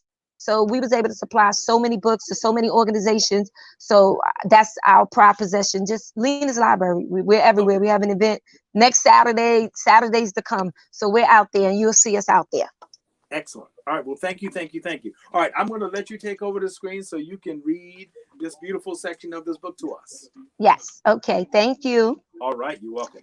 And it's Hugs to Wrap Around Your Heart. Learning to read. My mother taught me to read. She didn't mean to. I mean, she wasn't trying to, but she did.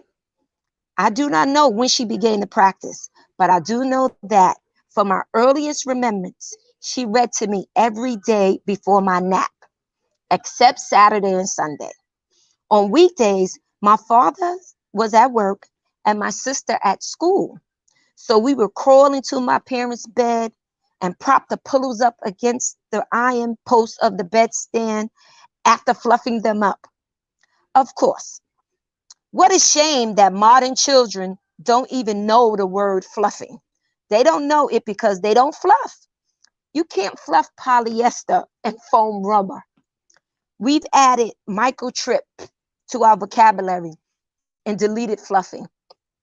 It was some exchange, and our language is more barren for it. Anyway, we would fluff the pillows, nestled back into them, and huddled very close to each other, and she would read. What did she read? The Bible, of course. What else? It was the only book in our house. She read stories from the Bible. She was a finger reader. When I first read at school, I read the same way. But my teacher, Miss Smokely, absolute forbid it. I told her my mother read that way. And she said it was okay for my mother, but not for me. Miss Stokely was very nice and she meant well, but I am really glad that my mother's teacher didn't forbid her to read with her fingers, because if she had, you see, I wouldn't have learned nearly so soon or so well. And I might not have loved it so. Oh, you may not know what finger reading is. It's like fluffing, I guess. Finger reading is following the words with your finger so you won't lose your place or jump to the wrong line. It makes perfectly good sense. If you think about it, in school nowadays, we're very concerned with how fast people read. If you can read 1,000 words a minute, that's absolutely fabulous. And it really doesn't matter if you understand the words or enjoy them or take them to think about them. You must learn to read them very quickly because there are so many of them. And if you don't read them quickly, my goodness, you may never read all of them. And reading all of them is terribly important, even though most of them aren't worth much. My mother was a finger reader. Every day as she read, I would hear her voice and watch her finger as it went back and forth across the page. Of course, it happened very slowly, and I didn't know I was learning to read. I honestly didn't even mean to learn. It was quite an accident. I began to associate what my mother was saying with the words above her finger. There were lots of ands, that's, and buts. But I guess I learned those first. It was easy for an uncluttered mind to grasp, and it took a long time to say Belshazzar. And that is also took a lot of letters. The more I learned, the more fascinated I became with my mother's voice and her moving finger. One day I corrected her. She either mispronounced or skipped a word. I don't remember which. And I corrected her. She was incredulous. How did you know that? She asked. I didn't know how I knew. I just knew that the word she said wasn't the word that was above her finger. I did not know the alphabet that would come much later in school. I didn't know phonics.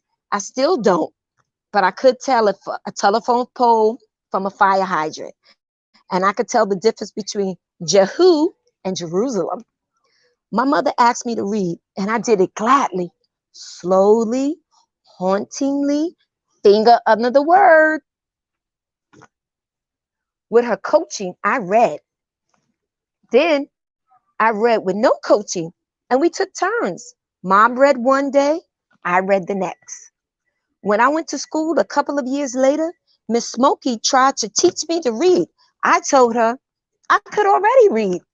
I could tell it hurt her feelings, so I said I was sorry. But reading was a piece of cake. They were reading Dick and Jane. I knew Nebuchadnezzar, Jabista, Perizda, Shamgar, and Rehoboam. Told her she could teach me math because I knew how to read already. I was real dumb in that. But I want you to see that if my mother was teaching me to read without meaning to, she was also teaching me about God, about right and wrong, about good and evil. Yes, those ideas were forming in my mind, waiting for the moment when I could need them to help me understand my growing, changing world. but she didn't mean to any more than she meant to teach me to read. She read the Bible because she loved to read the Bible, because it had great meaning to her. If I hadn't been around, she would have read it anyway. And after I went to school, I didn't take naps anymore. She continued to read. She only knew that it entertained me and that it was good for me in some general way. Again, my specific point is that both teaching me to read and teaching me about God, about good and evil, and standing for the right did not come to me through lectures and sermons, although I had plenty of them at church.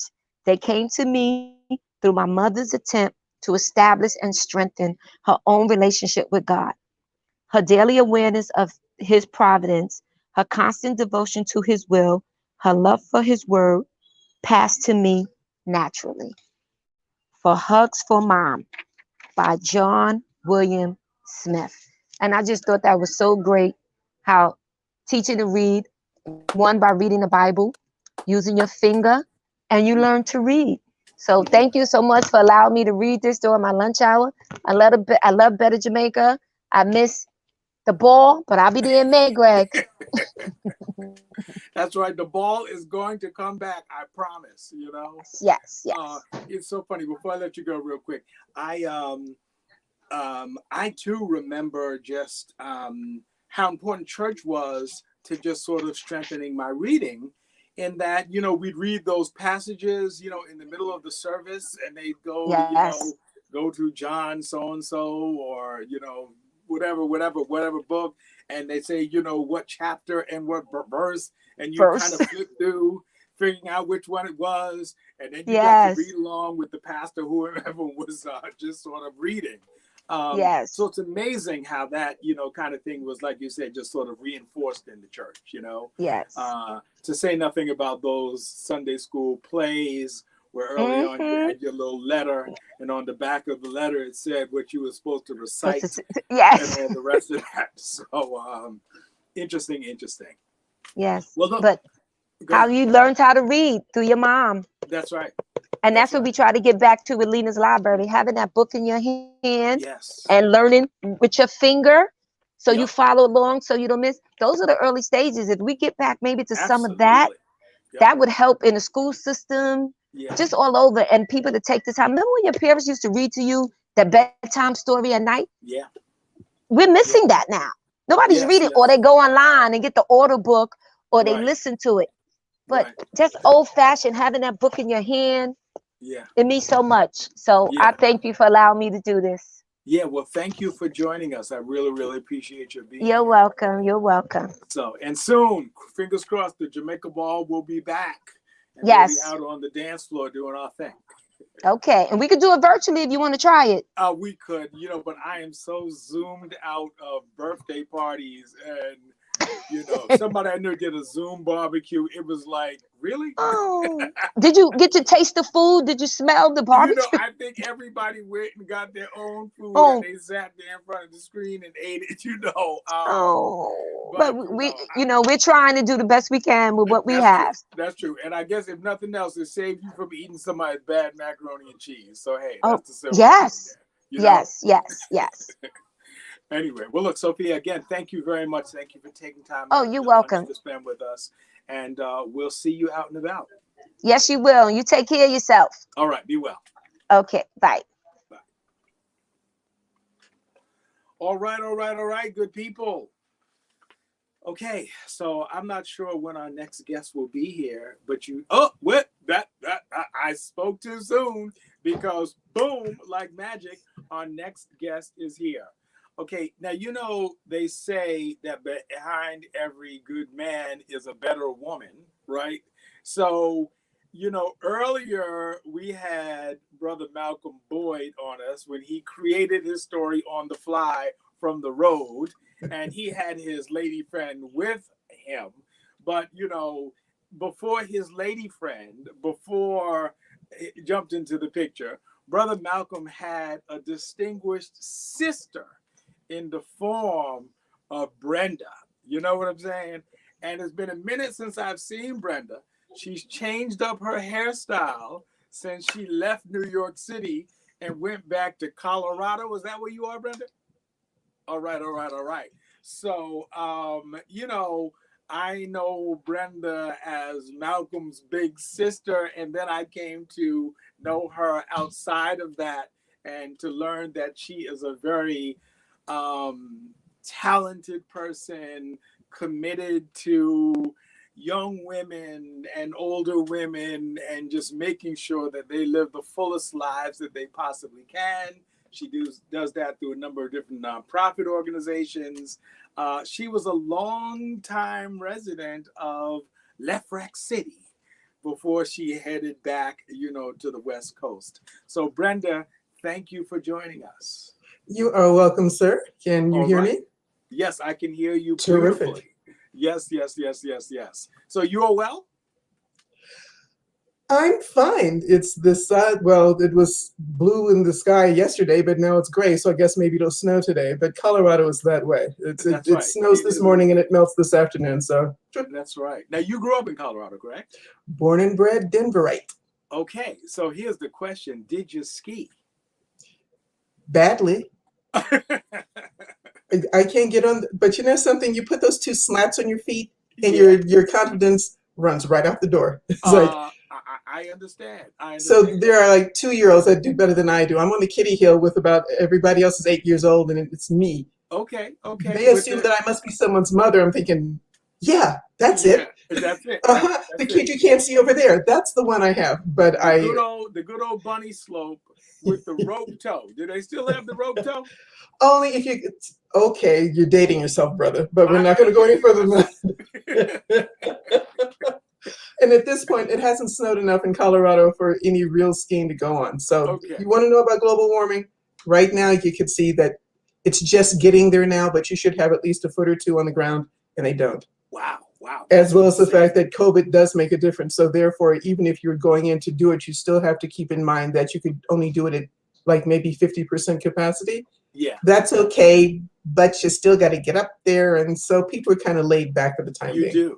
You do. And what's my favorite tunnel that connects the airport to the ski resorts? That you're talking the Eisenhower Tunnel? The Eisenhower Tunnel, yes. Okay, folks. Now, clearly he knows about Colorado a little bit, but I'm willing to tell you, the Eisenhower Tunnel is maybe an hour outside of Denver, so it's not the airport to the. Okay. All right.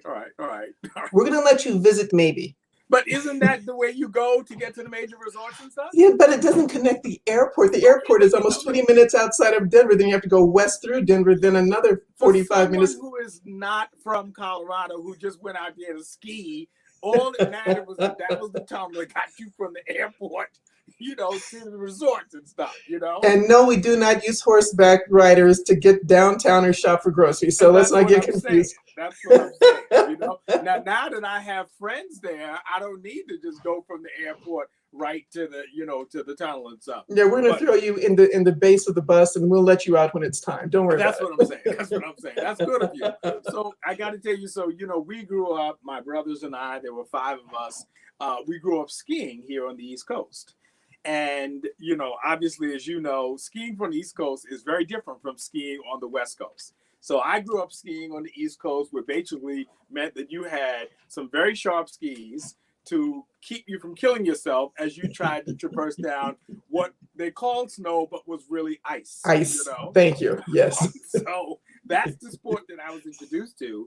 And then I think it was either in college or grad school, I had the good fortune of going west to ski. And all you need to do is do that once to understand that those are 2 different sports. And the sport that you want to do is that West Coast skiing sport with all of that beautiful powder and just those beautiful mountains and everything in the sun. And that's when Vail, Colorado, Vail Resorts became my favorite, just sort of ski destination. The Silver True Easterner. Everybody from the East prefers Vail. Everybody else goes to Aspen or Snowmass or Copper Mountain. But all you East Coast folks like Vail. I have no idea why. We do, because it's just big and it gets bigger. And so here's the funny thing. So my brother, and he is crazy, he went to college in Vermont. And long story short, he became a certified professional ski instructor. Okay. So after college and he started to work, he actually moved, he and his wife and their brand new child, and he worked at Keystone. Okay. As a Colorado person, you can appreciate was the smaller local, Little one. Teeny Yeah. tiny. And that's before it was bought by the Vail Corporation and blown And up. sucked up, yes. So he worked at that very modest ski resort. And he had this new child, and he was skiing every day because that's what my brother loved to do. But then he had to come home to his wife, and she was like, "You know what? This ain't cute." You can be fun out on the slope, but now realism better kick in. You Yeah. know what I'm saying? She'd be sitting at home with the newborn in the small apartment that you couldn't leave because the snow was 15 feet high. And here he'd come with a big old grin on his face at the end of the day. So needless to say, that lasted a single season before he migrated back east and started the contracting company that he has run ever since then. You know? Everybody gets up on the slopes and has these, I guess, fantasies of being Jean-Claude Killy. Yes. And it's like, that's really great, but you know what? That's good for a season. You're right. So yes. you own something up there, or you come on back home and go ahead and get a real job. That's right. That's right. That's right. That's right. So it's all good. That's my Colorado stories. But I do love Colorado. And then I discovered skiing in California at the Lake Tahoe, the Nevada-California border, and that was exquisite also. You know, just so anyway, haven't done that in a while. The finances are not quite right, and that was a different time in life, but they're fond memories. So anyway, we digress. We're here to have beautiful people like yourself read to us that we can raise some funds for the Jamaica Reads program through the Jamaica Read-A-Thon. So just to remind folks, if you go to www.thejamaicareadathon.com, right there in the crawl down there, you can actually click the blue button in the middle page, or more importantly, scroll down and see the beautiful faces of the 24 people who have donated 15 minutes of their time to read their favorite children's book. And Brenda is there with her new hairstyle. Okay, people? You know? Appreciate. I am, you know? So much so I can't even remember how your hair was before, but that's good. We did the bun thing, but I figured out I'm in a new place. People don't know, so it's the new Brenda. That's what it is. Yeah. You definitely had the bun thing going on, and all of a sudden the hair's down. It's like, who is that? You know, you leave the East Coast, you leave the East Coast on the East Coast, and you come out west, and we okay. You know, I'm a mountain girl. But it looks great. So that's why. Thank you very much, sir. Yes. All right. So what are you going to read for us today? Well, I'm going to read from a book known as Chicken Soup for the Kid's Soul. Oh, beautiful. Okay, chicken. Okay. Oh, there's a big shine on it there. Yeah, That's, I see the sunlight. And there are many chicken soup books, right? Chicken soup. Absolutely. For women, for men, for adults, for teens, etc. But within the Chicken Soup series, there are a series of stories and poems that kids have written themselves. Ah, okay. I didn't realize that. Oh, absolutely. So it's like, okay, so I'm actually going to read a poem that kind of ties in with the previous reader when she was speaking of family. Okay. Then I'm going to read something else about family, but it's a completely different style. Okay. Beautiful. All right. I'm going to let you take over the screen. Do your thing. Thank you, sir. And have fun, East Coast. Yes. Good morning, everybody. Oh, excuse me. Good afternoon. Remember that I'm 2 hours behind you guys on the East Coast, so stick around. But today we're going to read a poem. It's called Family, and that ties back into the lady who I just read before me. And it says, on family. Thank you. Thank you for teaching me wrong from right and encouraging me to keep my dreams in sight, for showing me not to let obstacles keep me down, and for creating a smile for my frown, and for saying that you care about me, and for showing just how special love can be, for wiping away my tears when I'm feeling sad, and for calming me down when I tend to get mad, for helping others with the good that you do, and for teaching me that I could help too, for hugging me when I'm feeling blue, and whispering in my ear, I love you. Thank you, family, for all that you do. I don't know where I'd be if it weren't for you. And the author's name is James Malinchak. But now we're going to read something else about family, and it's a little different. And it's called Green Salami. Not red salami, not blue salami, but green salami. Sometime during the 7th grade, 2 things happened to me. The first was I got hooked on salami. Salami sandwiches, salami and cheese, salami and crackers. I couldn't get enough of the salty, spicy sausage. The other thing was my mom and I weren't getting along anymore too well. We weren't really fighting really badly or anything, but it just seems as if all she wanted to do was argue and with me and tell me what to do. We also didn't laugh together so much anymore. Things were changing, and my mom and I were the first to realize it. Well, as far as the salami went, my mom wouldn't buy any because she said it was too expensive, and that's not good for me. So to prove my emerging independence, I decided to go ahead and eat what I wanted anyway. So I decided to go, and one day I used my allowance to buy a full dry salami. That's about 15 inches of salami. That's a lot. But now I had a problem that I had to solve. Where would I put the salami? I didn't want my mom to see it. So I hid it in the only place I knew was totally safe, under my bed. There was a special corner under the bed that the upright Hoover vacuum cleaner, it couldn't reach. My mom rarely ever had the ambition to clean under there.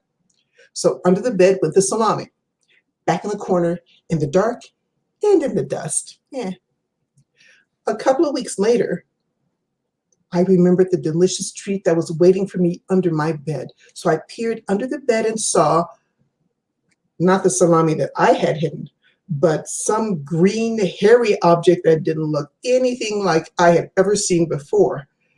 The salami had grown about an inch of hair, and the hair was sticking straight up, as if the salami had been surprised by the sudden appearance of my face in the hiding place. Being the picky eater I was not interested in consuming any of this object. The best thing I could do right now was to do absolutely nothing.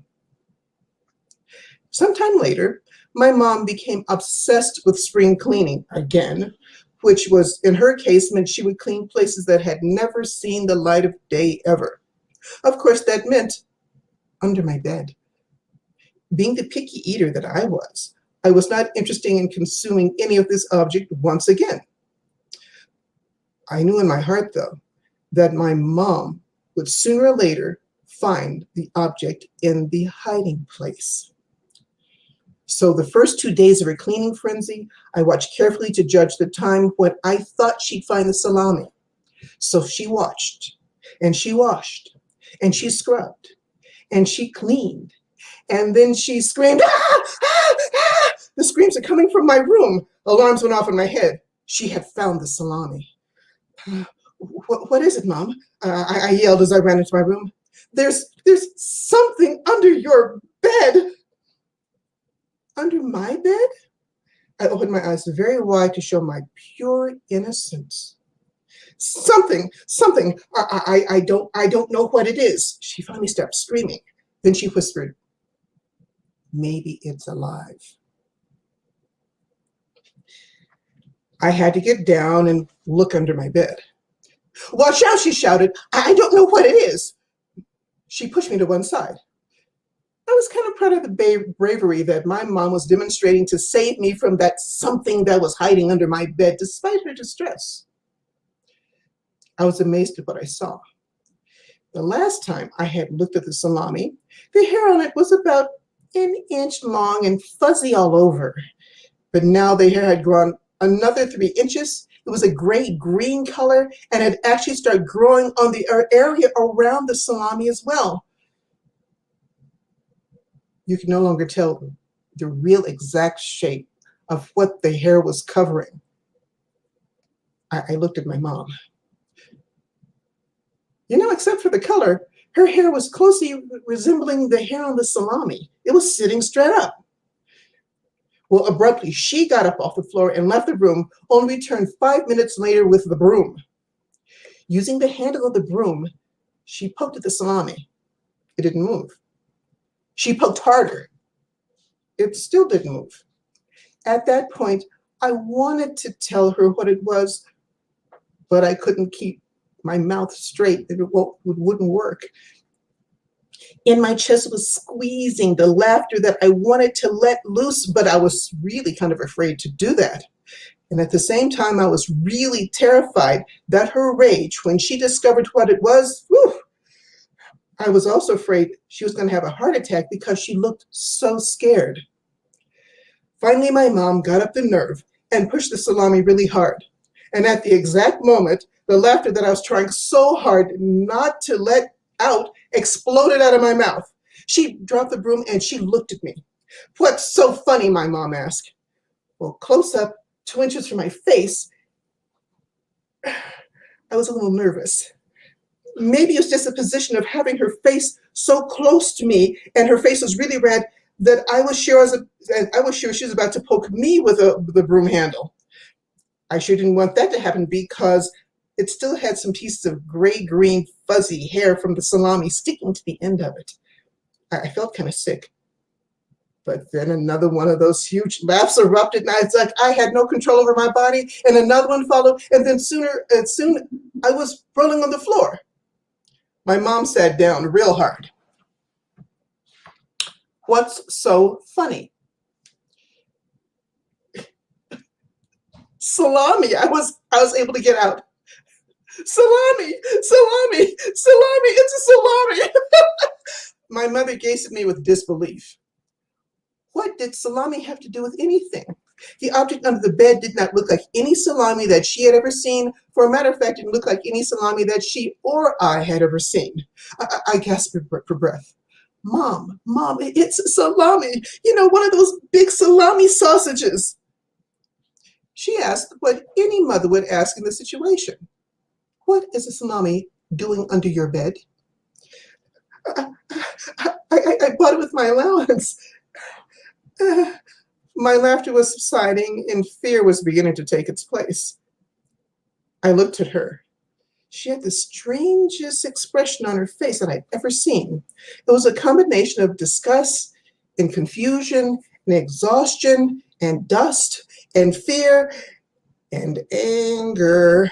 Her hair was standing on end and perspiration had beaded up on her face, and her eyes looked like they were going to jump out of her head. I couldn't help it.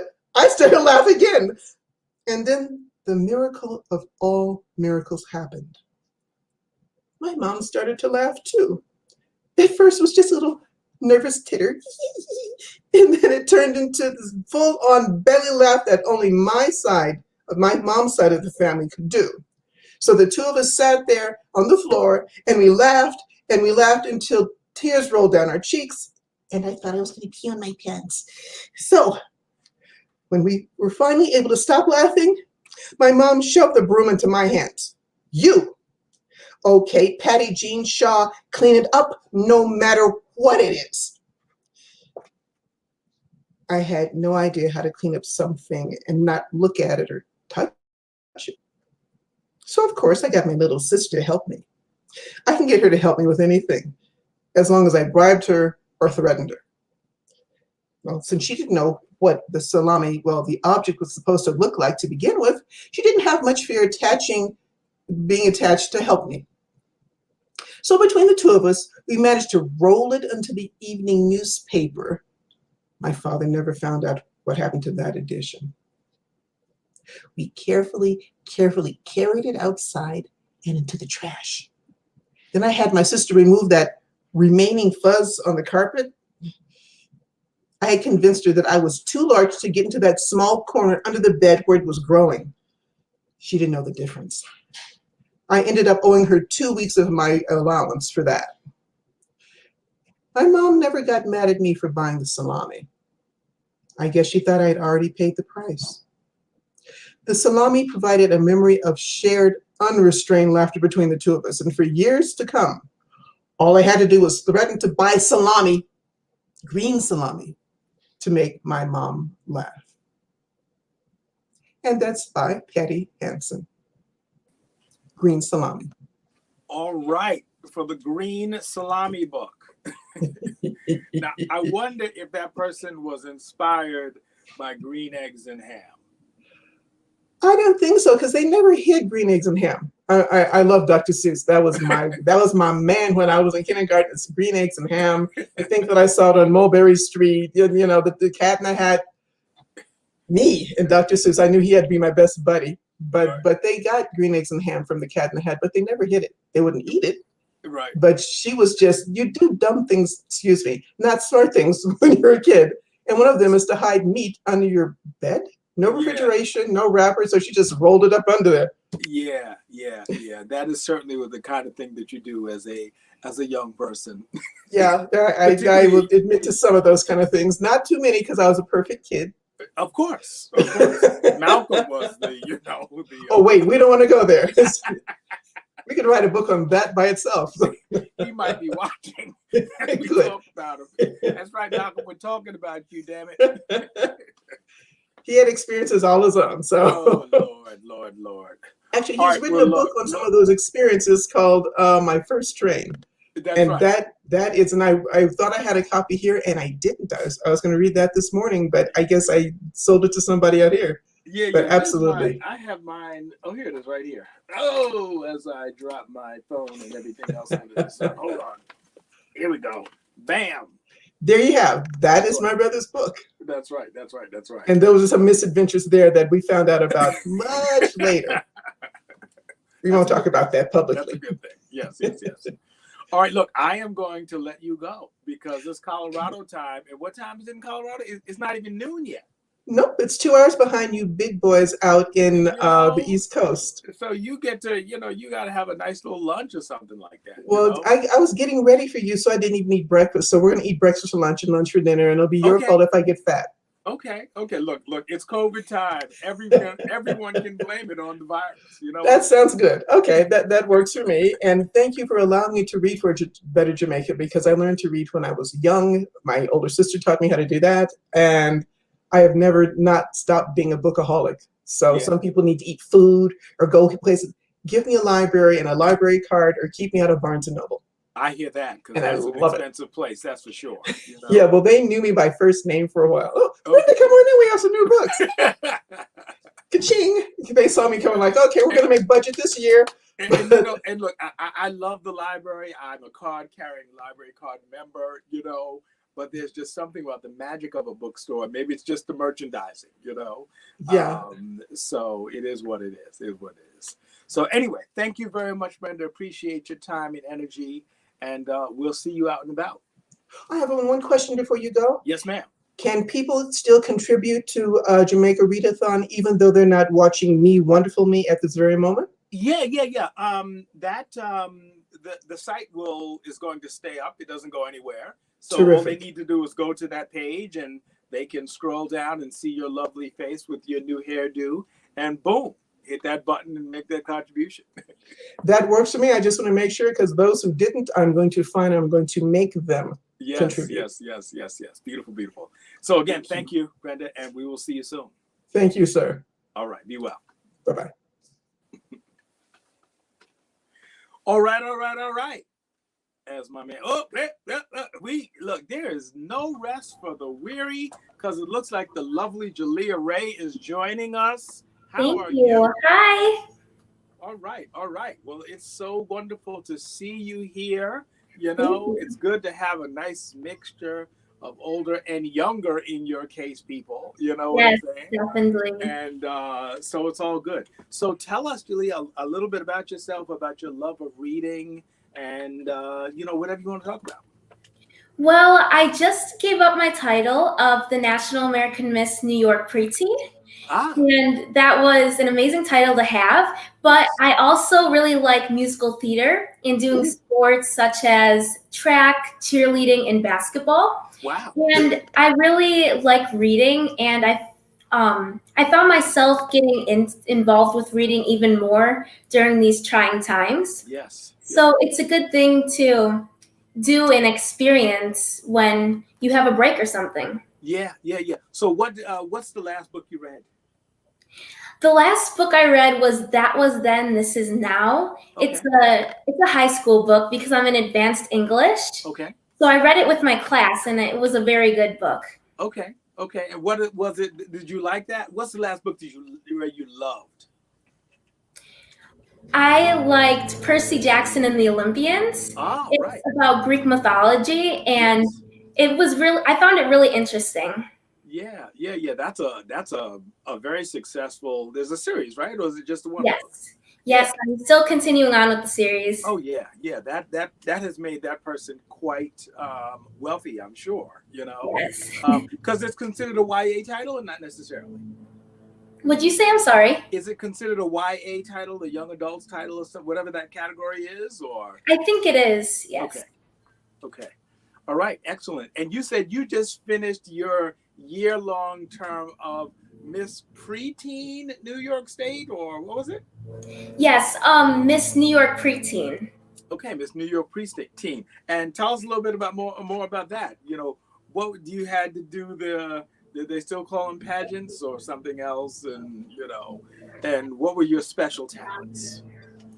So this pageant is like a pageant where girls get ready to get brung on to Miss America or the Miss USA system when they become older. Yep. But with the title, I have done a lot of stuff such as different fundraising events, and I went to the national pageant in Anaheim, California. Wow. So that I competed there for the national title. Okay. And holding the New York title was really great because I got to do different things within my community. And yeah. Okay. And what school are you in now? I go to West Seneca West Middle School. Okay. And where is that? That's in upstate New York. Ah, upstate New York. Okay, excellent. So I can't even ask you where you're going to college yet because you haven't even started high school yet. Yeah. Well, I do have a couple things in mind. Like, I like musical theater and sports, so would definitely have to have both of those in it. Okay. Look, I thought you were going to start name dropping, and I was going to say, look, if Howard University is not on the list, then we should probably end this call now. You know what I'm saying? Yes. But it's okay. So wow, musical theater and sports. That's yeah. I mean, there are plenty of schools that I'm sure have robust, musical theater and sports programs and stuff. Who's your favorite musical theater singer? Right now, I'm really into Kristen Chenoweth. Okay. She's an older singer, but she is really good. She was in the original cast of Wicked, which is a pretty popular musical. Yeah. Are you a Audrey McDonald fan? I actually don't know a lot about them. Okay, so Audrey McDonald. Oh, you got to look her up. That is, she has a beautiful album called How Glory Goes.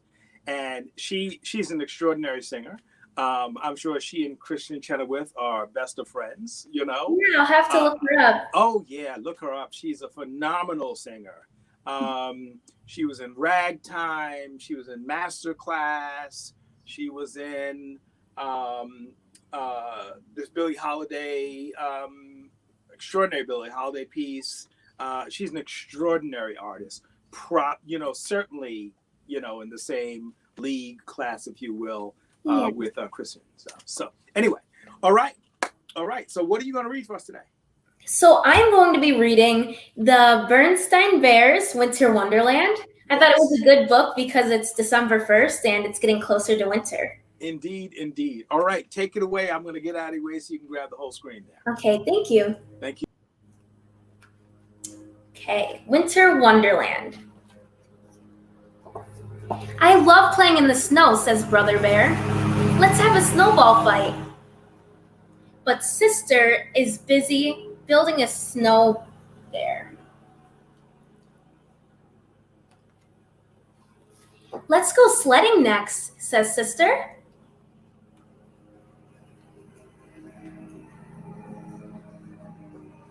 There, I got it in the picture.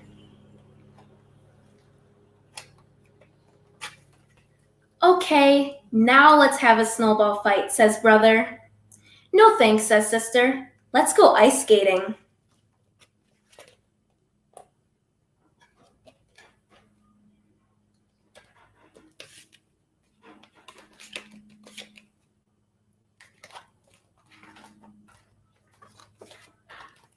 Who's inside the ice fishing shack? Sister wonders.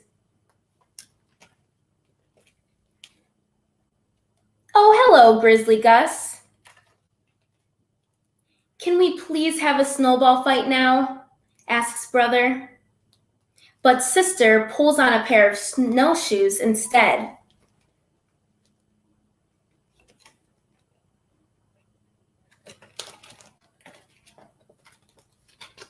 When are we going to have a snowball fight? Asks brother. Shh, says sister. I hear something in this tree. Ooh. And I hear something in this den, says brother. Let's get out of here.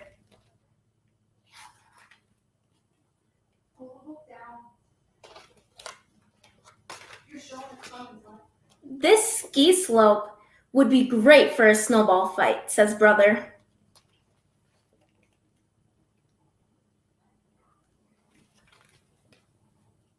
But I'd rather be snowboarding, says sister.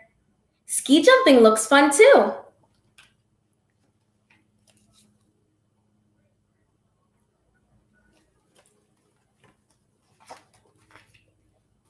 I still want to have a snowball fight, says brother.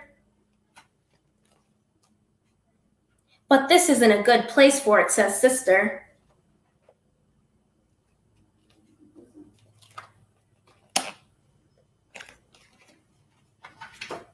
There's way too much going on.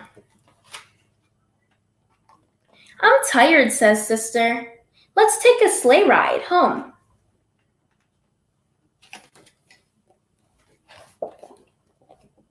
But now we have no time for a snowball fight, says brother.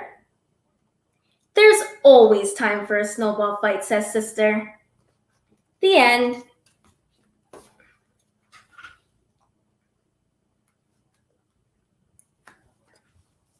So how many Berenstain Bear books are there? Do you know?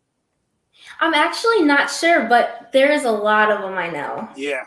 So that's another person who's made a whole lot of money. Yes. Just sort of writing books and stuff. Who knew that the geeks would rule the world and make all this money from writing these books, Yeah, and I also used to watch the TV show when I was younger. Yes. So they made that money also. Wow. Mm. Well, it's like they said, you find something that you love and the money will follow, Yep. So, all right. So when is your Broadway debut? Is that happening? Do we need to be looking at that? Or? Hopefully soon. Yeah, I'm going to be doing auditions soon. Okay. So I'm excited to find out when I'll be on Broadway. Okay. Excellent. And your favorite musical theater piece? That's a hard one because I like a lot of them. I don't know. I'm pretty into Aladdin the musical right now. Okay. Just because I went for my birthday last year to the musical, and just seeing the set and the background scenery, it was crazy. Yeah. You can't really compete with Disney and their sets and stuff. They totally turned Broadway upside down when they came out with The Lion King, and that thing is still playing. Have you seen that yet? Yes, I have. I've actually seen it when I was really young. Yeah. That was my first musical I went to go see. Yeah, it's worth going back. It is as much a spectacle today as it was, you saw when you were little. All right, so that one, what other? You got two more. What'd you say? I'm sorry. So two more, your favorite musicals. Okay. I'm also really excited to see Hamilton. Now, I know that's a musical that everybody loves. So my friends are always telling me that I have to go and watch it, especially because it's on Disney Plus right now. Okay. So I still have to watch that when I find time, but I'm really excited for that one. Yeah. And I also really love the soundtrack in Wicked. Okay. The music is amazing. Okay, absolutely. It's funny because I went to see Hamilton, and I had tried to get tickets here in New York. That was a complete waste of time. I ended up having to go up to Hartford, Connecticut.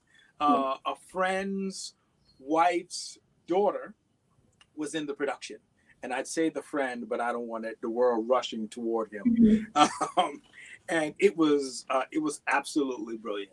the staging of it, the energy on the stage, how new it felt. So I would absolutely put that, high on the list for you and stuff. But yeah. So I'm going to leave you once again with Audra, Audra McDonald. And one of my favorite albums is her How Glory Goes album. Beautiful album. Okay. I'll remember that so I can search it up. Yeah, but you can't, you won't go wrong with any of her work and stuff. So, All right, Julia, thank you very, very much. Well, thank you so much for having me. Yes. And continued success in middle school. You're at least going into the last year, right? Yes, I am in the 8th grade right now. Okay, beautiful. And have a wonderful high school experience, and pick the right, the right school for college. If you don't go to Howard, I get it. Despite the fact that it has this long, rich history of producing great thespians, everyone from Debbie Allen to the Black Panther, and the sports are, sports are decent, but also look at USC. They have a phenomenal, both sports and musical theater programs and stuff. So anyway, I will leave you with that. Thank you again for joining us, and we'll see you next time. Thank you so much. Bye. Right. Be well. All right. The parade just keeps rolling along with all these brilliantly talented people who have chosen to support us. And look, here's someone else right about now coming on, the lovely and talented Miss Jolinda Hockaday, a second person joining us from their car for the Jamaica Read-A-Thon. Can you hear me, Jolinda? Yes, I can. Thank you. Yes, I'm in my car. I'm in the Elmont Public Library in Elmont, New York. I was trying to get Elmont in the background, but I'm in the parking lot. I just left. It's all good. The I parking picked lot up is the a book good place. that I'm going to read. I can't tell you how many meetings I've taken from the car. So it is a beautiful thing. So thank you for going out of the way to join us. And that is a pretty spectacular hat you have on there. And it looks like it's matching your lipstick as well. Thank you. So what are you going to read for us so today? much. I had to put on the lipstick for the camera. You wanted a brief introduction? I just retired from public school teaching in Jamaica, New York, where we had Jamaica Reads at the school I was in. Oh, okay. Thank you. I'm in my car on the iPhone. I don't have it on a stand. I'm holding it. I'm going to read. My favorite part of the day with my youngsters was the read aloud. So Llama Llama and the Bully Goat by Anna Dewdney. Do you know that book? I do not know that book, but I can tell you already that I like it. With Llama and this Bully Goat. All right. We have Llama and the Bully Goat. I'm going to try to hold the book up here.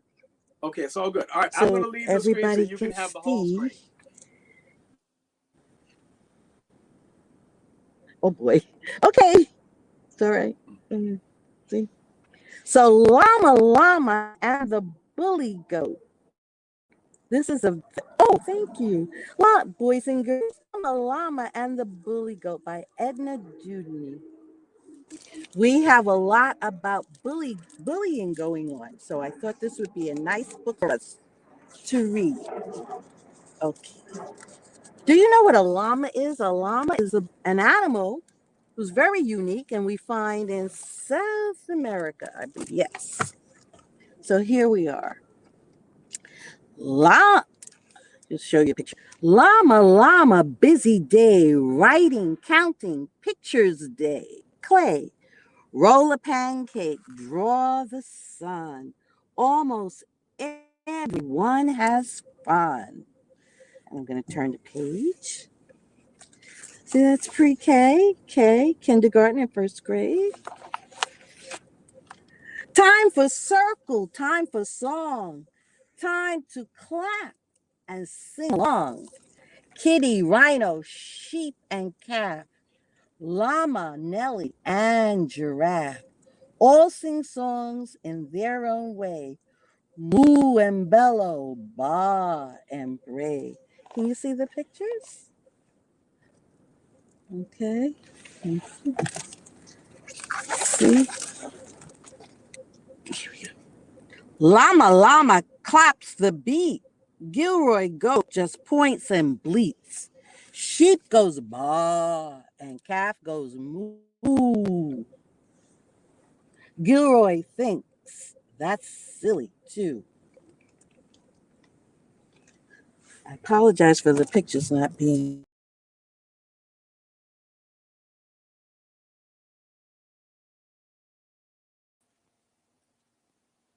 It looks like we may have lost Jolinda. Okay, yeah, all right. Well, until she comes back, I thought I'd read another one of my favorites, When the Sun Fell from the Sky. And if we're interrupted, it's all right. I'll just read it on the backside there. All right, it's a short book also. When the Sun Fell from the Sky, a Yurok story. One day, long ago, the sun fell from the sky. Men dropped their fishing nets. Women called to their children. The sun landed on the beach with a great thud. Soon it was as dark as night. The people gathered around the sun. No one knew what to do. If the sun does not shine, how can we play? The children cried. So the people tried to toss the sun back into the sky, but the sun was much too heavy. From behind a tree, 2 raccoons watched. I cannot sleep, said the first one. I can easily sleep when the sun is shining, the second one said. The raccoons ran to see what they could do. Let us help you put the sun back in the sky, said the first raccoon. You are too small. What can you do to help? Asked the people. We know a song that might help, said one raccoon. It's a very special song, said the second one. The sun might wake up when it hears it. Let us try, said the people. The raccoons began to sing and dance. The people gathered around the sun. They hoped it would hear the song. Slowly, the sun began to shine.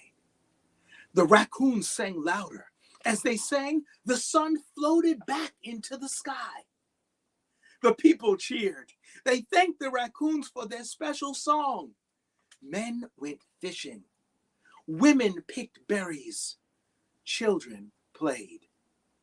And the raccoons went back to sleep. And that, ladies and gentlemen, is When the Sun Fell from the Sky. Miss Jolinda Hockaday, you back with us? Maybe, maybe not. Along with platelet treatment, stem cells, even nerve blocks for damaged, painful joints. Easing pain, all right. Improving mobility. It's looking like, oh, I see something. No need for. Okay, Jolinda, you back?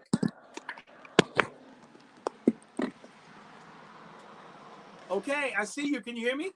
Yeah, I'm gonna go. Give me a few minutes. I'm gonna go to my house and get on the computer because I can't read it successfully and turn the pages like I want to. I'll be back maybe in 20 minutes. Okay, great. If you have time. Thank you. All right. So let's see who is next. So that was When the Sun Fell from the Sky. Highly recommended. All right, I think we probably, maybe soon someone will be joining us. Oh, look at that, like magic. And the lovely Vivian appears, or at least she Yes, can you hear me? I can hear you, Vivian. Can you hear me? I can, so I don't see my photo there, though. I see my name, so do I? Yes, I don't see your beautiful face either. I do. Share screen? I see, I see stop cam mic, share screen. Do I go to share screen so my photo will come up? So I will appear on camera? Yeah, that's a tricky one. Okay, you know what? Why don't you try hopping out of the room and then come back on? Okay. And on the way in, Kwame can probably help you. Okay, thank you. I'll try. All right, all right. So while we wait for the lovely and talented Miss Vivian, hold on. Okay, let's see. Okay, okay, good. We are going to move on to another book. All right. This book is about dealing with feelings, and it's called This Makes Me Jealous. I hate when that happens, when I get jealous, but it happens. Happens to all of us. Okay, This Makes Me Jealous by Courtney Carbone, illustrated by Hilly Kushner. Did I tell y'all that this whole thing makes me feel like LeVar Burton? And I am a LeVar Burton fan from the Reading Rainbow and Roots. All right, so this is my LeVar Burton day. A new girl named Amy came to school today. She walked in during my show and tell. Everyone ignored me and stared at her. I felt as prickly as my cactus plant. My teacher asked me to share my desk. I did not like having to share my things. There she is sharing with the new girl. The other kids crowded around Amy at recess. I did not see what the big deal was. Look at that. She's all to the side. She needs to get up and join the rest of them. Let's see what happens. Next, we played soccer in gym class. It was my turn to be the goalie. But Amy made me look bad. She scored a goal on her very first kick. What? Hooray! Everyone cheered. I felt like the ball had hit me in the stomach. I stomped off the field. My teacher stopped me. She asked me what was wrong.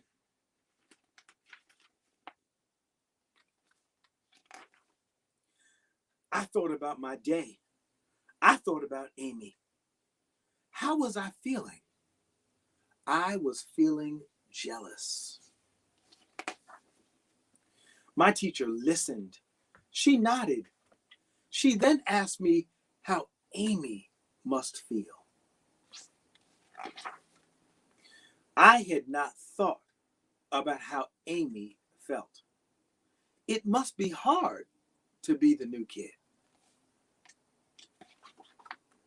There she is. Amy is the new kid. My teacher asked me what I could do to help. I said I would try to be a friend to Amy. I found Amy near our desk. I shared my paints and we started to talk. Soon we were laughing and having fun. I barely noticed when the bell rang. They're having a good time now. I am glad I gave Amy a chance. I think we will be good friends after all. Today, I was jealous. What makes you jealous? Ask yourself that. I'm going to ask myself that. What makes me jealous? And I'll think about it and think about how I can avoid those feelings. All right. Anyway, I think we probably, like magic, it is the lovely and talented Miss Vivian. How are you? How are you, Greg? Can you see me? I am great. Those are some great glasses that you have on there. Oh, thank you for the compliment. You got that funky little short cut. Oh my goodness. Is this a reading program, Greg, or what? Yeah. How are you doing today? It is a reading program, of course it is, but it's hard for me to not comment when I see, beautiful things in people. All right. Well, thank you. Thank you. Well, it's a pleasure to see you today, Greg. We've been speaking on the phone, but it's nice to see you today. Yes. And I'm so glad that you are here. And thank you so much for the work that you've done for this fundraiser. Thank you. It is really, obviously, as important, how important it is as much as I and other folks know. So thank you for being here. Thank you for raising the funds that you have. And so tell us, what are you going to read for us? I'm going to be reading Why Mosquitoes Buzz in People's Ears. All right. All right. Okay, it's a beautiful book. And I know you asked us to select a book that we are familiar with and that we have that we like. But one of my sorority sisters suggested this book, and I said, "Sounds wonderful." And I read it, and it is the cutest little book. I mean, the story is very nice, and it's an African tale, and it has to do with imagination. So before I start, if I may just say a little bit about myself, in that I always enjoyed reading, and I have learned that through reading, one is able to develop a wonderful imagination. So this book talks about imagination. The characters in this book, which are animals, but it's an opportunity to imagine. Reading stimulates your thinking and helps you to imagine things that you wouldn't normally think about. Absolutely. Do you remember what the first big book was that you ever read? During COVID, or just in general as a child? As a child. The first book that you look back and said, wow, I read that book? No, I haven't thought about it in that context, but I can tell you as a child, I always enjoyed reading, and I used to play school, Greg, believe it or not. I used no students in the class, but I played school. I had my attendance book. I had my chair set up, no one in the chair, but I literally played school. So I said, oh, that's an indication. I think that's what drew me to enjoying reading. And later on, as an adult, teach? No, I'm a licensed clinical social worker. Okay. So that's teaching, but in a different way. Yeah. But no, I'm not an educator. Okay. And I think reading is so important. It stimulates your imagination. Absolutely. Absolutely. Okay. All right. So before you read, I'll tell you the first big book that I read that I remember. I read Roots. And I remember it was so engaging, and because it was engaging, I was able to get through it. It was pretty thick and stuff. So anyway, yes, absolutely. But Greg, and I'll just say this briefly. During COVID, there are books that I've been reading, books that I've already had and just didn't get a chance to read them. Yes. So, I mean, I know most of us probably have already read Audacity of Hope by Obama. Yeah. Very stimulating, and I just finished his book. So COVID has allowed me to go back into my library and pull out books that I haven't read. So I'm really enjoying that, Yes, so, I know exactly what you mean. But I'm going to think about the first book that I read as a child, and maybe next time, if you invite me back next year, and I hope that you do. Yes, please. That's a done come deal. Back to Jamaica Read. I will maybe have decided what book that was that stimulated my thinking. Okay. All right. I will let you take over the screen. Do your thing. Thank you. Okay. Hello, everyone, and welcome. Thank you for coming on to Jamaica Reads today and participating in the Jamaica Read-A-Thon. This book, again, is called Why Mosquitoes Buzz in People's Ear. Now, I had not read this book, but one of my sorority sisters told me, offered a suggestion. And I said, oh, the title was interesting. So I did get the book, and thank you to Greg. He ordered the book and it came right away. So without further ado. Oops. I touched something on the screen, just a moment.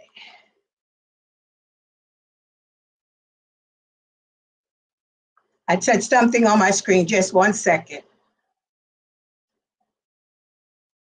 Okay. One morning, a mosquito saw an iguana. drinking at a water hole. The mosquito said, "Iguana, you will never believe what I saw yesterday." "Try me," said the iguana.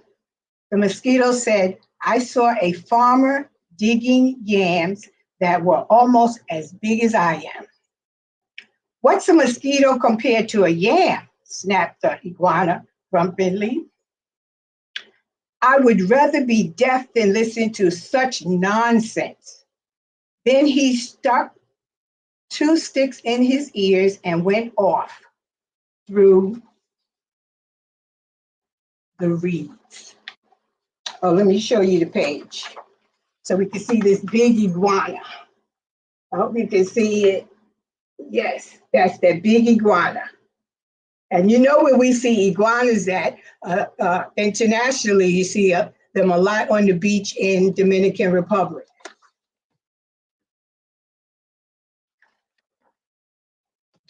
The iguana was still grumbling to himself when he happened to pass by a python.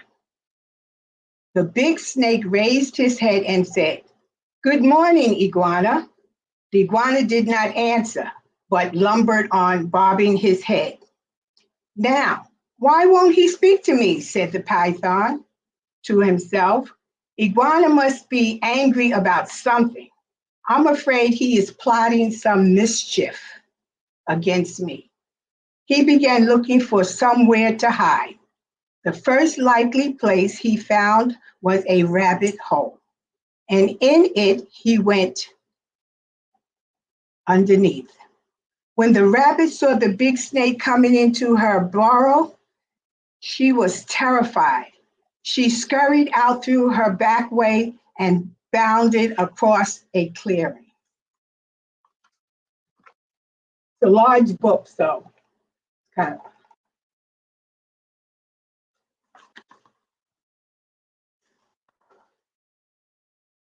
A crow saw the rabbit running for her life. He flew into the forest crying. It was his duty to spread the alarm in case of danger. A monkey heard the crow. He was sure that some dangerous beast was prowling near. He began screeching and leaping through the trees to help warn the other animals. As the monkey was crashing through the treetops, he happened to land on a dead limb. It broke and fell on an owl's nest, killing one of the owlets.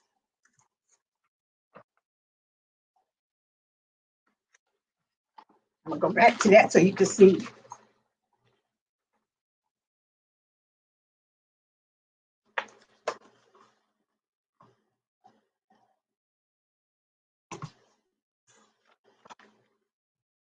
Mother Owl was not home, for though she usually hunted only in the night, this morning she was still out searching for more tidbit to satisfy her hungry babies. When she returned to the nest, she found one of them dead. Her other children told her that the monkey had killed it. All that day and all that night, she sat in her tree. So sad, so sad. Now it was Mother Owl who woke the sun each day, so that dawn could come. But this time, when she should have hooted for the sun, she did not do it. The night grew longer and longer. The animals of the forest knew it was lasting much too long. They feared that the sun would never come back.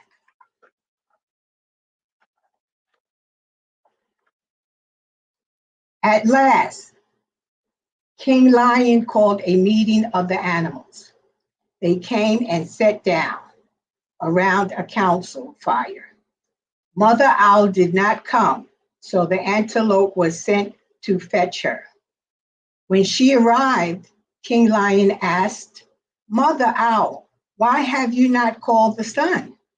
The night has lasted long, long, long." and everyone is worried. Mother Owl said, Monkey killed one of my owlets. Because of that, I cannot bear to wake the sun. The king said to the gathered animals, did you hear? It was the monkey who killed the owlet. And now Mother Owl won't wake the sun so that the day can come.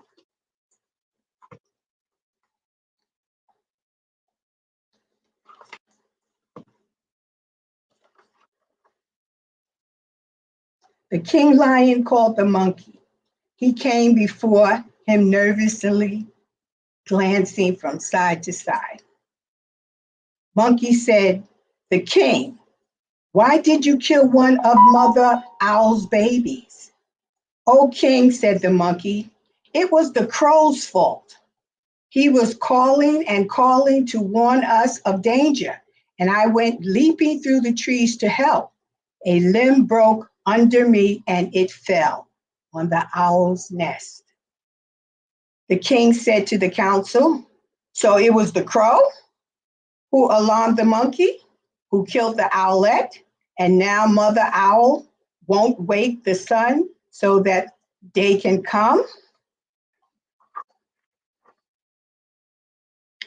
Then the king called the crow. The big bird came flopping up. He said, King Lion, it was the rabbit's fault. I saw her running for her life in the daytime. Wasn't that reason enough to spread an alarm? The king nodded his head and said to the council, so it was the rabbit who started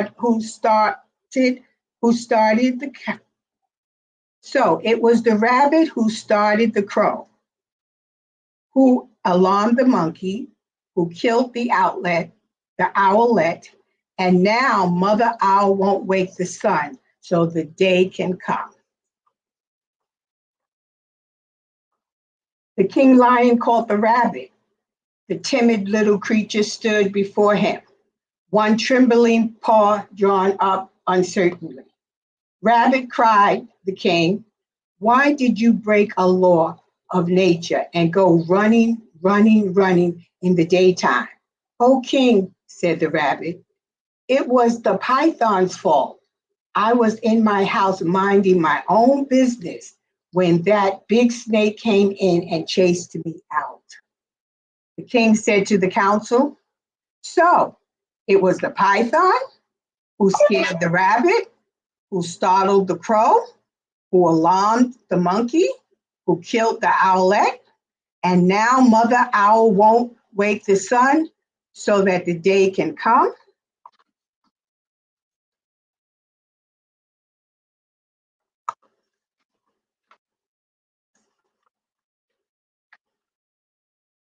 King Lion called the python, who came slithering past the other animals. But King, he cried, it was the iguana's fault. He wouldn't speak to me, and I thought he was plotting some mischief against me. When I crawled into the rabbit's hole, I was only trying to hide.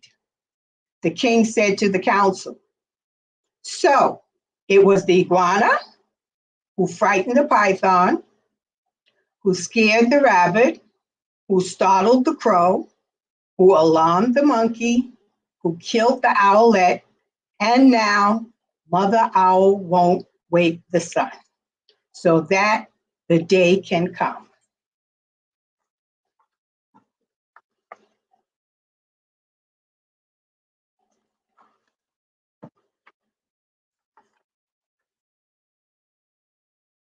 Now, the iguana was not at the meeting, for he had not heard the summons. The antelope was sent to fetch him, and all the animals laughed when they saw the iguana coming with the sticks stuck in his ears. King Lion pulled out the sticks. Then he asked, Iguana, what evil have you been plotting against the python? None at all. cried the iguana. Python is my friend. Then why wouldn't you say good morning to me? Demanded the snake.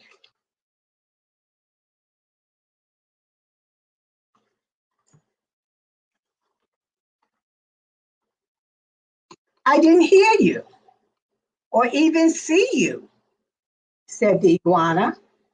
Mosquito told me such a big lie. I couldn't bear to listen to it, so I put sticks in my ear. So that's why you had sticks in your ears? Laughed the lion. Yes, said the iguana. It was the mosquito's fault. King Lion said to the council. So it was the mosquito who annoyed the iguana, who frightened the python, who scared the rabbit, who startled the crow, who alarmed the monkey, who killed the owlet. And now, Mother Owl won't wake the sun so that the day can come.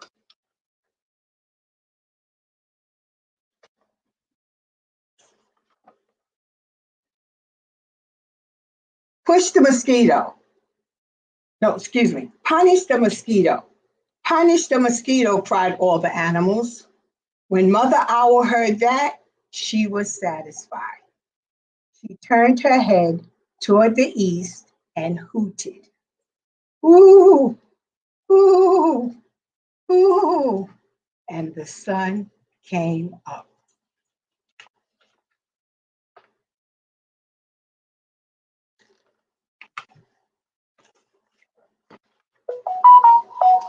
Meanwhile, the mosquito had listened to it all from a nearby bush. She crept under a curly leaf and was never found and brought. Because of this, the mosquito has a guilty conscience. To this day, she goes about whining in people's ears.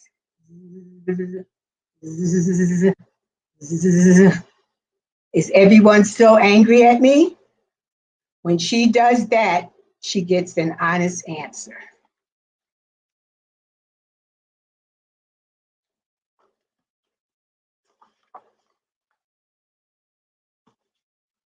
And the answer is yes. Why do mosquitoes buzz in people's ears? The end.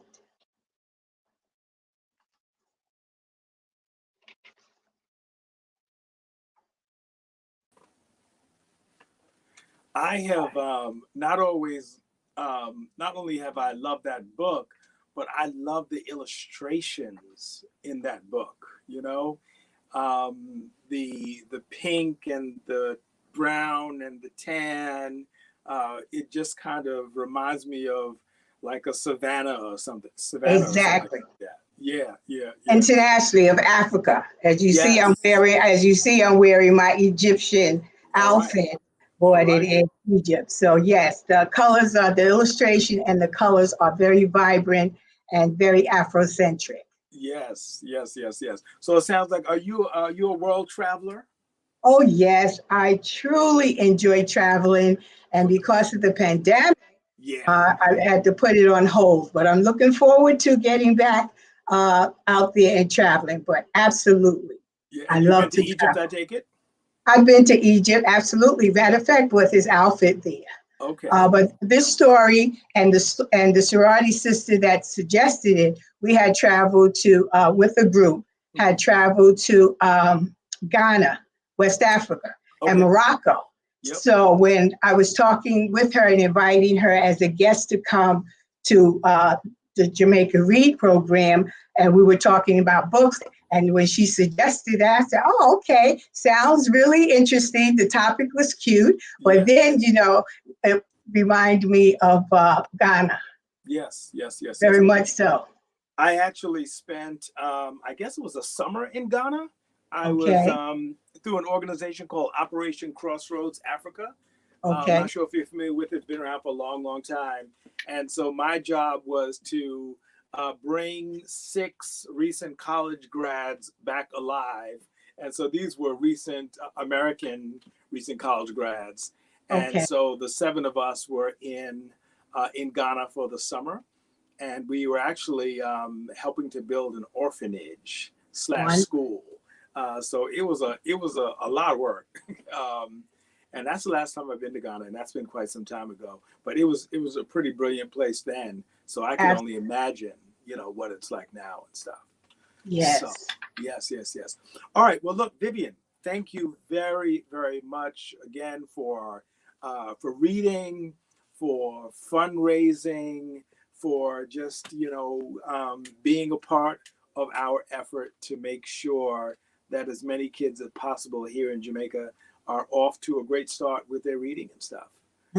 Well, thank you so much, Greg. I appreciate it. And next year, I am definitely, God willing, would be open to participating again.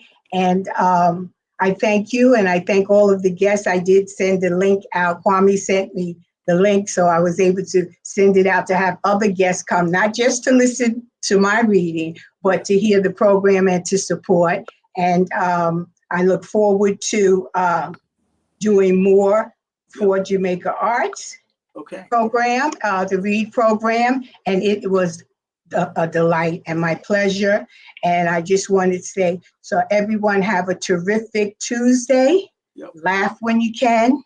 That's right. Apologize when you should. All right. And God bless you all, and will peace be upon you. Yes. Okay. All right. Thank you, Vivian. Thank you so much. Okay, bye-bye now. Bye-bye. All right, you heard her. Laugh when you can and apologize when you should. All right. I'm not sure if we do as much apologizing as we should. All right.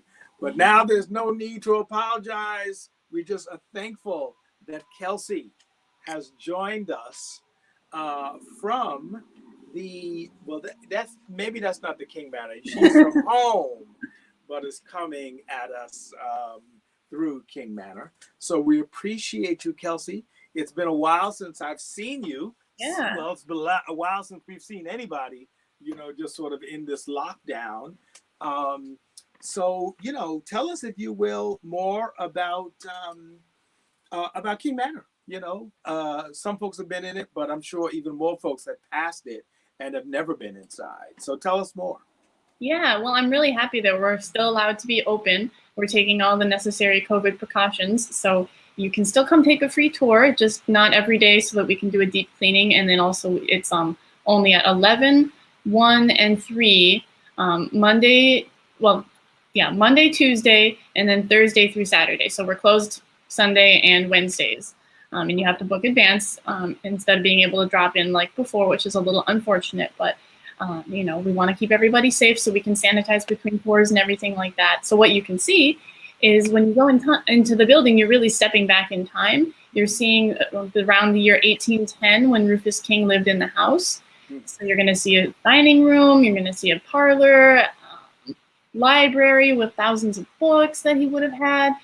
You might even get to see our museum cat if she sneaks out. So we've been keeping busy during the pandemic. So even if you don't feel like coming out to see us, we have stuff for you to do online, especially now that schools are shut down again. We have some homeschooling materials that can be really helpful, especially for families who are homeschooling with kids of multiple ages, something to keep everybody engaged and scalable at their own level, because I'm sure parents and caregivers are feeling really overwhelmed with their jobs and homeschooling and all this stuff. So we want to be there to support the community as best we can. Yes.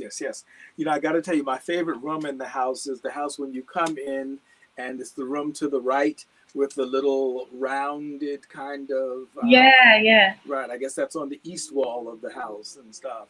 The dining room. Yeah, that's a fantastic room. And the last time I was in there, I think I was in there for one of the concerts that you guys do. But it's just such it's a wonderfully intimate place, and particularly for like music or chamber music. Yeah. It would be fantastic to hear some unmiked singers in there and stuff, because it just has a nice resonance to it and that kind of thing. Well, we were hoping this year, because it's our 120th anniversary year, to do a lot of concerts this year. Unfortunately, that couldn't happen. Right. But we're hoping next year to, if things are healthy again, pick up some momentum. And we'd love to offer that room to local students at the colleges or even high school or middle school for smaller recitals and things like that. Yeah. A really nice space. The acoustics were built purposefully in 1810 for that. And I think that'd be a wonderful spot for students to perform and invite family and friends. Right. And then what's going on with the fence? I know at some point they were thinking about taking down the entire perimeter fence, but now it looks like they've got a modified plan where they're just opening up the corners of the park. Yeah, so that's actually been in the works for like 7 years or something like that. Right. And it's supposed to increase accessibility to the park by having the entrances on the corners in addition to the entrances where they currently are. Got it. So, it's been slowed down because of COVID, and, now it's going to be kind of cold to finish some of that work. And I know that what they have to do to strip that metal fence is sort of challenging and then repaint it. So unfortunately, I think it's going to be a little while before our park is put back together again. Right.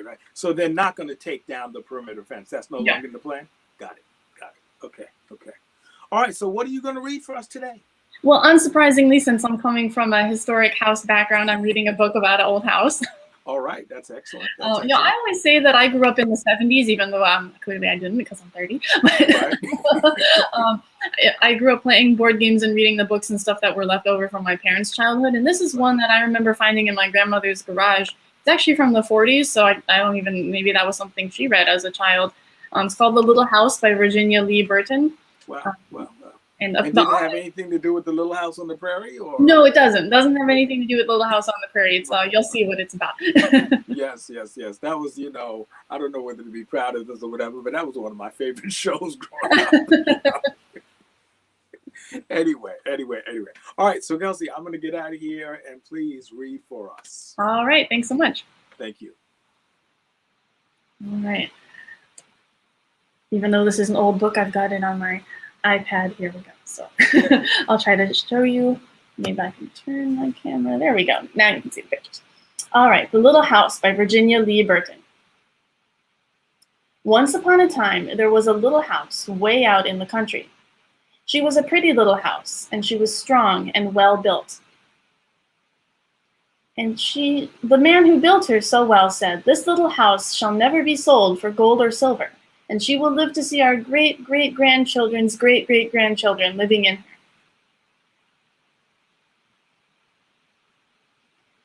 The little house was very happy as she sat on the hill and watched the countryside around her. She watched the sun rise in the morning, and she watched the sun set in the evening.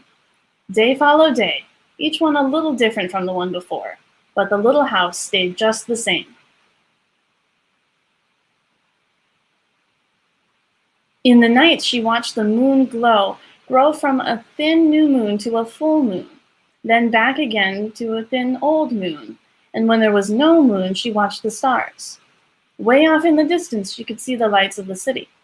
The little house was curious about the city and wondered what it would be like to live there. Time passed quickly for the little house as she watched the countryside slowly change with the seasons. In the spring, when the days grew longer and the sun warmer, she waited for the first robin to return from the south. She watched the grass turn green. She watched the buds on the trees swell and the apple trees burst into blossom. She watched the children playing in the brook. And she took a little pause for ineptitude. In the long summer days, she sat in the sun and watched the trees cover themselves with leaves, and the white daisies cover the hill. She watched the gardens grow, and she watched the apples turn red and ripen. She watched children swimming in the pool. In the fall, when the days grew shorter and the nights colder, she watched the first frost turn the leaves to bright yellow and orange and red. She watched the harvest gathered and the apples picked. She watched the children going back to school. In the winter, when the nights were long and the days short, and the countryside covered with snow, she watched the children coasting and skating. Year followed year.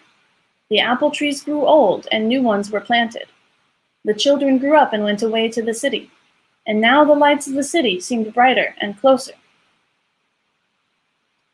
One day the little house was surprised to see a horseless carriage coming down the winding country road. Pretty soon there were more of them on the road, and fewer carriages pulled by horses. Pretty soon along came some surveyors and surveyed a line in front of the little house. Pretty soon along came a steam shovel and dug a road through the hill covered with daisies. And then some trucks came and dumped big stones on the road, and then some trucks with little stones, then some trucks with tar and sand, and finally a steamroller came and rolled it all smooth, and the road was done. Now the little house watched the trucks and automobiles going back and forth to the city. Gasoline stations, roadside stands, and small houses followed the new road. Everyone and everything moved much faster than before. More roads were made, and the countryside was divided into lots. More houses and bigger houses, apartment houses and tenement houses, schools, stores, and garages spread over the land and crowded around the little house. No one wanted to live in her and take care of her anymore. She couldn't be sold for gold or silver, so she just sat there and watched. Now it was not so quiet and peaceful at night. Now the lights of the city were bright and very close, and the street lights shone all night. This must be living in the city, thought the little house, and didn't know whether she liked it or not.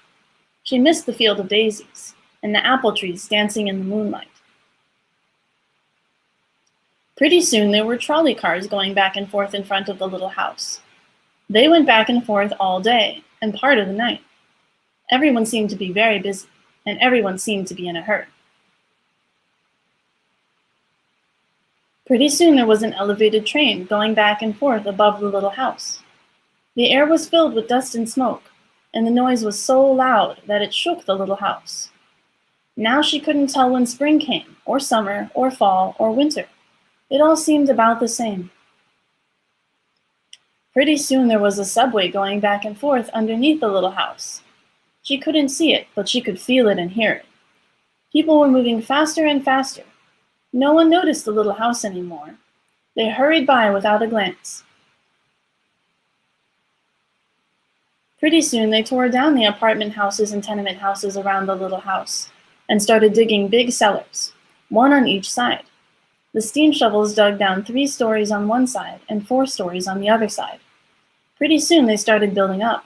They built up 25 stories on one side and 35 stories on the other. Now the little house only saw the sun at noon and didn't see the moon or stars at night at all because the lights of the city were too bright. She didn't like living in the city. At night she used to dream of the country and the field of daisies and the apple trees dancing in the moonlight. The little house was very sad and lonely. Her paint was cracked and dirty. Her windows were broken and her shutters hung crookedly. She looked shabby, though she was just as good a house as ever underneath. Then one morning in spring, along came the great-great-granddaughter of the man who built the little house so well. She saw the shabby little house, but didn't hurry by. There was something about the little house that made her stop and look again. She said to her husband, "That little house looks just like the little house my grandmother lived in when she was a little girl. Only that little house was way out in the country on a hill covered with daisies and apple trees growing around." They found out it was the very same house, so they went to the movers to see if the little house could be moved. The movers looked the little house all over and said, "Sure, this house is as good as ever. She's built so well, we could move her anywhere." So they jacked up the little house and put her on wheels. Traffic was held up for hours as they slowly moved her out of the city.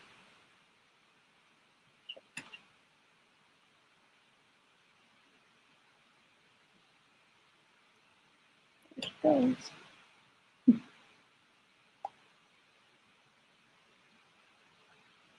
At first, the little house was frightened, but after she got used to it, she rather liked it.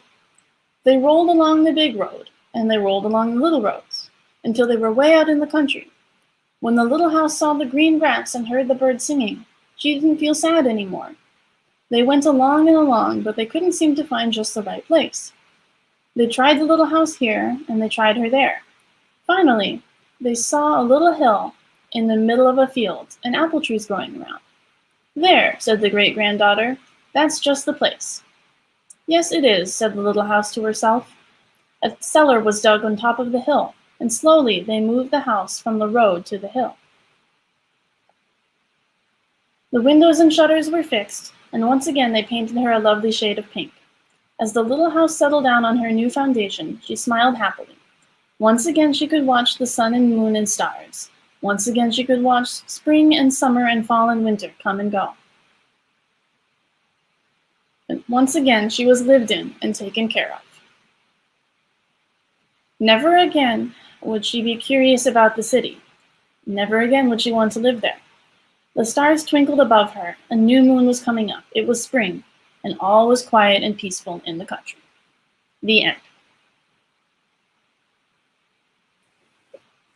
All right. You know, that book reminds me of which house is it in Harlem that they moved from? Oh, the Hamilton Grange. Yes, the Hamilton Grange. Yes. I guess it now is sitting right behind City College, and you know, in a nice place. If that building wasn't just sort of sitting right next to it and stuff, but it's situated nicely. So, all right. Well, look, you know, that's a lovely little book. And the fact that it's on your iPad is even lovelier. More and more, I find myself reading whole books on my iPhone, which is really, really strange. But you wouldn't think it works, but it works fantastically, actually. You know? Yeah, it was great back in the commuting days when you could hold the subway pole and turn the pages. Yes. So it's all good. All right, look, I'm going to let you go, Kelsey. But hopefully, when the pandemic breaks, you know, we can talk about, you know, just sort of doing some more work together, because I would love to see some singers, you know, in that lovely little room. You know, maybe some jazz singers or something, and you know. Yeah, we've had some popular jazz concerts before, so we'd love to do some more of that. Yeah. We do, you know, the jazz festival, and singers are always asking me, and I said, look, it's not really a venue. We need the right venue where people can just sort of deliberately listen and hear you and stuff, you know. So anyway, that's what's going on. All right, well, let's be about that. Thanks so much for having me. Yes. Be well, and thank you for coming for a second year. My pleasure. All right, be well, Kelsey. You too. All right, good people. It is, believe it or not, we have been live for 4 hours and 42 minutes. Whoa. And I think that right about now, hey, I think that is the lovely and talented Miss Tatum Booth, Lit Coach Booth. Yes. Right. Can you hear me? Can you hear me? Are going to have to tell us more about Lit Coach Booth. So please do. Okay, so first, I want to say thank you to what you're doing for the reading community. And okay, I'm an avid reader. I'm an educator. I am an instructional coach. I'm an advocate for reading for our earliest learners.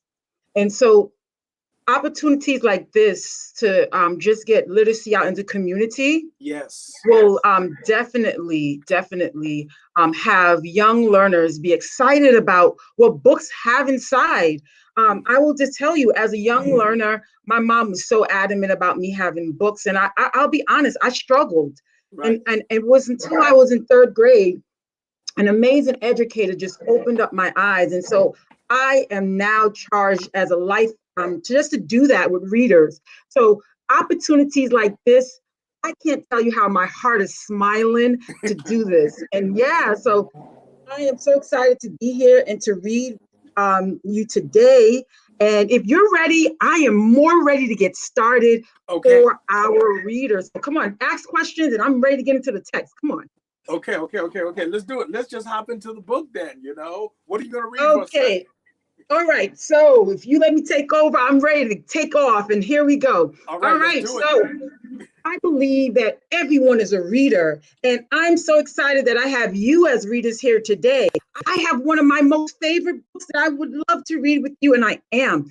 And here it is. It's coming, readers. Get ready for it, readers. Ready for it. Ready, ready, ready, ready. There it is. That's my book called The Dot. And the author of this book is Peter H. Reynolds. So there's a character in this book. Her name is Vashti. And I want you to pay close attention to Vashti. Why? Because Vashti has a problem. She's going to solve her problem in this book. And I know, readers, that you also may have had problems, but you can solve those problems. So let's get started. As I said, the title of this book is The Dot by Peter H. Reynolds. Let me get started here.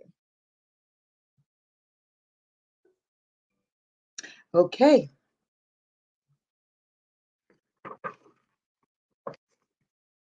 The Dot.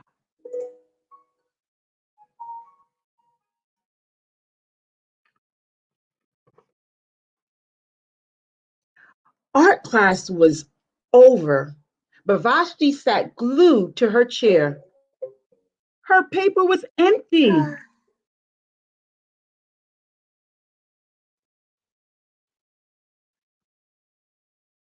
Vashti's teacher leaned over the blank paper. Ah, a polar bear in a snowstorm, she said. Very funny, said Vashti. I just can't draw. Uh-oh, now we see Vashti's problem. Vashti says she can't draw. Let's see what happens. Let's continue to read. Her teacher smiled. Just make a mark and see where it takes you. Vashti grabbed a marker and gave the paper a good, strong jab. There, she said.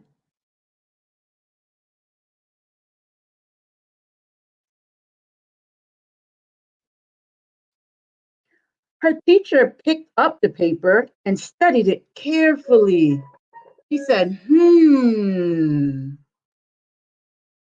She pushed the paper towards Vashti and quietly said, now sign it.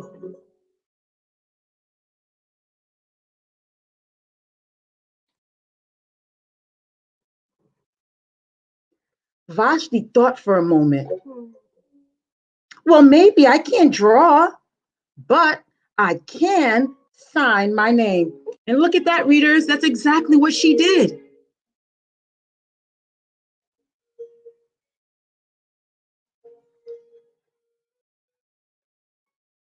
The next week, when Vashti walked into art class, she was surprised to see what was hanging above her teacher's desk. It was the little dot. She had drawn her dot, all framed in swirly gold.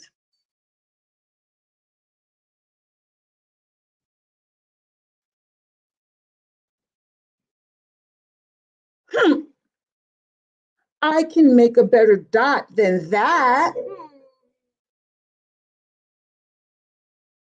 She opened up her never before used set of watercolors and set to work. I can't wait to see what she comes up with, readers. I know you're probably thinking the same thing. Vashti painted and painted a red dot, a purple dot, a yellow dot, a blue dot. The blue mixed with the yellow. She discovered that she could make a green dot. Vashti kept experimenting. Lots of little dots in many colors.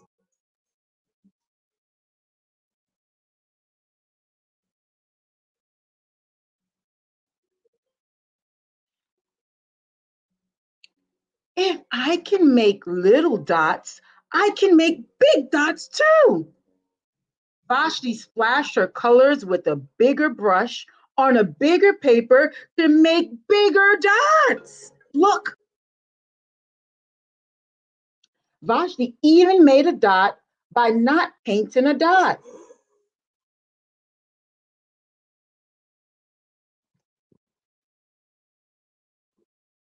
Wow, look at this, readers. Look what Vashti did.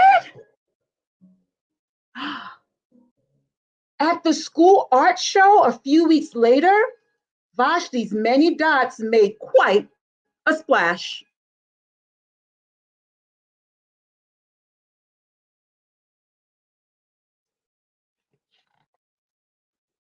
Vashti noticed a little boy gazing up at her. There he is. You're a really great artist. I wish I can draw, he said. I bet you can, said Vashti. Me? No, not me. I can't draw a straight line with a ruler.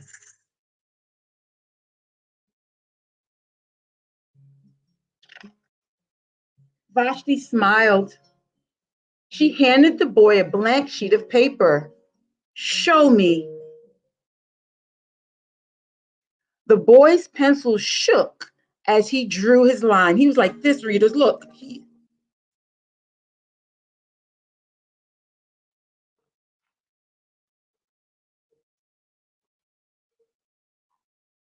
Vashti stared at the boy's squiggle, and then she said,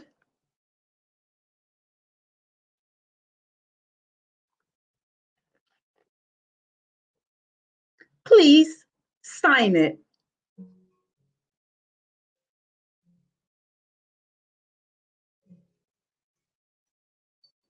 And that's the end of our story. So, readers, we saw Vashti in the beginning. She did have a problem. She didn't think she could draw.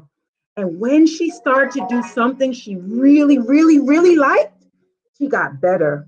So that shows me and you that, readers, you can do anything you would like to. You just got to stick with it, even if at first it feels like you can't do it. So I really enjoyed having this time to read with you. And I hope that we will get a chance to read together again next year. Definitely, definitely. If you want to read books like The Dot, you can find them at your library. So I just want to say thank you again for this opportunity to read with you. I love reading. My name is Coach Booth, and I can't wait to hear about all the great stories that was read today during this read-a-thon. All right, all right, all right, Coach Booth, and I love this fact that Vashti actually went on to inspire another person who wasn't convinced that they were as talented as they obviously are and stuff. So she said, sign it for her.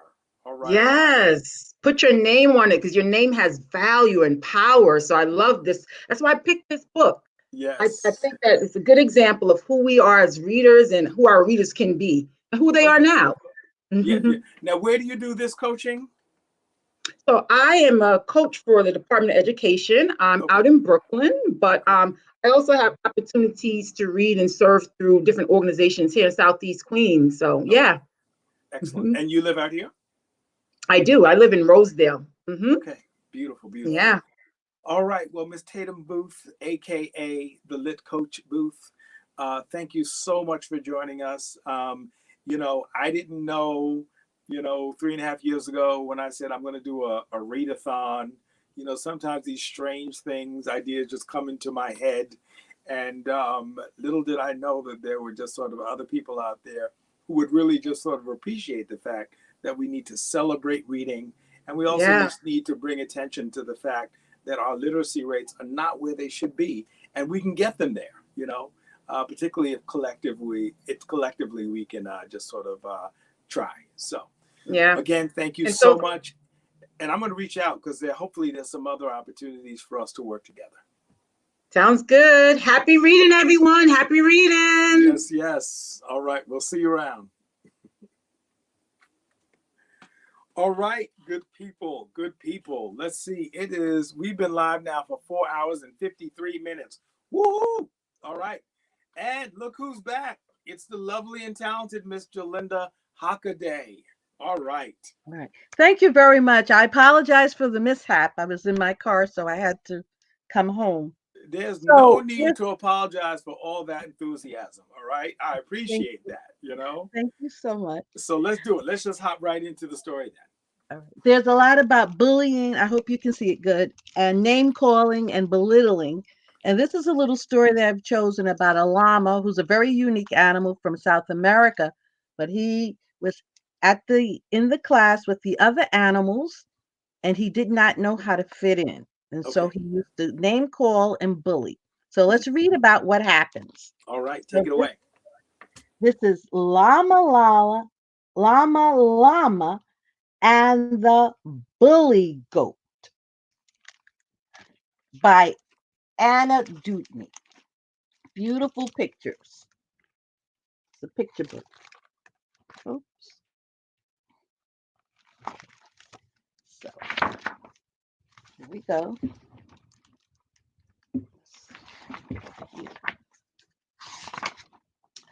Llama. I'm going to read first and I'll show you the pictures. Llama, busy day. Writing, counting. Picture day. Roll a pancake. Draw the sun. Almost everyone has fun.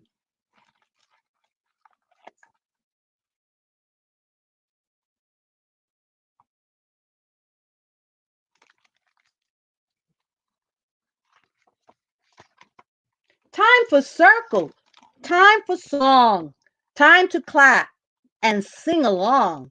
Kitty, rhino, sheep and calf, llama, Nelly, and giraffe all sing songs in their own way.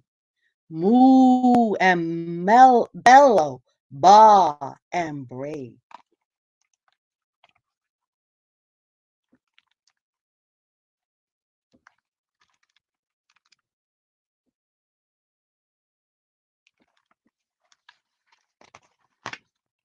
Llama claps the beat. Gilroy goat just points and bleats. Sheep goes baa and calf goes moo. Gilroy thinks that's silly too. So he's acting real silly. Doesn't know how to fit in with the other animals at the table or at circle time. Llama likes to sing. Gilroy laughs at everything. Llama sings out just the same. Gilroy says, a not nice name. He's not saying a nice name, he's calling him a name. Teacher has some things to say. Calling names is not okay. Being mean is not allowed. Teacher says to stop it now.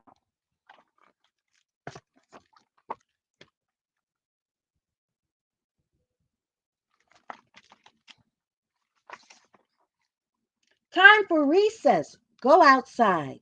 Monkey bars and slippy slides. Nellie's dollies makes a road. Fuzzy llama pulls a load. Kids climb up and kids climb down.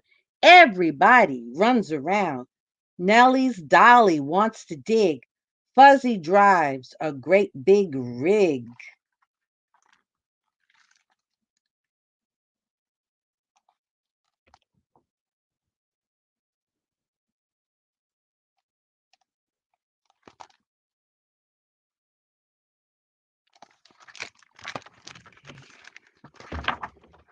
Gilroy stands in line. No, sorry. Gilroy stands in Fuzzy's way. Gilroy, do you want to play? Gilroy bleats and kicks the dirt. He gets sand on Llama's shirt. Gilroy throws some dirt at Nellie. Ha ha ha! News are smelly. That's a new. This animal right here is a new. Gilroy pushes. Fuzzy falls. Ha ha ha! Llamas play with dolls. So he pushed him and put dirt in his eyes. And that wasn't so nice. It's not nice to be a bully and not know how to make friends. Gilroy snickers, laughs and kicks. Gilroy tosses, toys and sticks. Gilroy stomps on Llama's coat. Gilroy is. He's having a temper tantrum. Gilroy is a bully. He's a bully goat. Bully goat.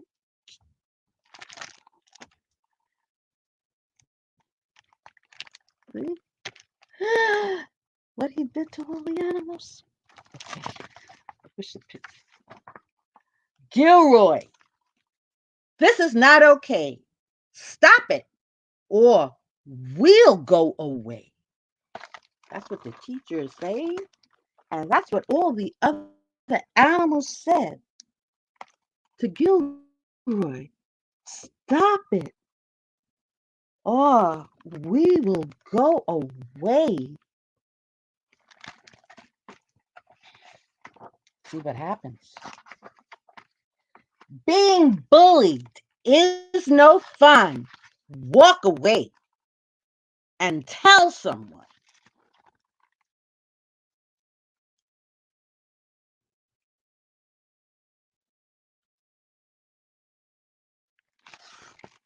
Tell the adult. Gilroy fusses, frowns, and pouts. Gilroy gets a long time out. So he had to have a time out.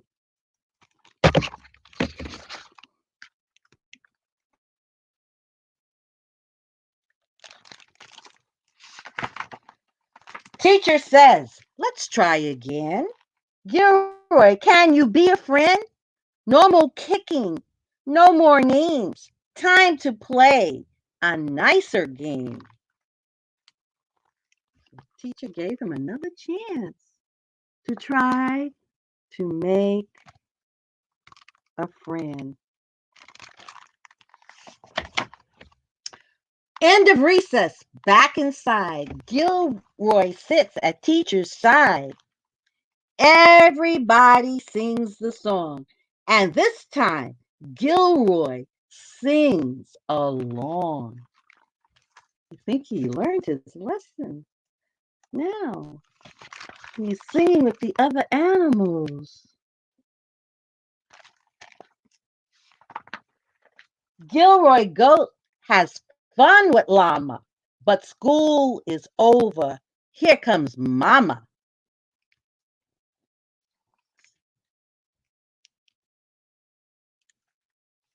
Tomorrow has more games to try.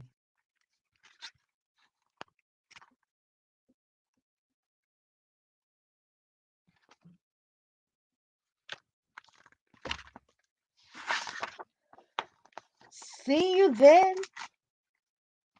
Friends wave goodbye. Bye-bye. See you. See you next time. You know, I think that's the best looking billy goat. And that was a little story about all the unique animals. Yeah.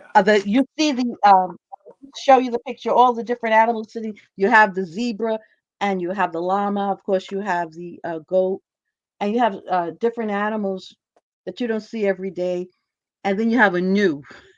Yes. It said that the gnu is smelly, but the children learned how to invite the bully in and stand up. He says the main things: bullying is not nice. Go tell someone. Don't stay there and be bullied.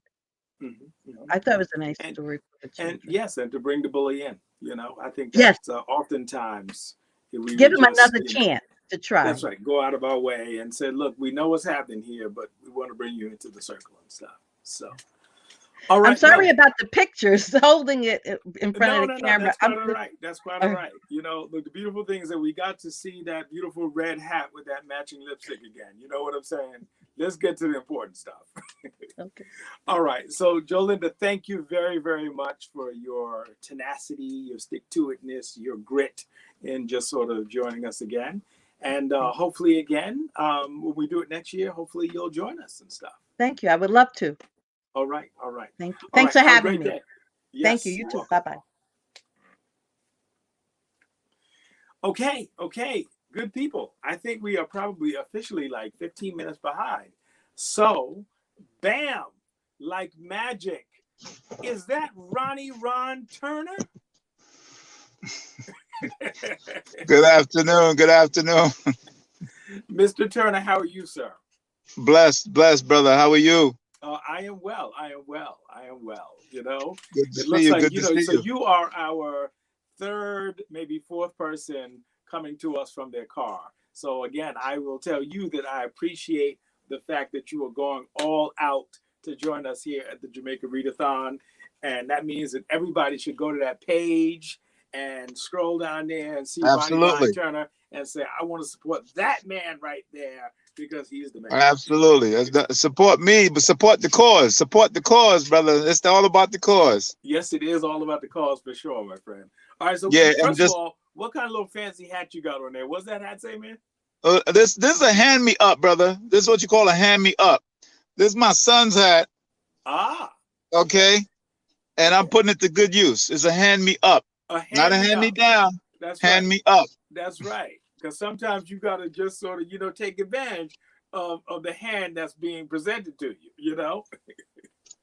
So what we got to do, man. That's and right. let me just say, I would be remiss if I didn't thank you, brother, for introducing me to this platform, this opportunity to do this. It's a beautiful, beautiful thing that you do. Thank you, sir. And this is my third. I think I've been with you since the beginning. This is my third time, if I recall correctly. You have indeed. And I just want to commend you for making it work in the pandemic. Yes. Thank you very much, my friend. You know, sometimes you say to yourself, you know, do I really need to do that? And then you say, you know, yeah, let me just do that. And then it just works out beautifully. Because this is definitely working out beautifully. Absolutely. So and big shout out to brother Kwame in the back, making things run smoothly. Kwame in the big shout out to Kwame. SimpleSolutionsNYC.com. Woo-hoo. That's right. That's right. So what are you gonna read for us, man? The book I'm going to read today, and you know, I had at one time I had a plethora of books, but my inventory is limited now. Okay. But I think it's a pretty good book. It's called. Can you see it? Yes, I can. Okay. Well, let me see. How was that? Is that no? That's not good. That's better. Oh, yes, wait. Let me figure it out. Here we go. There we go. I think that's it. There we go. There we go. The sun is kind of a big deal. Get the camera right, Ron. What you doing? The sun is kind of a big deal. Yes, it is. It is. That's kind the of a title. Big deal. So wait, that's like the partner. That's the partner book to my When the Sun Fell from the Sky. Woo-hoo. Okay. Okay. There we go. There we go. And it is a from the New York Times best-selling creator of Heart and Brain. Okay. Mr. Nick Sillock. Okay. Sillock. Okay. Okay. All right. It's all good. All right. Look, I'm gonna get off the screen, man, so you can just enchant us with your reading of The Sun is a Big Deal. Thank you, brother. Thank you. Thank you for the opportunity. Yes, sir. So, everybody saw the cover. This is the try to do a good job here, a better job here.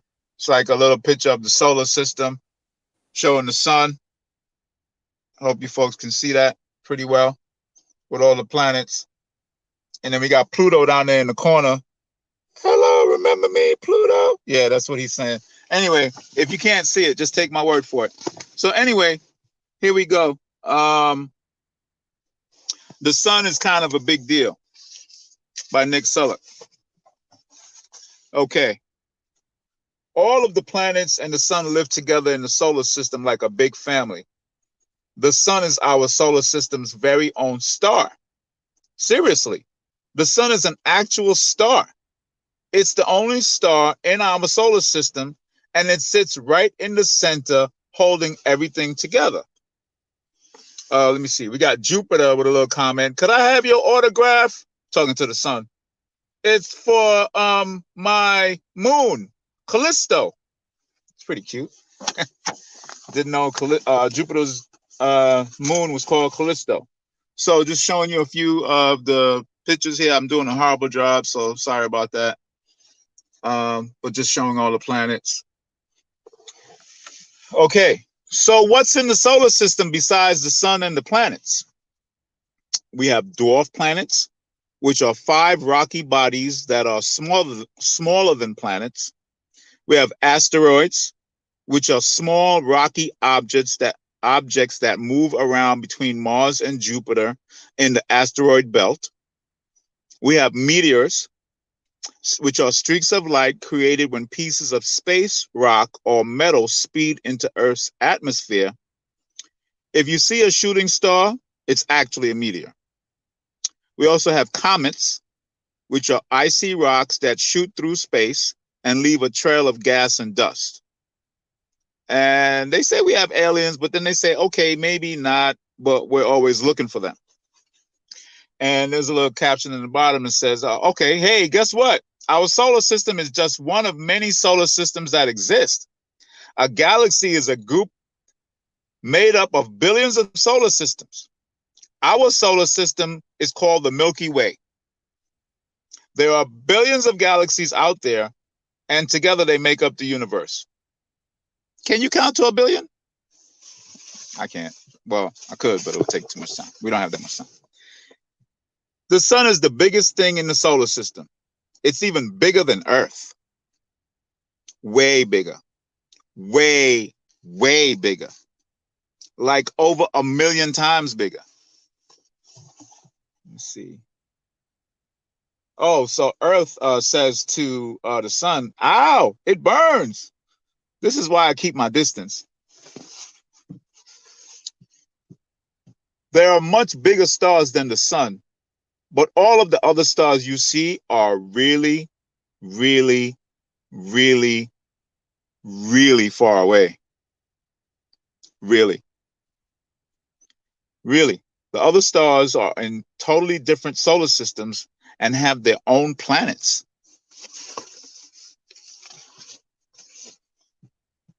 Earth is the 3rd planet away from the sun.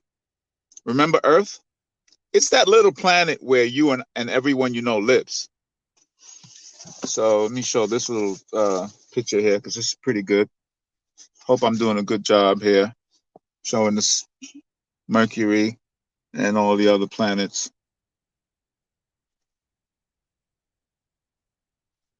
Okay. And everybody's got a little comment. Mercury says, I'm the baby. Venus says, I'm the hottest planet. Earth says, I have cats. Mars says, did someone lose a rover? Jupiter says, I'm gassy.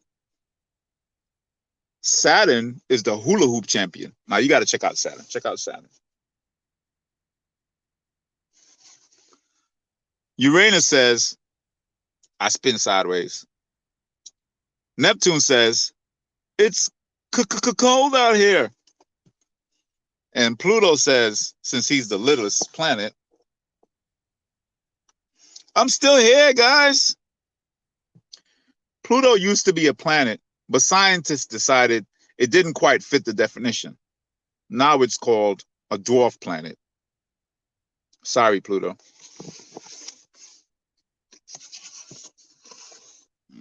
The planets move around the sun like a big racetrack in space. Each planet has its own special path that it follows. That's called its orbit. Some planets are faster than others, but each one stays in its lane. And got to show you just a little picture of all the planets on a little mini planet racetrack. I'm doing a horrible job again with the camera, but please excuse me. Okay, I hope that's better. Yeah, that's better. All right, and of course, the sun is the one blowing the whistle to start the race. So,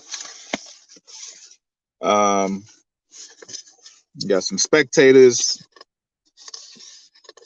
All right. And Earth says, Happy New Year. It takes a whole year for Earth to go all the way around the sun. Do you know how many times you have been around the sun?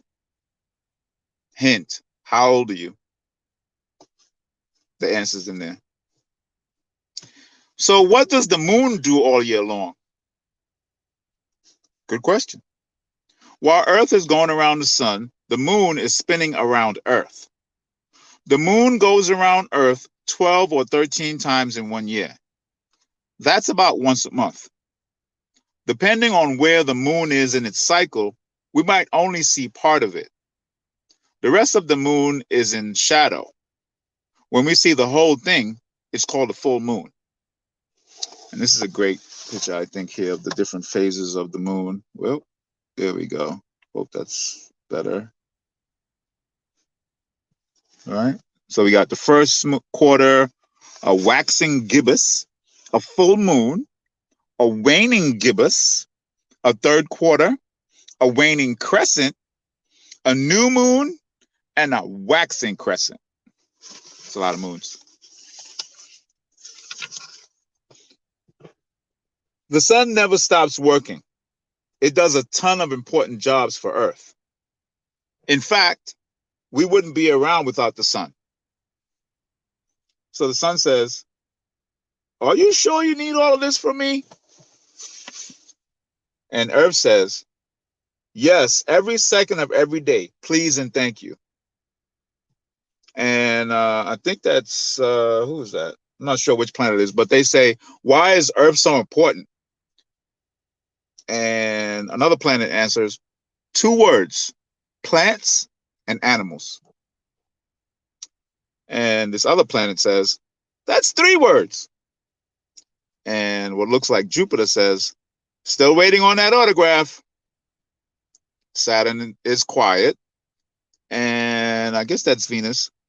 It looks like Pluto, who's asking, "What's this line for?" Typical Pluto. The sun gives us light so we can see, but it takes about 8 minutes for light to get to us because the sun is so far away. It's worth the wait. Earth spins around in a full cycle every day. So it says here, the sun is saying to Earth, "Hi again, how was your night?" You can see the picture of the sun and Earth having a little conversation there. I hope you can see that. That is why when it's nighttime for you, it's daytime on the other side of the world. And quick note, on one side of Earth, as one side of Earth spins away from the sun, it looks like the sun is setting there and it becomes night. As that side of the Earth spins back toward the sun, it looks like the sun is rising, and you guessed it, breakfast time. Everybody loves breakfast time. Oh, sorry, lost my page. Okay, here we go. Here we go. All right. The sun is always there, even when you can't see it. Sometimes it looks dark outside during the day because the sun is behind the clouds, but it is still there. And the sun is fighting to get through the clouds, as you can see in the picture. And the sun says to the clouds, "Hey, move it, clouds. I was making shadow puppets." Once in a while, it gets dark in the daytime because the moon gets in the sun's way. That's called a solar eclipse. And it only lasts for a little while. Really good photo of a solar eclipse. Hope you can see that. That's pretty good. And the sun says, as it's going through its solar eclipse, "Look what I can do." Yes, yes, we are very impressed. Now keep moving.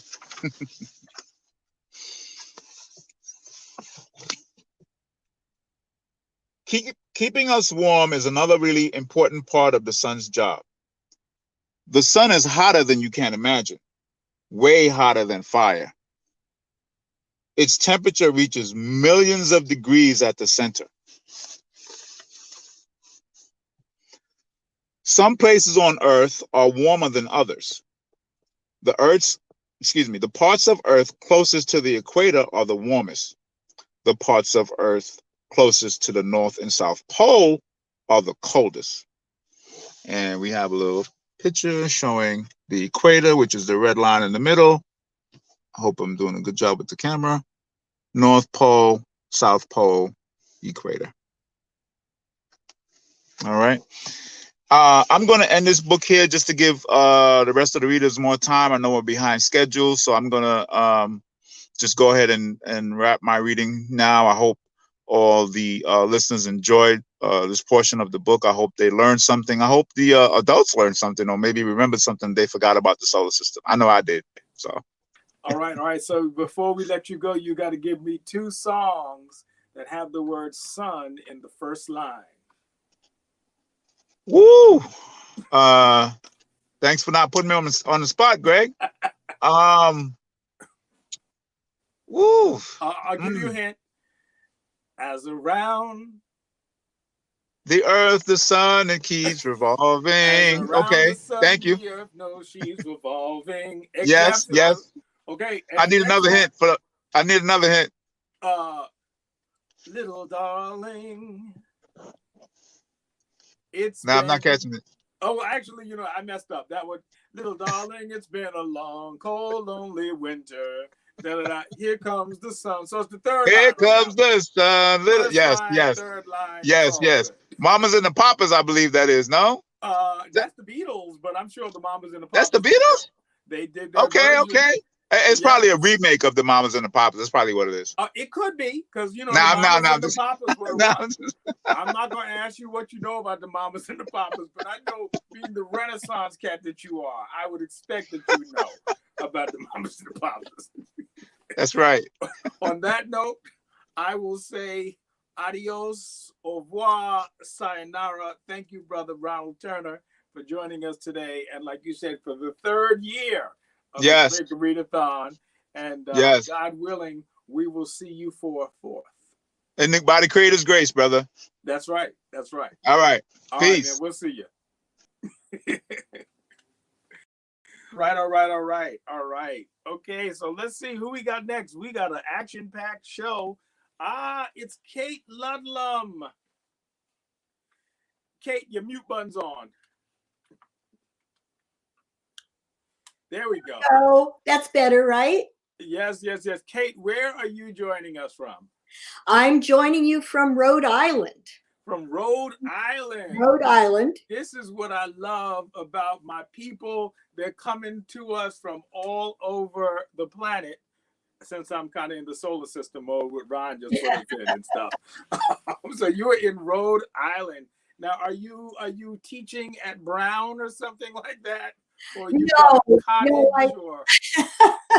I never became a teacher, and I'm technically retired. So okay. Yeah, I still work on Prospect Cemetery and the Underhill Burial Ground on Long Island, and things. I have my little projects and my historical preservation stuff going on. Yeah. So tell people more about the Prospect Cemetery. That's another one of those places that's right here under our noses. Yes. And some people know about it, but most people don't. It's a hidden gem, and it is the oldest cemetery in Queens. Mm-hmm. It dates from at least 1668, which is pretty old. I think it's probably older than that. It's hidden. It's on the south side of the railroad tracks and on the west side of the York campus. So you can't see it from almost anywhere. It's blocked by buildings. And that's been one of the problems. Years ago, when I started on the project in 1989, it was quite overgrown and very much vandalized. We did get money eventually, and we renovated the chapel, which was reopened and repurposed in 2008 in honor of Illinois Jacquet, who lived in Adderley Park and played all over the world. Wonderful talent, and we had a lot of jazz concerts there. After that, and then in 2012, the grounds were cleared and straightened up. So it took a long time, and unfortunately this year nothing could be done because of COVID. So we're looking forward to a future that holds concerts once again and tours.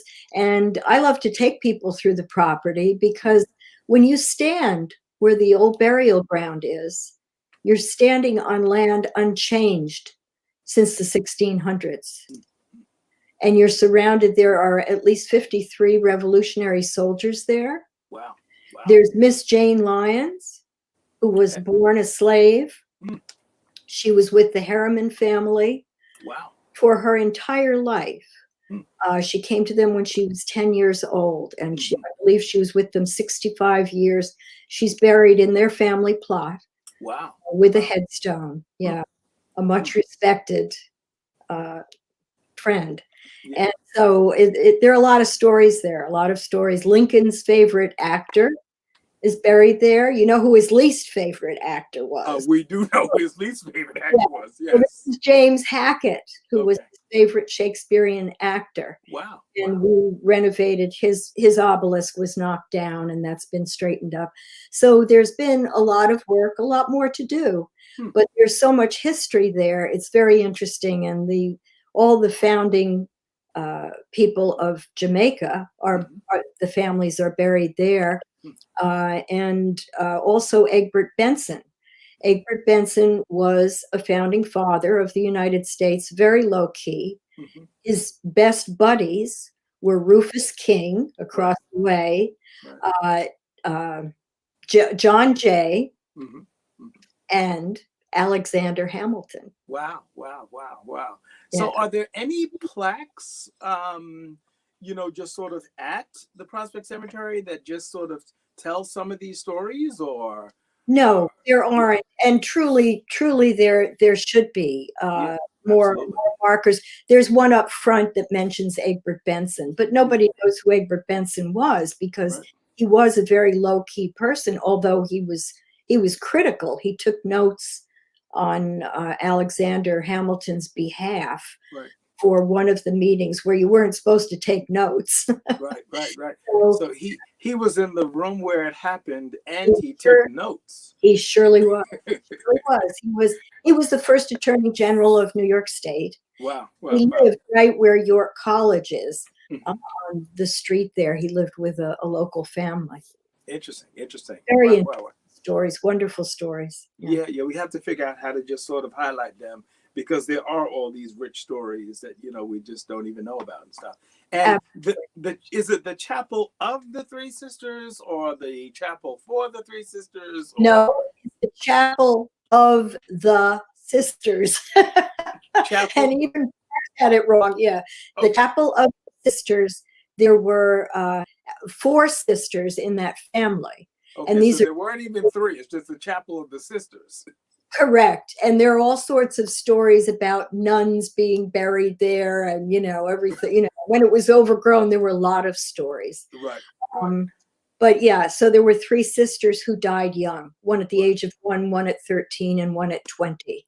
Wow. And the remaining sister did live and got married. So there are some descendants from that family. Okay. And what's your connection to the cemetery?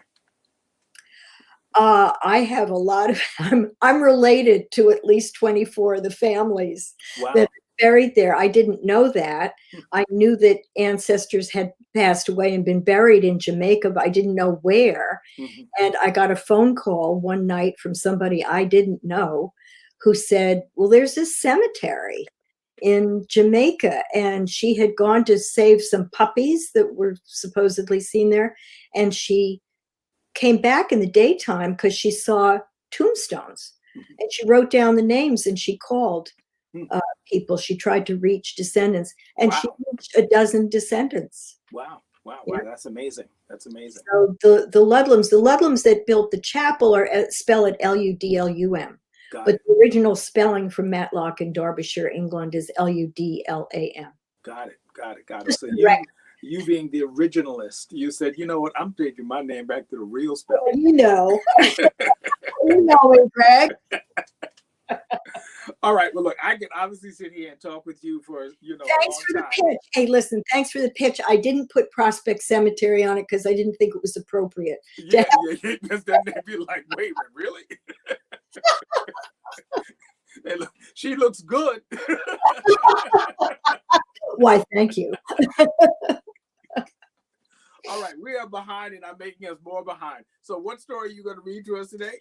Okay, I'm going to read How the Grinch Stole Christmas. Woohoo! It's a favorite of mine by Dr. Seuss, and Dr. Seuss wrote his books in poetry. Okay. I love poetry. I write poetry myself, but it's about the message of this book, because Christmases that I had growing up, they weren't materialistic Christmas times. So this tells a story about the Grinch, and I think perhaps we should begin, eh? Yes, yes. All right, take it away. All righty. So here it is, How the Grinch Stole Christmas. It's a favorite book of mine, and I hope you enjoy it.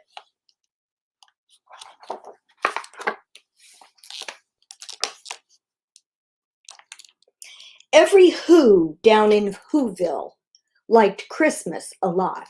That's one of the Who's.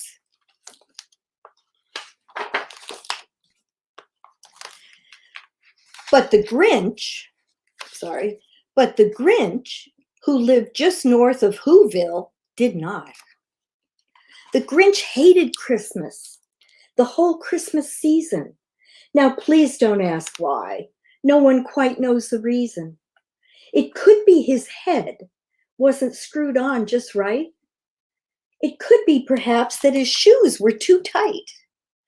But I think that the most likely reason of all may have been that his heart was 2 sizes too small. But whatever the reason, his heart or his shoes, he stood there on Christmas Eve hating the Who's, staring down from his cave with a sour, grinchy frown at the warm lighted windows below in their town. For he knew every Who down in Whoville beneath was busy now hanging a mistletoe wreath. And they're hanging their stockings, he said with a sneer. Tomorrow is Christmas, it's practically here. Then he growled with his Grinch fingers nervously drumming. I must find some way to stop Christmas from coming. For tomorrow he knew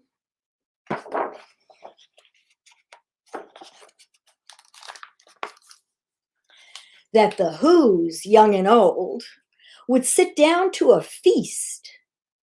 And they'd feast, and they'd feast, and there's feast, feast, feast, feast. They would feast on Who pudding and rare Who roast beast, which was something the Grinch couldn't stand in the least. And then they'd do something he liked least of all. Every Who down in Whoville, the tall and the small, would stand close together with Christmas bells ringing. They'd stand hand in hand, and the Who's would start singing. They'd sing and they'd sing, and they'd sing, sing, sing, sing. And the more the Grinch thought of this Who Christmas sing, the more the Grinch thought, I must stop this whole thing. Why, for 53 years I've put up with it now. I must stop this Christmas from coming. But how? Then he got an idea. An awful idea. The Grinch got a wonderful, awful idea.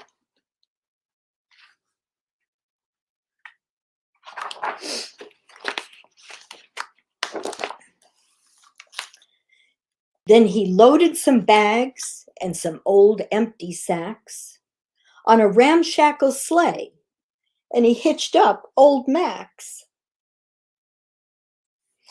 Then the Grinch said, "Get up," and the sleigh started down toward the homes where the Who's lay a snooze in their town. All their windows were dark. Quiet snow filled the air. All the Who's were dreaming sweet dreams without care. When he came to the first little house on the square, This is stop number 1, the old Grinchy Claus hissed. And he climbed to the roof, empty bags in his fist.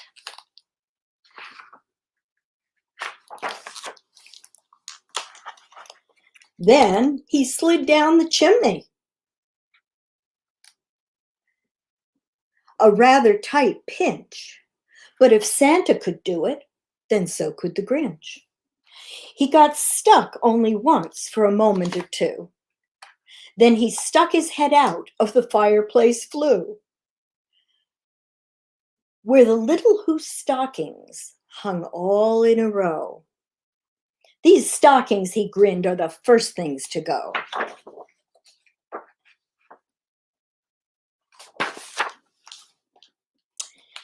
Then he slithered and slunk, with a smile most unpleasant, around the whole room, and he took every present. Pop guns and bicycles, roller skates, drums, checkerboards, tricycles, popcorn and plums, and he stuffed them in bags. Then the Grinch very nimbly stuffed all the bags, one by one, up the chimney. Then he slunk to the icebox. He took the Who's feast. He took the Who pudding. He took the roast beast. He cleaned out that icebox as quick as a flash. Why, that Grinch even took the last can of Who hash. Then he stuffed all the food up the chimney with glee. And now, grinned the Grinch, I will stuff up the tree.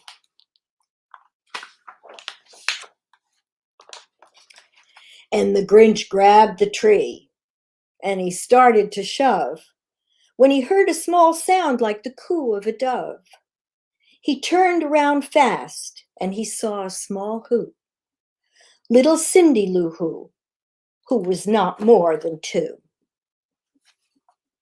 The Grinch had been caught by this tiny Who daughter, who got out of bed for a cup of cold water.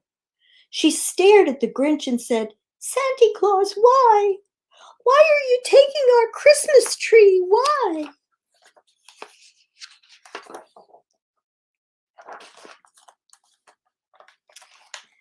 But you know that old Grinch was so smart and so slick. He thought up a lie, and he thought it up quick. Why, my sweet little tot, the fake Santa Claus said, there's a light on this tree that won't light on one side. So I'm taking it home to my workshop, my dear. I'll fix it up there, and I'll bring it back here. And his fib fooled the child. Then he patted her head, and he got her a drink, and he sent her to bed. When Cindy Lou Who went to bed with her cup, he went to the chimney and stuffed the tree up. Then the last thing he took was the log for their fire. Then he went up the chimney himself, the old liar. On their walls he left nothing but hooks and some wire. And the one speck of food that he left in the house was a crumb that was even too small for a mouse.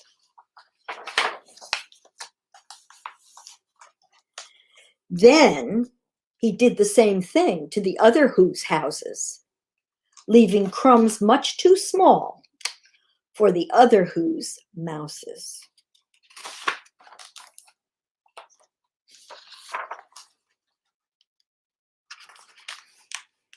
It was 1/4 dawn, all the Who's still abed, when he packed up his sled, packed it up with their presents, the ribbons, the wrappings, the tags and the tinsel, the trimmings and trappings.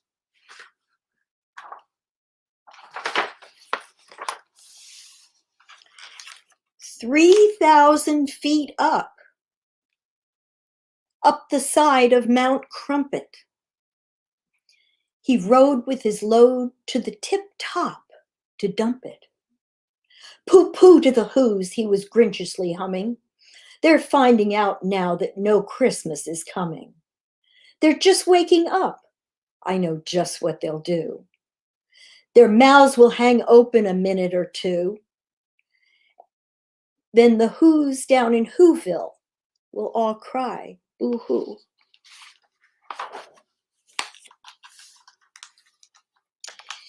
That's a noise, grinned the Grinch, that I simply must hear.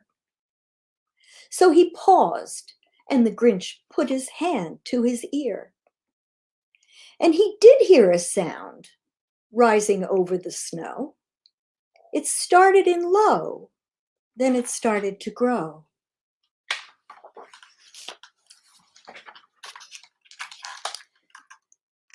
But the sound wasn't sad. Why, this sound sounded merry.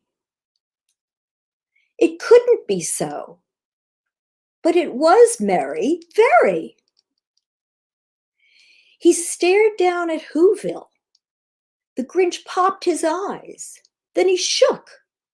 What he saw was a shocking surprise.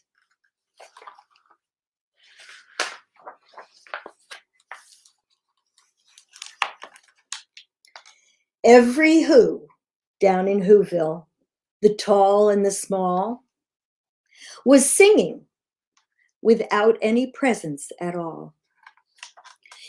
He hadn't stopped Christmas from coming. It came. Somehow or other, it came just the same.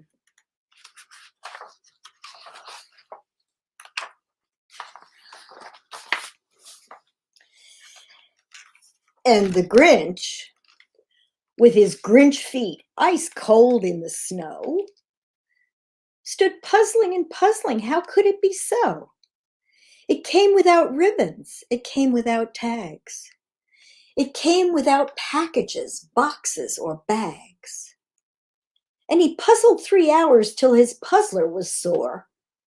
Then the Grinch thought of something he hadn't before. Maybe Christmas, he thought, doesn't come from a store. Maybe Christmas, perhaps, means a little bit more. And what happened then? Well, in Whoville, they say that the Grinch's small heart grew 3 sizes that day. And the minute his heart didn't feel quite so tight, he whizzed with his load through the bright morning light, and he brought back the toys and the food for the feast. And he himself, the Grinch, carved the roast beast.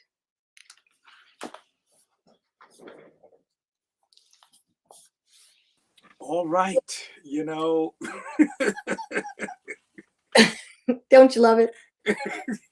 You know, Dr. Seuss can be so dark at times, you know, and then he just he goes from being dark to silly, which is a really interesting combination. You know, I think my favorite part of that book is the bloodshot eyes that he has. Yeah, the illustrations are pretty good. The illustrations are absolutely fantastic and stuff.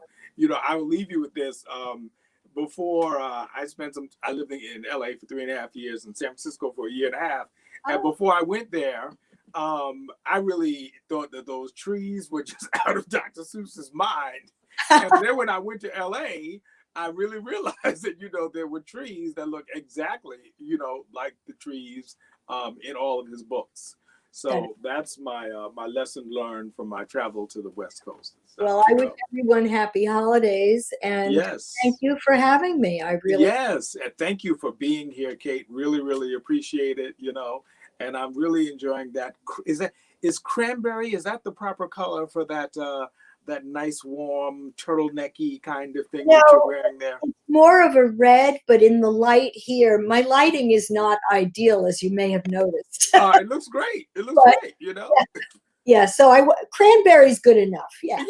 Yes, you know, or I want it to be crimson. a little festive. Yes, it feels very holiday-ish and stuff, Yeah. you know. So look, it is fantastic seeing you, and hopefully again we'll see you again next year, and hopefully I'll see you before that. Hopefully You know? before, and thank you, Greg Mays, for all the good you do. Thank you, Kayla, for volunteering. Take care. All Bye. right, be well. All right. That's our second Dr. Seuss book for the day. And you can't ever go wrong with Dr. Seuss. What was his name? Theodore Geisel. That's right. All right.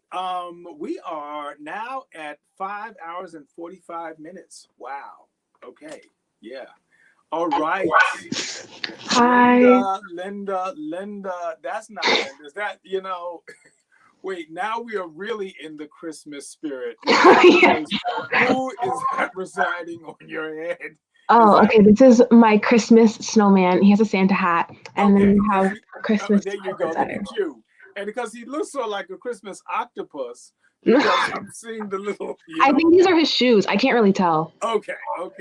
Yeah. And those could easily be the shoes worn by the Wicked Witch of the East or West. I always mess that up. That's one of my favorite parts of any film, when the witch goes over and she sees that the house had fallen on her sister, and then and I guess the ruby slippers on, and then they take them off. I may be making this up at this point, and then I don't remember. The feet just roll beneath the house. You know? So that's what that's reminding me of, you know. Yeah. That is good. You're just humoring me. I appreciate that. All right, so talk to me.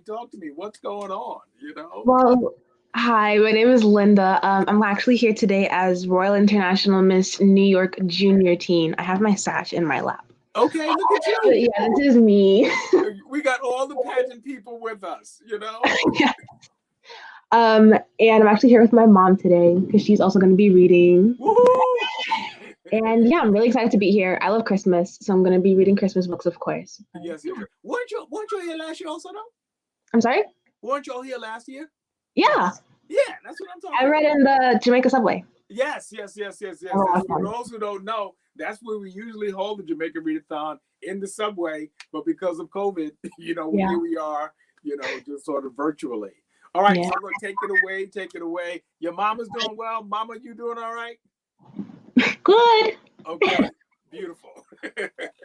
Okay, so first off, we're going to be reading Santa Mouse. So, okay. Once there was a little mouse who didn't have a name. He lived in a great big house. This mouse, the only mouse in the whole wide house. This is his big house. He used to play a game. He'd daydream he had playmates who were friendly as could be. The little girls would bring their dolls and dress up and have tea. The boys would all play cowboys or be Eskimos or Spanish. But when he tried to touch them, like a bubble, they would vanish. Now, through the year, this little mouse had saved one special thing, a piece of cheese, which is a very moldy piece of cheese. The kind that makes an angel want to sing. On Christmas Eve, he brushed his teeth, and as he washed his paws, he thought, my goodness, no one gives a gift to Santa Claus. He ran to get his pretty cheese, and after he had found it, the paper from some chewing gum he quickly wrapped around it. And then he climbed in his bed and dreamed that he was lifted high. He woke up to find that he was looking right in Santa's eye.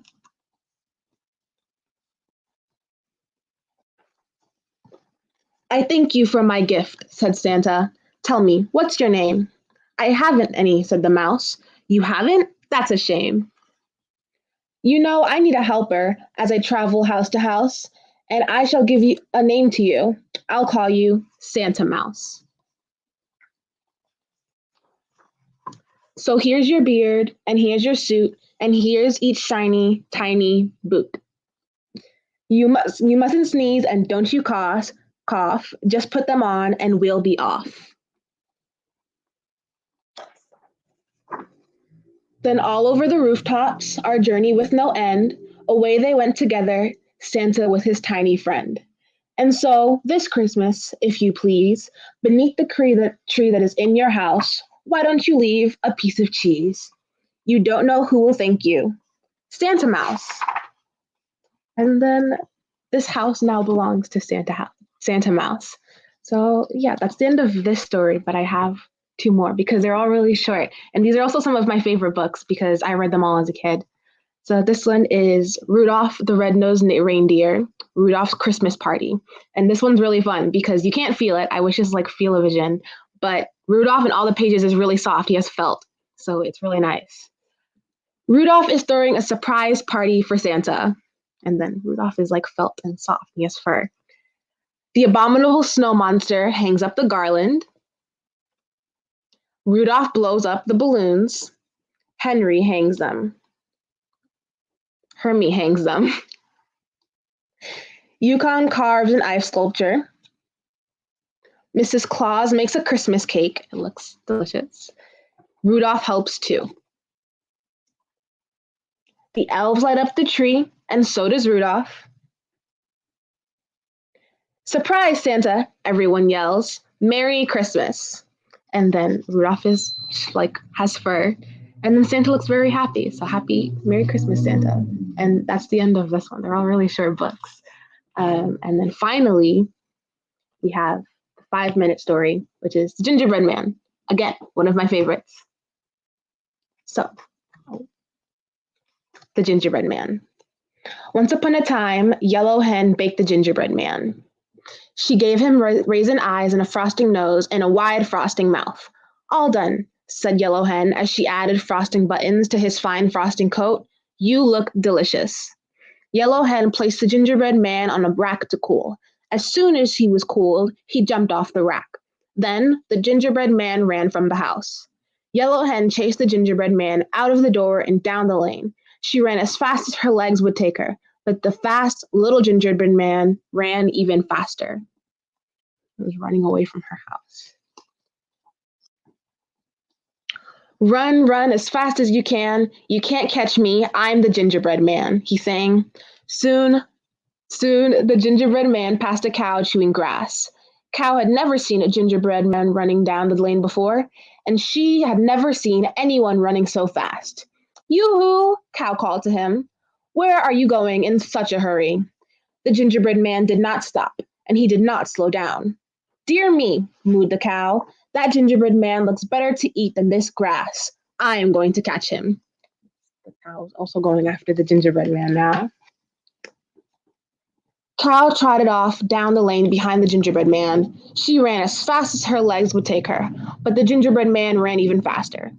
Run, run as fast as you can. You can't catch me. I'm the gingerbread man, he sang. Soon the gingerbread man passed a horse chomping hay. Horse had never seen a gingerbread man running down the lane before, and he had never seen anyone running so fast. Hello, Horse called out. Where are you going in such a big hurry? The gingerbread man did not stop, and he did not slow down. Well, neighed the horse, he looks better to eat than this hay. I am going to catch him. This is the horse also running after the poor gingerbread man. Horse galloped down the lane after gingerbread man. He ran as fast as his legs would take him, but the gingerbread man ran even faster. Run, run as fast as you can. You can't catch me. I'm the gingerbread man, he sang. Soon the gingerbread man passed a pig rolling in mud. Pig had never seen a gingerbread man running down the lane before, and he had never seen anyone running so fast. Howdy, Pig called out. Where are you going in such a big hurry? The gingerbread man did not stop, and he did not slow down. Golly, oinked the pig, he looks better to eat than my slop. I am going to go catch him. So now he has the whole farm coming after the poor gingerbread man. Pig scurried down the lane after the gingerbread man. He ran as fast as his legs would take him, but the gingerbread man ran even faster. Run, run as fast as you can. You can't catch me. I'm the gingerbread man, he sang. Pig was pretty hungry, though, and when he thought about how good the gingerbread man would taste, he began picking up speed. Pig was not about to let him get away. Pig began to catch up to the fast cookie. He was right behind the gingerbread man until he started to huff and puff. The gingerbread man got away and ran to the bank of a river. He could not get across the river. He could not go around the river, and he could not go back down the lane where the pig, horse, cow, and yellow hen were waiting to catch him. A sly fox lived nearby. He had never seen such a sweet gingerbread man with raisin eyes, a frosting nose, and a white frosting mouth standing on the bank of the river before. "Hello, Mr. Gingerbread Man," the fox called out. "It seems to me you can use some help. I'll take you across the river in my boat." So this is the boat. Fox reached into his boat and brought out a serving tray with the lid. He lifted the lid. "Jump on here where you will stay dry," Fox told the gingerbread man. Fox licked his lips. "I'd hate for your frosting to get soggy." The gingerbread man climbed into the serving tray. Fox quickly clamped the lid down. He pushed the boat away from the shore and rowed until he reached the middle of the river. Then Fox stopped rowing and lifted the lid of the tray. The gingerbread man saw yellow hen, cow, horse, and pig on the shore and waved. "They'll never be able to catch me out here," he chuckled. I don't think we can trust the fox. "That's right, my sweet little friend," said Fox. "I'll make sure of it." With that, Fox popped the gingerbread man into his mouth with a smack and a gulp, and the gingerbread man was gone. He was delicious, just as Yellow Hen had said. The end. That's the end of those stories. So yeah. You ready to read? Because next my mom is going to be reading, because we have a lot of Christmas books and we love Christmas. So, right?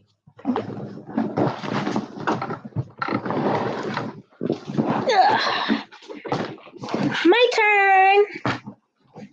Okay. All right.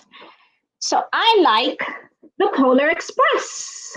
I also like the movie. Very nice. On Christmas Eve, many years ago, I sat quietly in my bed. I did not rustle the sheets. I breathed slowly and silently. I was listening for a sound a friend told me I'll never hear: Santa's sleigh. "There's no Santa," my friend said, but I insisted. I knew he was wrong. Later that night, I did hear sounds, not of ringing bells, but of a train, of a steam engine. And there's a little boy looking out the window because he hears the train, the Polar Express.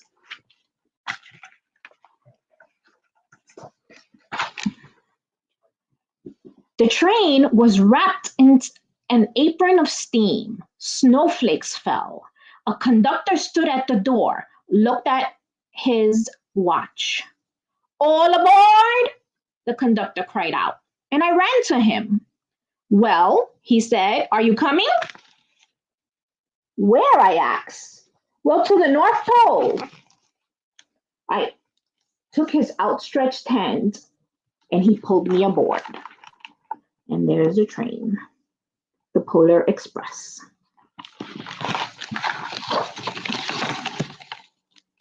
The train was filled with other children, all in pajamas and nightgowns. We sang Christmas carols and ate chocolate bars and had hot cocoa. And all you could see was the flickering lights of the town outside. The book is kind of big here. But there you see the chef feeding all the children my favorite chocolate, everything. Hot chocolate, chocolate bars, chocolate brownies. Soon, there was no more lights to be seen. We traveled through the cold forest and there were animals in the wilderness. There goes the wolves. They're probably like, "Who's making all that noise in my house here?" Because, you know, the wilderness is their house, right? Their home. We climbed mountains. It seems like we would scrape the moon, but the Polar Express never slowed down. It went faster and faster. And there, see, it went up and down the valleys. And there's the Polar Express. There's the Polar Express right here. Like a roller coaster. The mountains turned into hills. and then into snow-covered plains. Then lights appeared in the distance. There, said the conductor, is the North Pole. Kind of dark, but you could see the train.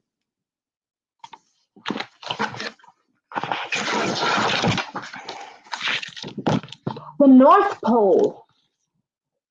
It was a huge city standing alone on the top of the world, filled with factories where every Christmas toy was made.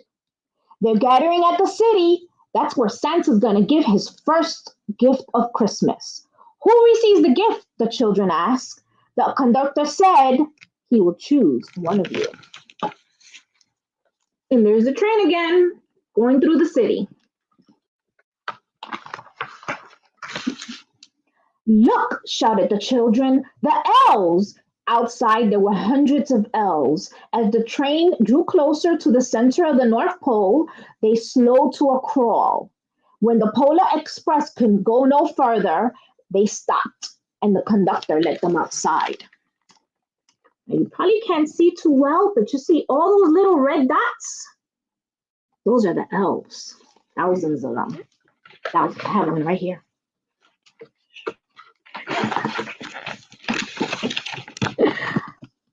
We pressed through the crack. My daughter is.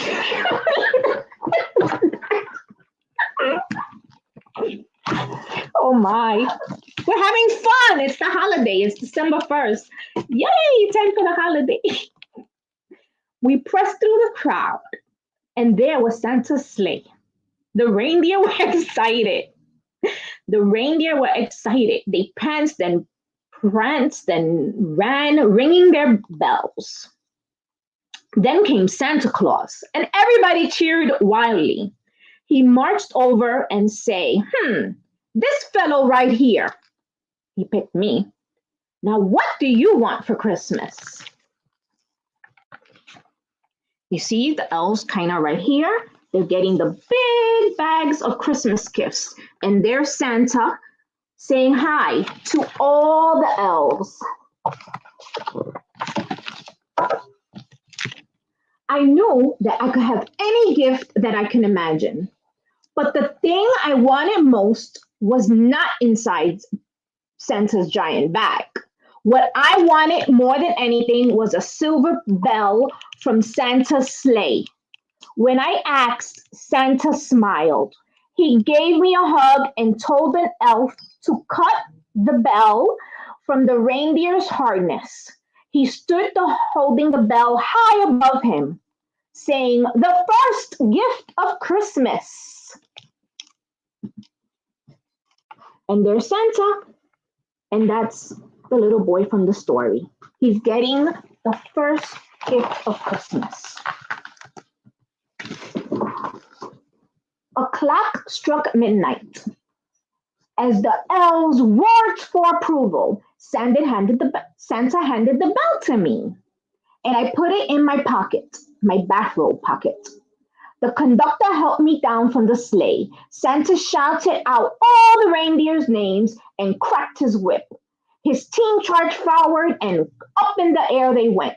Santa circled once around and disappeared in the dark sky.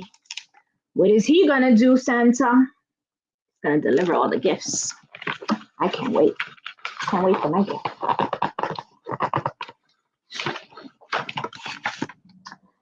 And as soon as that happened, we were back in the Polar Express. The other children asked to see the bell. I pulled into my pocket, but there wasn't there. There was a hole instead. I was so upset, and so were the kids. They were like, let's go back outside. Let's go look for it. But by that time, the conductor said, all aboard, we're off. And then the train moved. So there he is, all sad. All sad. And all the kids giving him some sympathy and empathy. At least they try to help, right? That's the teamwork. It broke my heart to lose the bell. When the train reached my house, I sadly left the other children. I stood at the doorway and waved goodbye. The conductor said something, but I couldn't hear. What? He cupped his hands and said, "Merry Christmas," he shouted, and there went the Polar Express. See, there he is saying bye-bye. Bye-bye, children. Bye-bye, conductor. Bye-bye, Polar Express. On Christmas morning, my little sister Sarah and I opened our presents. It looked like everything was unwrapped, and there was one little box that Sarah found behind the tree with my name on it. I opened it, and what was inside? The silver bell. And there was a note. "Found this on the seat of my sleigh. Fix that hole in your pocket." Signed, Mr. C. Who's Mr. C? Santa Claus. I shook the bell, and it made the most beautiful sound my sister and I ever made. But my mother said, "Oh, that's too bad." Yeah, that's too bad. What's too bad? They couldn't hear the sound. They thought the bell was broken. When I shaken the bell, my parents didn't hear a sound. Only me and my sister. And there they are.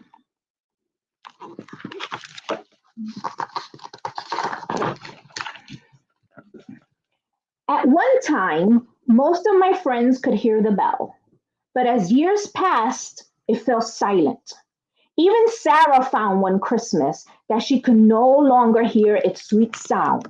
Though I've grown old, the bell still rings for me as it does for all who truly believe.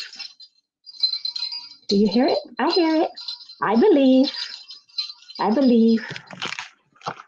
The end. The Polar Express. I believe. I hope, Linda, you believe? Yeah.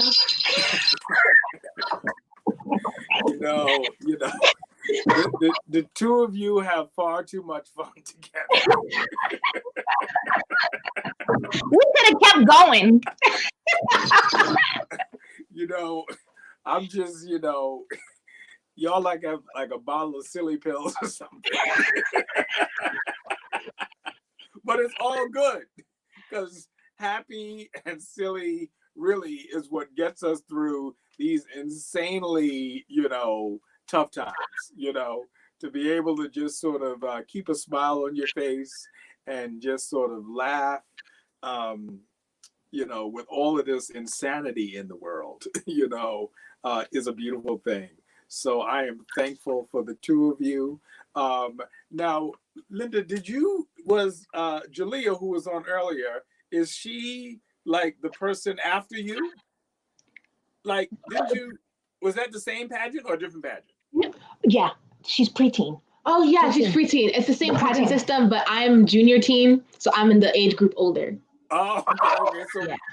Preteen goes from what to what, and junior teen goes from what to what? I believe, actually, this is my last year as a junior teen. I'm going to be teen my next title, which is hopefully international. So junior teen is until 16. I believe it starts at 14? 14 to 16. Yeah, 14 to 16, and then preteen is 12 to 14.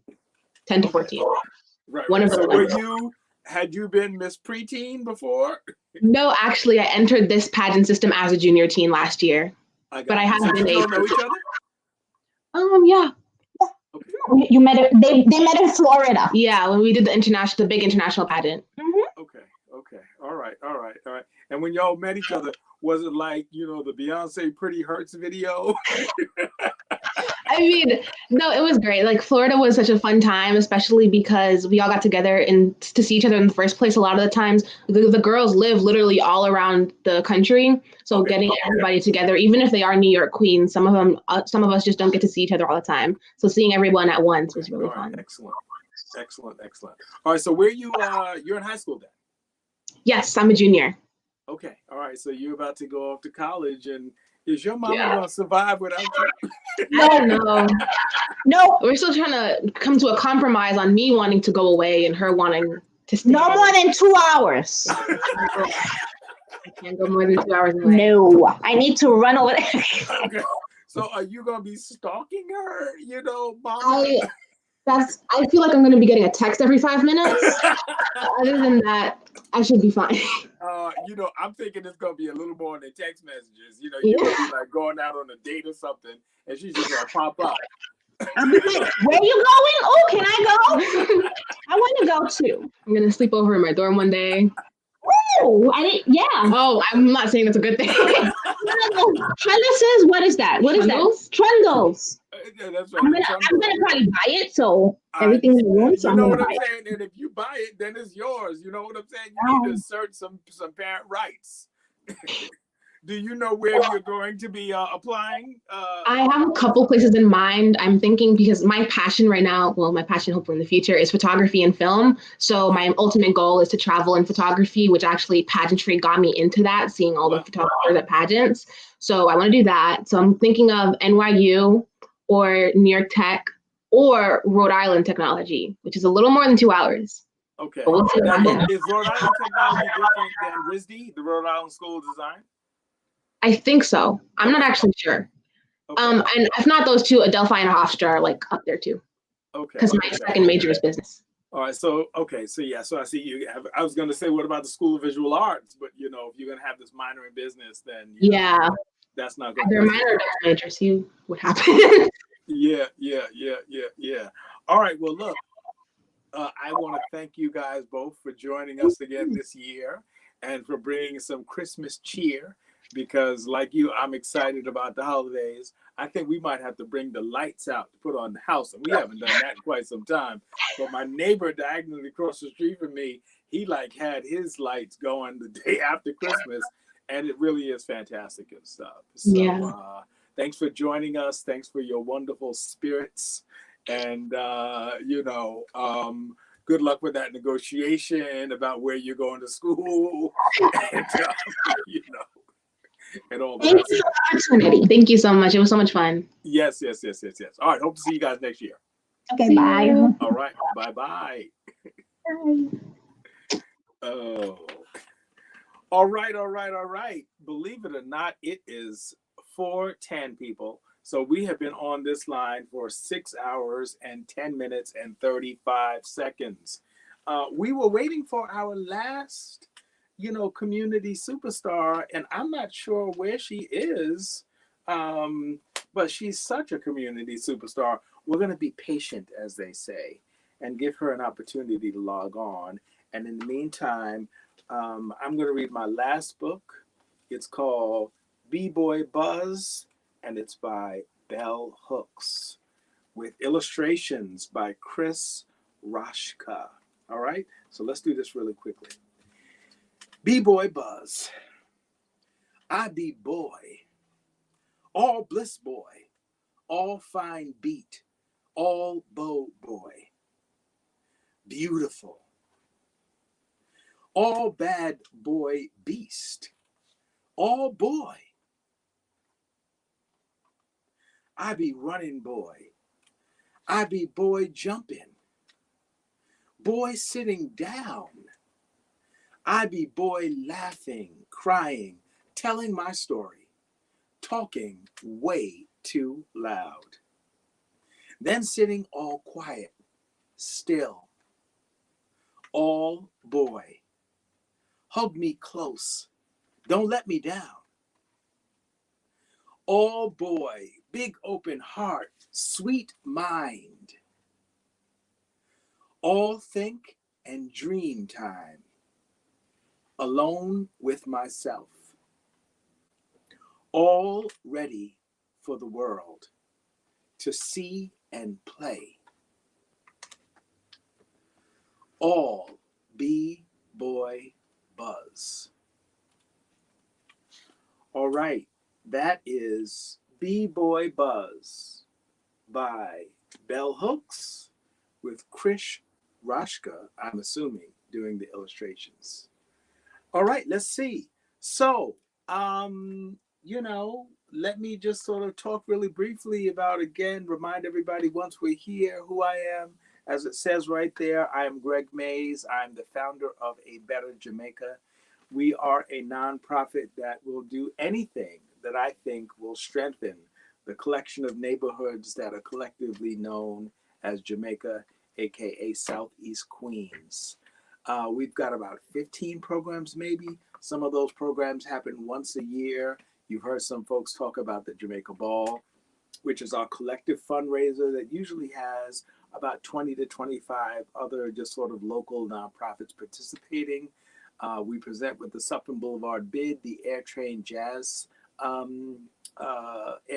Festival, where we present 33, I believe the last time was, live jazz performances at the Airtrain Jamaica Station. We have the Jamaica Reads program, which is obviously what this Read-A-Thon is all about, where we deploy senior citizens and we work with first graders who are struggling with the acquisition of their reading skills. What else do we have? We have the Jamaica Dance Festival that didn't happen this year, again, because of the dreaded COVID virus. And that is 4 Saturday evenings of professional dance presented on a beautiful stage in front of the King Manor House in Rufus King Park. What else? Oh, Jamaica 311. Jamaica 311 is one of our programs. Basically, it is a website that features all kinds of activities for that local nonprofits are presenting, everything from York College to the Queen Sickle Cell Advocacy Network. And there's an accompanying e-blast that goes with that website, but you can find that at jamaica311.com. So yeah, who do I want to thank? I want to thank first and foremost Brother Kwame, who runs a audiovisual company called Simple Solutions. Thank you, Kwame, for being the person behind the scenes to make this happen. I want to thank my board of directors, which includes everyone from Rosalind Spigner to Curtis Simmons to Samantha Alethi Innes to Gail Lewis, all right here in Jamaica, Queens, which is a beautiful thing. Who else I want to thank? All of the electeds for their designating funds to us so that we can do what we do. We would not be able to do a Jamaica Reads program if we did not have the support of people who just fund our efforts in those schools. Everyone from Adrian Adams to everybody. Our newly minted borough president, Mr. Donovan Richards, who, as you know, was a council person and is now moving on to that position. To the inimitable Mr. I. Danique Miller for his support of our efforts as well. Who else? Alicia Heineman, Leroy Comrie, just any number of people. Brother Clyde Vernell, our assembly person, who represents the district just north of here, our district leaders and all those other folks. So that is it. It is 6:15, and I'm going to just say, drum roll, please, because I am pleased to announce that this has been our most successful Jamaica Read-A-Thon to date, and we have raised a total of $4,690. $4,690 is what we've raised just by asking community superstars to come online and read for us for 15 minutes. As you know, that's more money that we raised last year or the year before, and those readathons were 12 hours long. But I knew we were not going to be able to sit up here in this virtual space for 12 hours. When we were in the subway, we would go 7 a.m. to 7 p.m. And there's just so much energy there, it just keeps you going for 12 hours. But we were not going to be able to do that online. So we cut this baby in half. And with the 24 fundraisers, folks who signed up, we were able to raise $4,690. And I'd imagine that number is going to get up to $5,000 by the time it's all said and done. You can visit the JamaicaRead-A-Thon.com, and continue to make your donations. You can either click on the button that says donate, or you can scroll down and see one of the 24 folks who have made this happen. And if you like someone's storytelling, or you like the way somebody looked, or how they read, then, pick that person to, be the channel through which you make this donation. So that being said, it is 4:18 and we're 18 minutes past our time. I want to thank you all for supporting us. And yeah, I think that's it. Hopefully I'm not forgetting to thank somebody, because that would be horrible if I did. But I don't think so. Again, hats off to my man Kwame behind the scenes for making this happen. And with that, we are ready to sign off. All right. Thank you very much. Tell all your people to still visit the JamaicaRead-A-Thon.com if they'd like to make a donation. Thanks a lot. Have a great day.